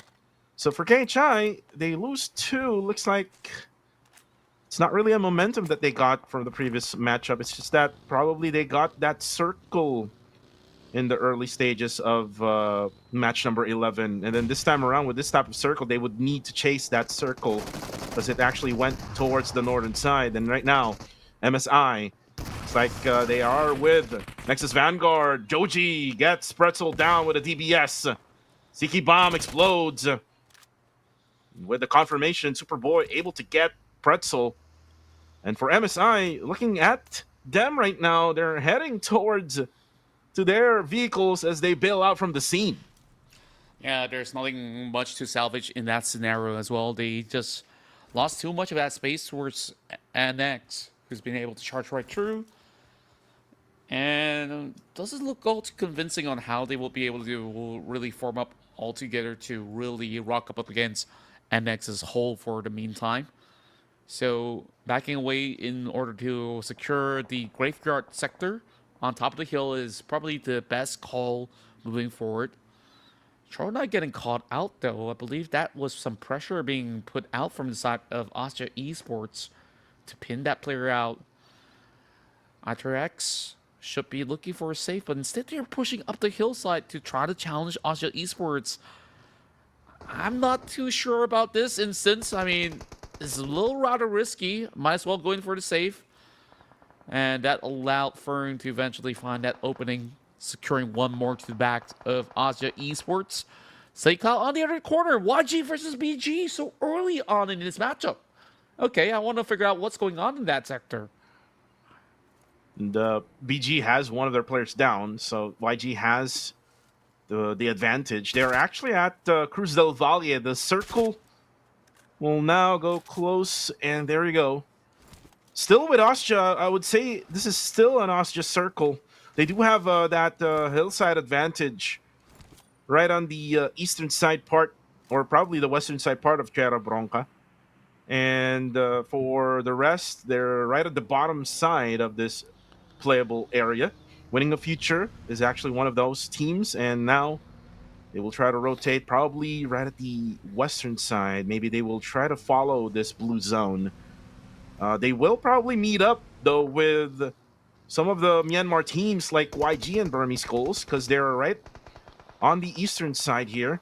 There's also another squad, though, right at the east. This is CTS Esports and GOA all together. They're kind of scattered right around nearby Torre Ahumada, just on the bottom side of it. Looks like GOA has that info. There's YG, there's Burmese Goals, there's like CTS. There's so many teams right on the east, so they will probably try to go right on the north, maybe northwestern side, which is probably still open. Yeah, GOA is playing it absolutely safe for the meantime. WIOF also trying to look for that northern wrap. I'm not too sure if they will eventually bump into those members of GOA, but it will definitely take a while. But that northern wrap sees Nyapekel now faced off up against the members of NGGZ. Minor now closest in the distance as they just parked over onto that crease to the hill. And here comes a challenge as they all flood through from the top. My goodness me, MM was unrelenting, and now he's looking to really draw it up to a close. At least there was a little bit of back in towards Minor, so he will be able to go in for the save for the meantime. GOA now having a lot of all these opening for CTS as they go in for the white wrap. Also got him pretty much bunched up all together here in the corners of Torre Ahumada. And it is going to be a very, very rowdy fight between these three teams here in the sector of Torre, which usually we don't get that many action up here in the north. But hey, I'm liking what I'm seeing so far. CTS, we just gotta wait for the smokes to subside. And oh, that might just be a catch on to Kaylee Jr. Not quite enough. He unloads the entire clip. And now Joey absolutely bunched up. That vehicle also being exposed, blown up. So they're gonna be able to close the distance. The nade's now flown right through. Oh. Almost gonna be on the DOS, and it does actually connect. Coming from Jaro instead, helping out Joey in the process. And that was a flank coming from Jarrell right on the back line of NGGZ and GOA. All of them is now wiped out, courtesy of Demios with that SAT-97. But again, with all those teams coming right at the northwestern side, YG is able to see them from their compound. Cole is currently down. Demios is down to very low HP. He will be able to manage to get that revive. As on the kill feed, there's so many things happening. It's also Ostja versus GG Esports. For now, OM. Not so sure if he has info on where NGGZ is at, but he's trying his best to look on. He did hear Jarrell earlier on, but Jarrell does have that big house or big warehouse. You can actually see all the enemies, and Min just right down below. Bonboy goes down though. Range will go for that revive. The blue zone is actually closing as well in just a few seconds. Oh, there's going to be a frag grenade! Hash gets Monboy out. And now another battle here. Ostja versus IQ. Now X goes out. Ostja all of a sudden is now left with only 2. Yeah, they tried to push up the hillside, and this has been guarded by the IQ for a very, very long time. 3 points now stashed up, 1 apiece for a majority of the members except for Master Hong. CZ so far has been doing an excellent job really keeping check of all the areas available for play. And now that they're holding on to the high ground, they're going to be able to make it rain up against the rest of the field as they continue to track over onto the members of Aja Esports. Minus now gets a trade. CTS will lose out to Cool, and oh my goodness, I mean, Wolf, he's still being flooded with a couple of bullets being sent towards his location. He tries to at least cover his teammates with a couple of smokes now being tossed out. Lucky, he'll be able to get that free space, but not from the wrath of NGGZ. He's trying to dance it all off as he wiggles his way towards the crease, and oh my goodness, somehow he stays surviving. He truly is lucky altogether. Yeah, very lucky for Lucky. Able to dodge all those bullets a la Matrix. And NGGZ still has that height advantage against them. But let's switch it over to KHI. KHI, Jappy. It's probably the last guy. Nope, not yet. Second to last member for KHI. No escape able to eliminate Jappy. But where is the other KHI player? That's the only member left. Ooh, he's actually inside the zone already. I could see that logo right on the left-hand side. There we go. So now they hear the gunshots here. So IQ has their eyes on to GG, which is still not yet inside the circle. They do have a buggy here that they can use. But while that is happening, Hash gets another nade onto MSI. Hyra able to battle against the veterans here of Misfit International, and we go back to Lucky. Let's see if he's lucky, more lucky now, as he tries to run at the open area, and still nobody finds him. I think it's about a couple of moments before CTS actually pushes through, but they don't really have a firm reason to push out altogether because they've taken notice of NGGZ's position as well. And they don't really want to challenge that. So, Lucky, he's like a roach in the middle of the desert right now. Meanwhile, no escape. Great shots fired through. They catch out Rujin onto the far corner, and that was a perfectly connected headshot. And GG, so far, despite only having 2 players to play it out, I mean, no escape so far is just showing so much firepower. He's already caught out 3 players thus far. Meanwhile, T-Max Pool sends it onto 7 support, and he pulls 2 of them out of that vehicle as well. Incredible work rate coming in from Aja Esports. A solid defense, and now they got to cover ground. I mean, either X is still around the vicinity, but Top is going to look to manage that. He's barely having enough health, so he will be looking to recover.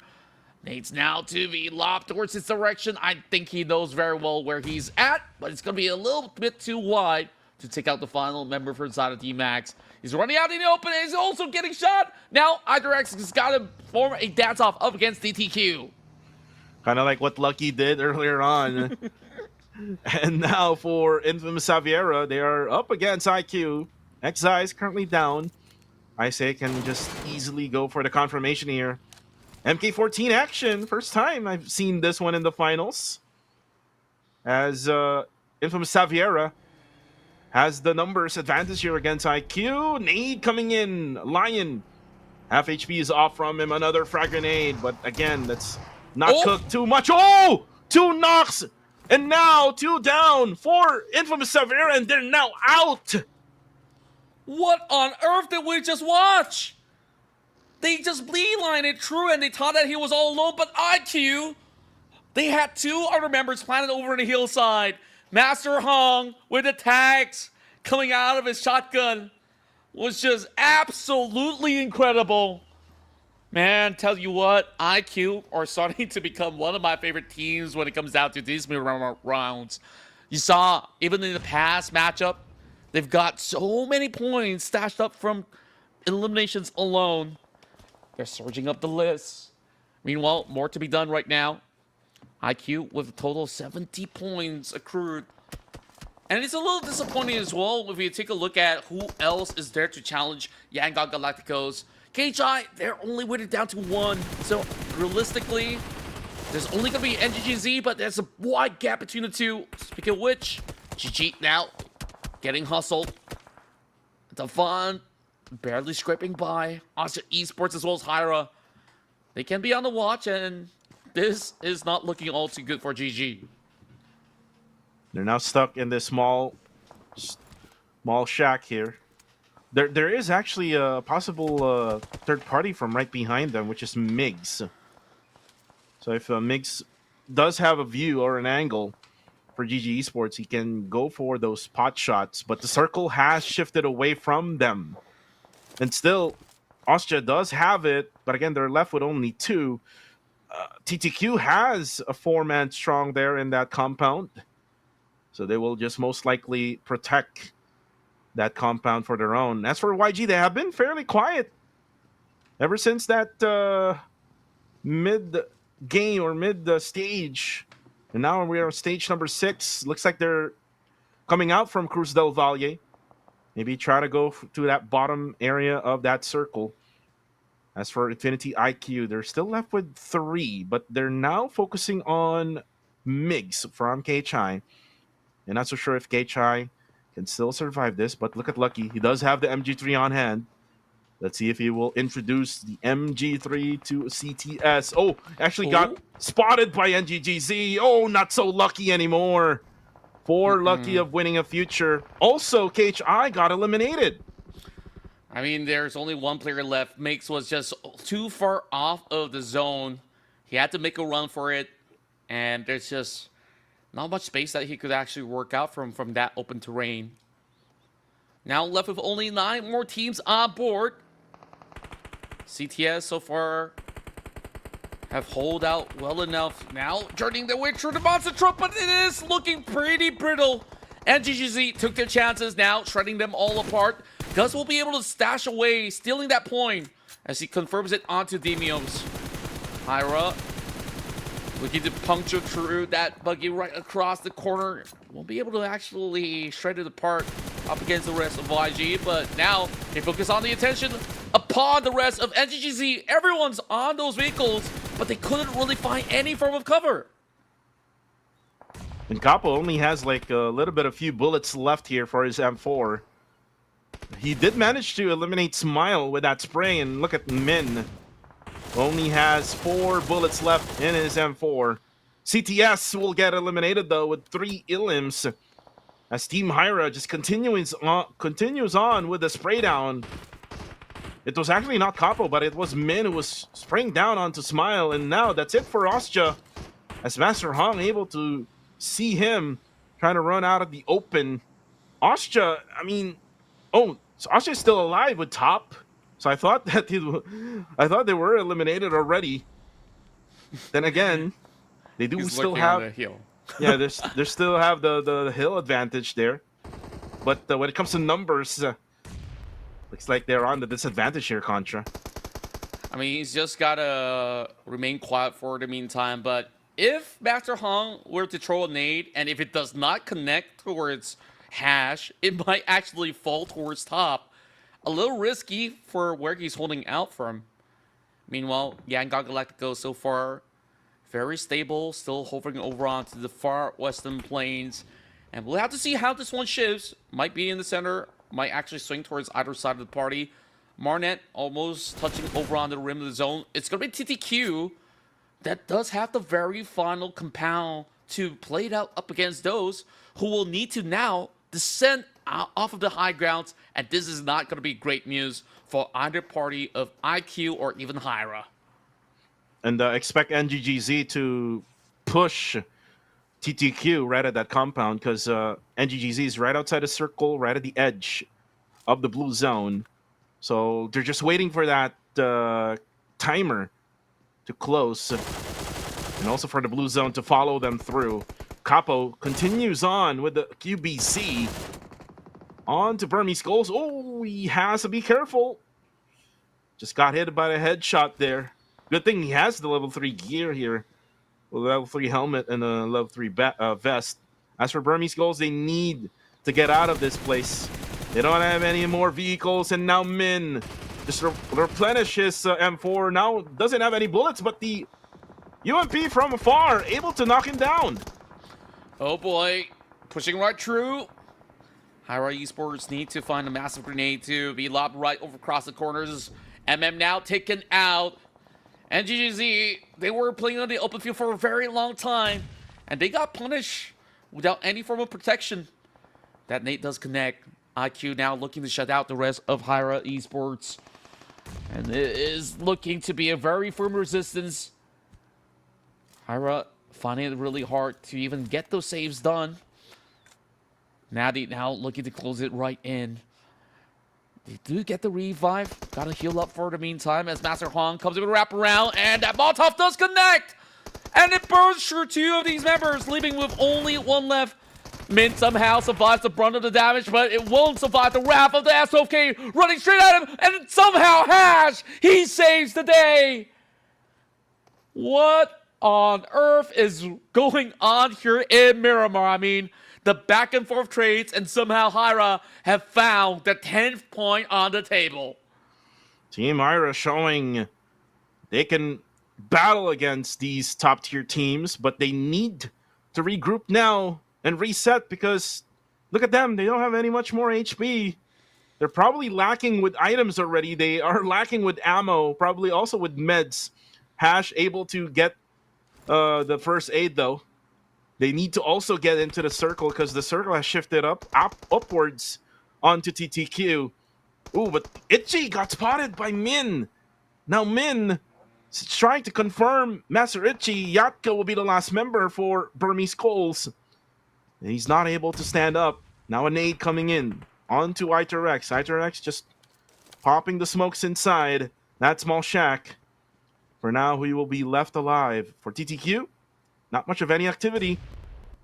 Oh, but there you go. Nice nade for Iterex, connecting onto Bunny. Now Bunny needs some help. Will there be help later on for Bunny? Oh, but Lilatka will be out in the open. Spray down onto them by Min, and there you have it for Burmese Goals. Not much of any eliminations here for Burmese Goals, but it ended up at 5th. Just managing to pull some placement points back. Meanwhile, Hyra Esports, they're stopping at nothing. They're still putting up all these big charts of damage, and now infiltrating into the compound. He will be able to spot out Iterex. Easy peasy for Hash. And it's been doing so much work. Now here comes Min. It pins out another member coming from Sonic TTQ. Hyra, they're looking unstoppable. 14 points. Biggest that we've seen out of Hyra Esports. And the rest of them are playing over the low ground. Meanwhile, Hyra, they're slowly running out of space. Same could be said about TTQ. Yangon Galacticos, they're holding firmly. They're just waiting for the right opportunity for them to trade right back. And they do have the numbers. Oh, but Hyra Min goes down. Courtesy of that spray from Romeo with a dog. Positioning wise, YG has that better position compared to the two. And for TTQ, now all of a sudden got sandwiched by Hyra and YG. And now we're left with 5 players in this matchup. 3v2 situation.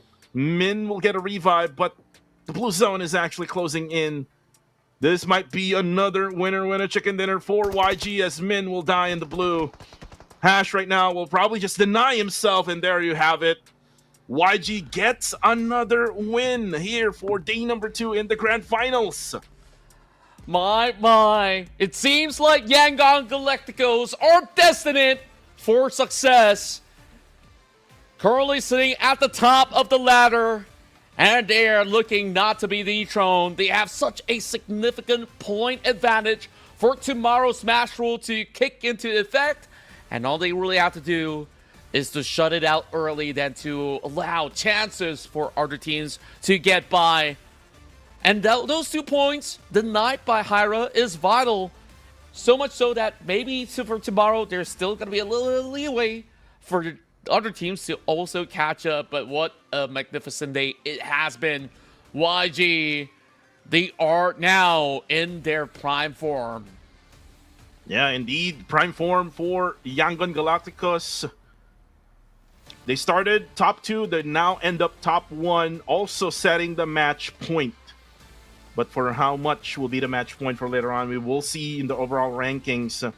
They basically waited out for so long in Cruz del Valle together with Burmese Goals, and then for Burmese Goals, they just didn't have the vehicles in order for them to, rotate all the way to the circle.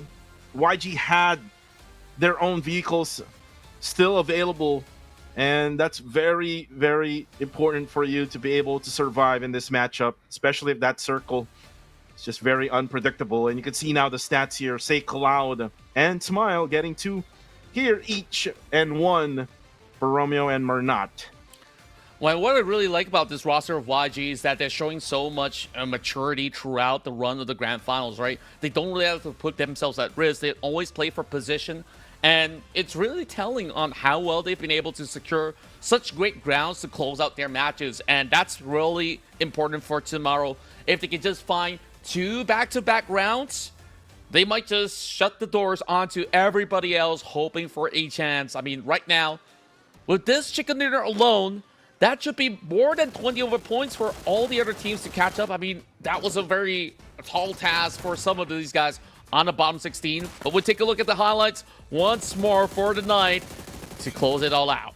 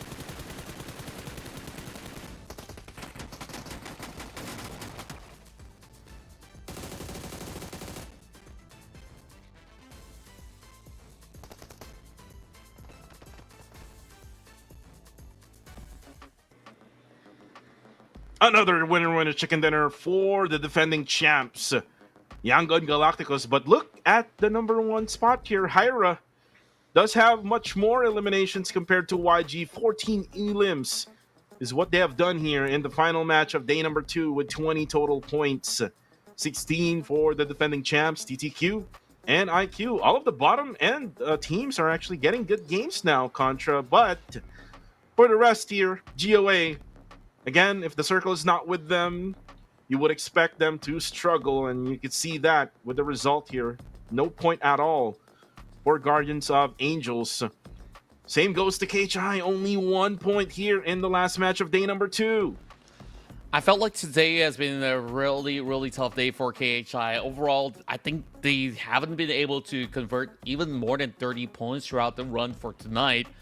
And that is a cause for concern as they slide further down the list. I mean, after all, you've seen some big effort coming from NGZ. They were trying to play exactly where Yangon Galacticos finished off the chicken dinner from, but they planted themselves there a little too early, unfortunately. And now, take a look at this. Despite some of all these rough runs, KHI, they're still holding on to that second position, but the gap has been widened into more than 20 points at the moment. This is going to be very difficult. I mean, YG, they're going to be pretty happy about this situation where they could also tend to play it slow, just like how they did today. And so long as they reach that 20 points and secure chicken dinner, they will be good to go. Even if they don't, if it draws all the way to 8 matches, it's still going to be hard for the rest of the teams to catch up. And that match point has been set. 159 points is what everyone needs for tomorrow. And if YG can get good game in, the first match, they can end it on match number 2 already for tomorrow. But anyways, we'll wait for that for tomorrow, as the top 4 teams here in match number 12 will be Hyra, YG, TTQ, and Infinity IQ. And like what I said earlier, these bottom end teams, IQ and TTQ, doing a really good job here in this map of Miramar. But anyways, the MVP now for match 12 is a Cloud with 2 elims, 317 damage, 267 damage taken with 22% team contribution with 27 minutes and 20 seconds of survival time. Basically, Yangon Galacticos just, focused more of that objective gameplay or the circle in order for them to get this win. Actually, those 2 wins that they got, Contra, they basically focus on getting to the circle. Not much of any aggressiveness coming off from YG.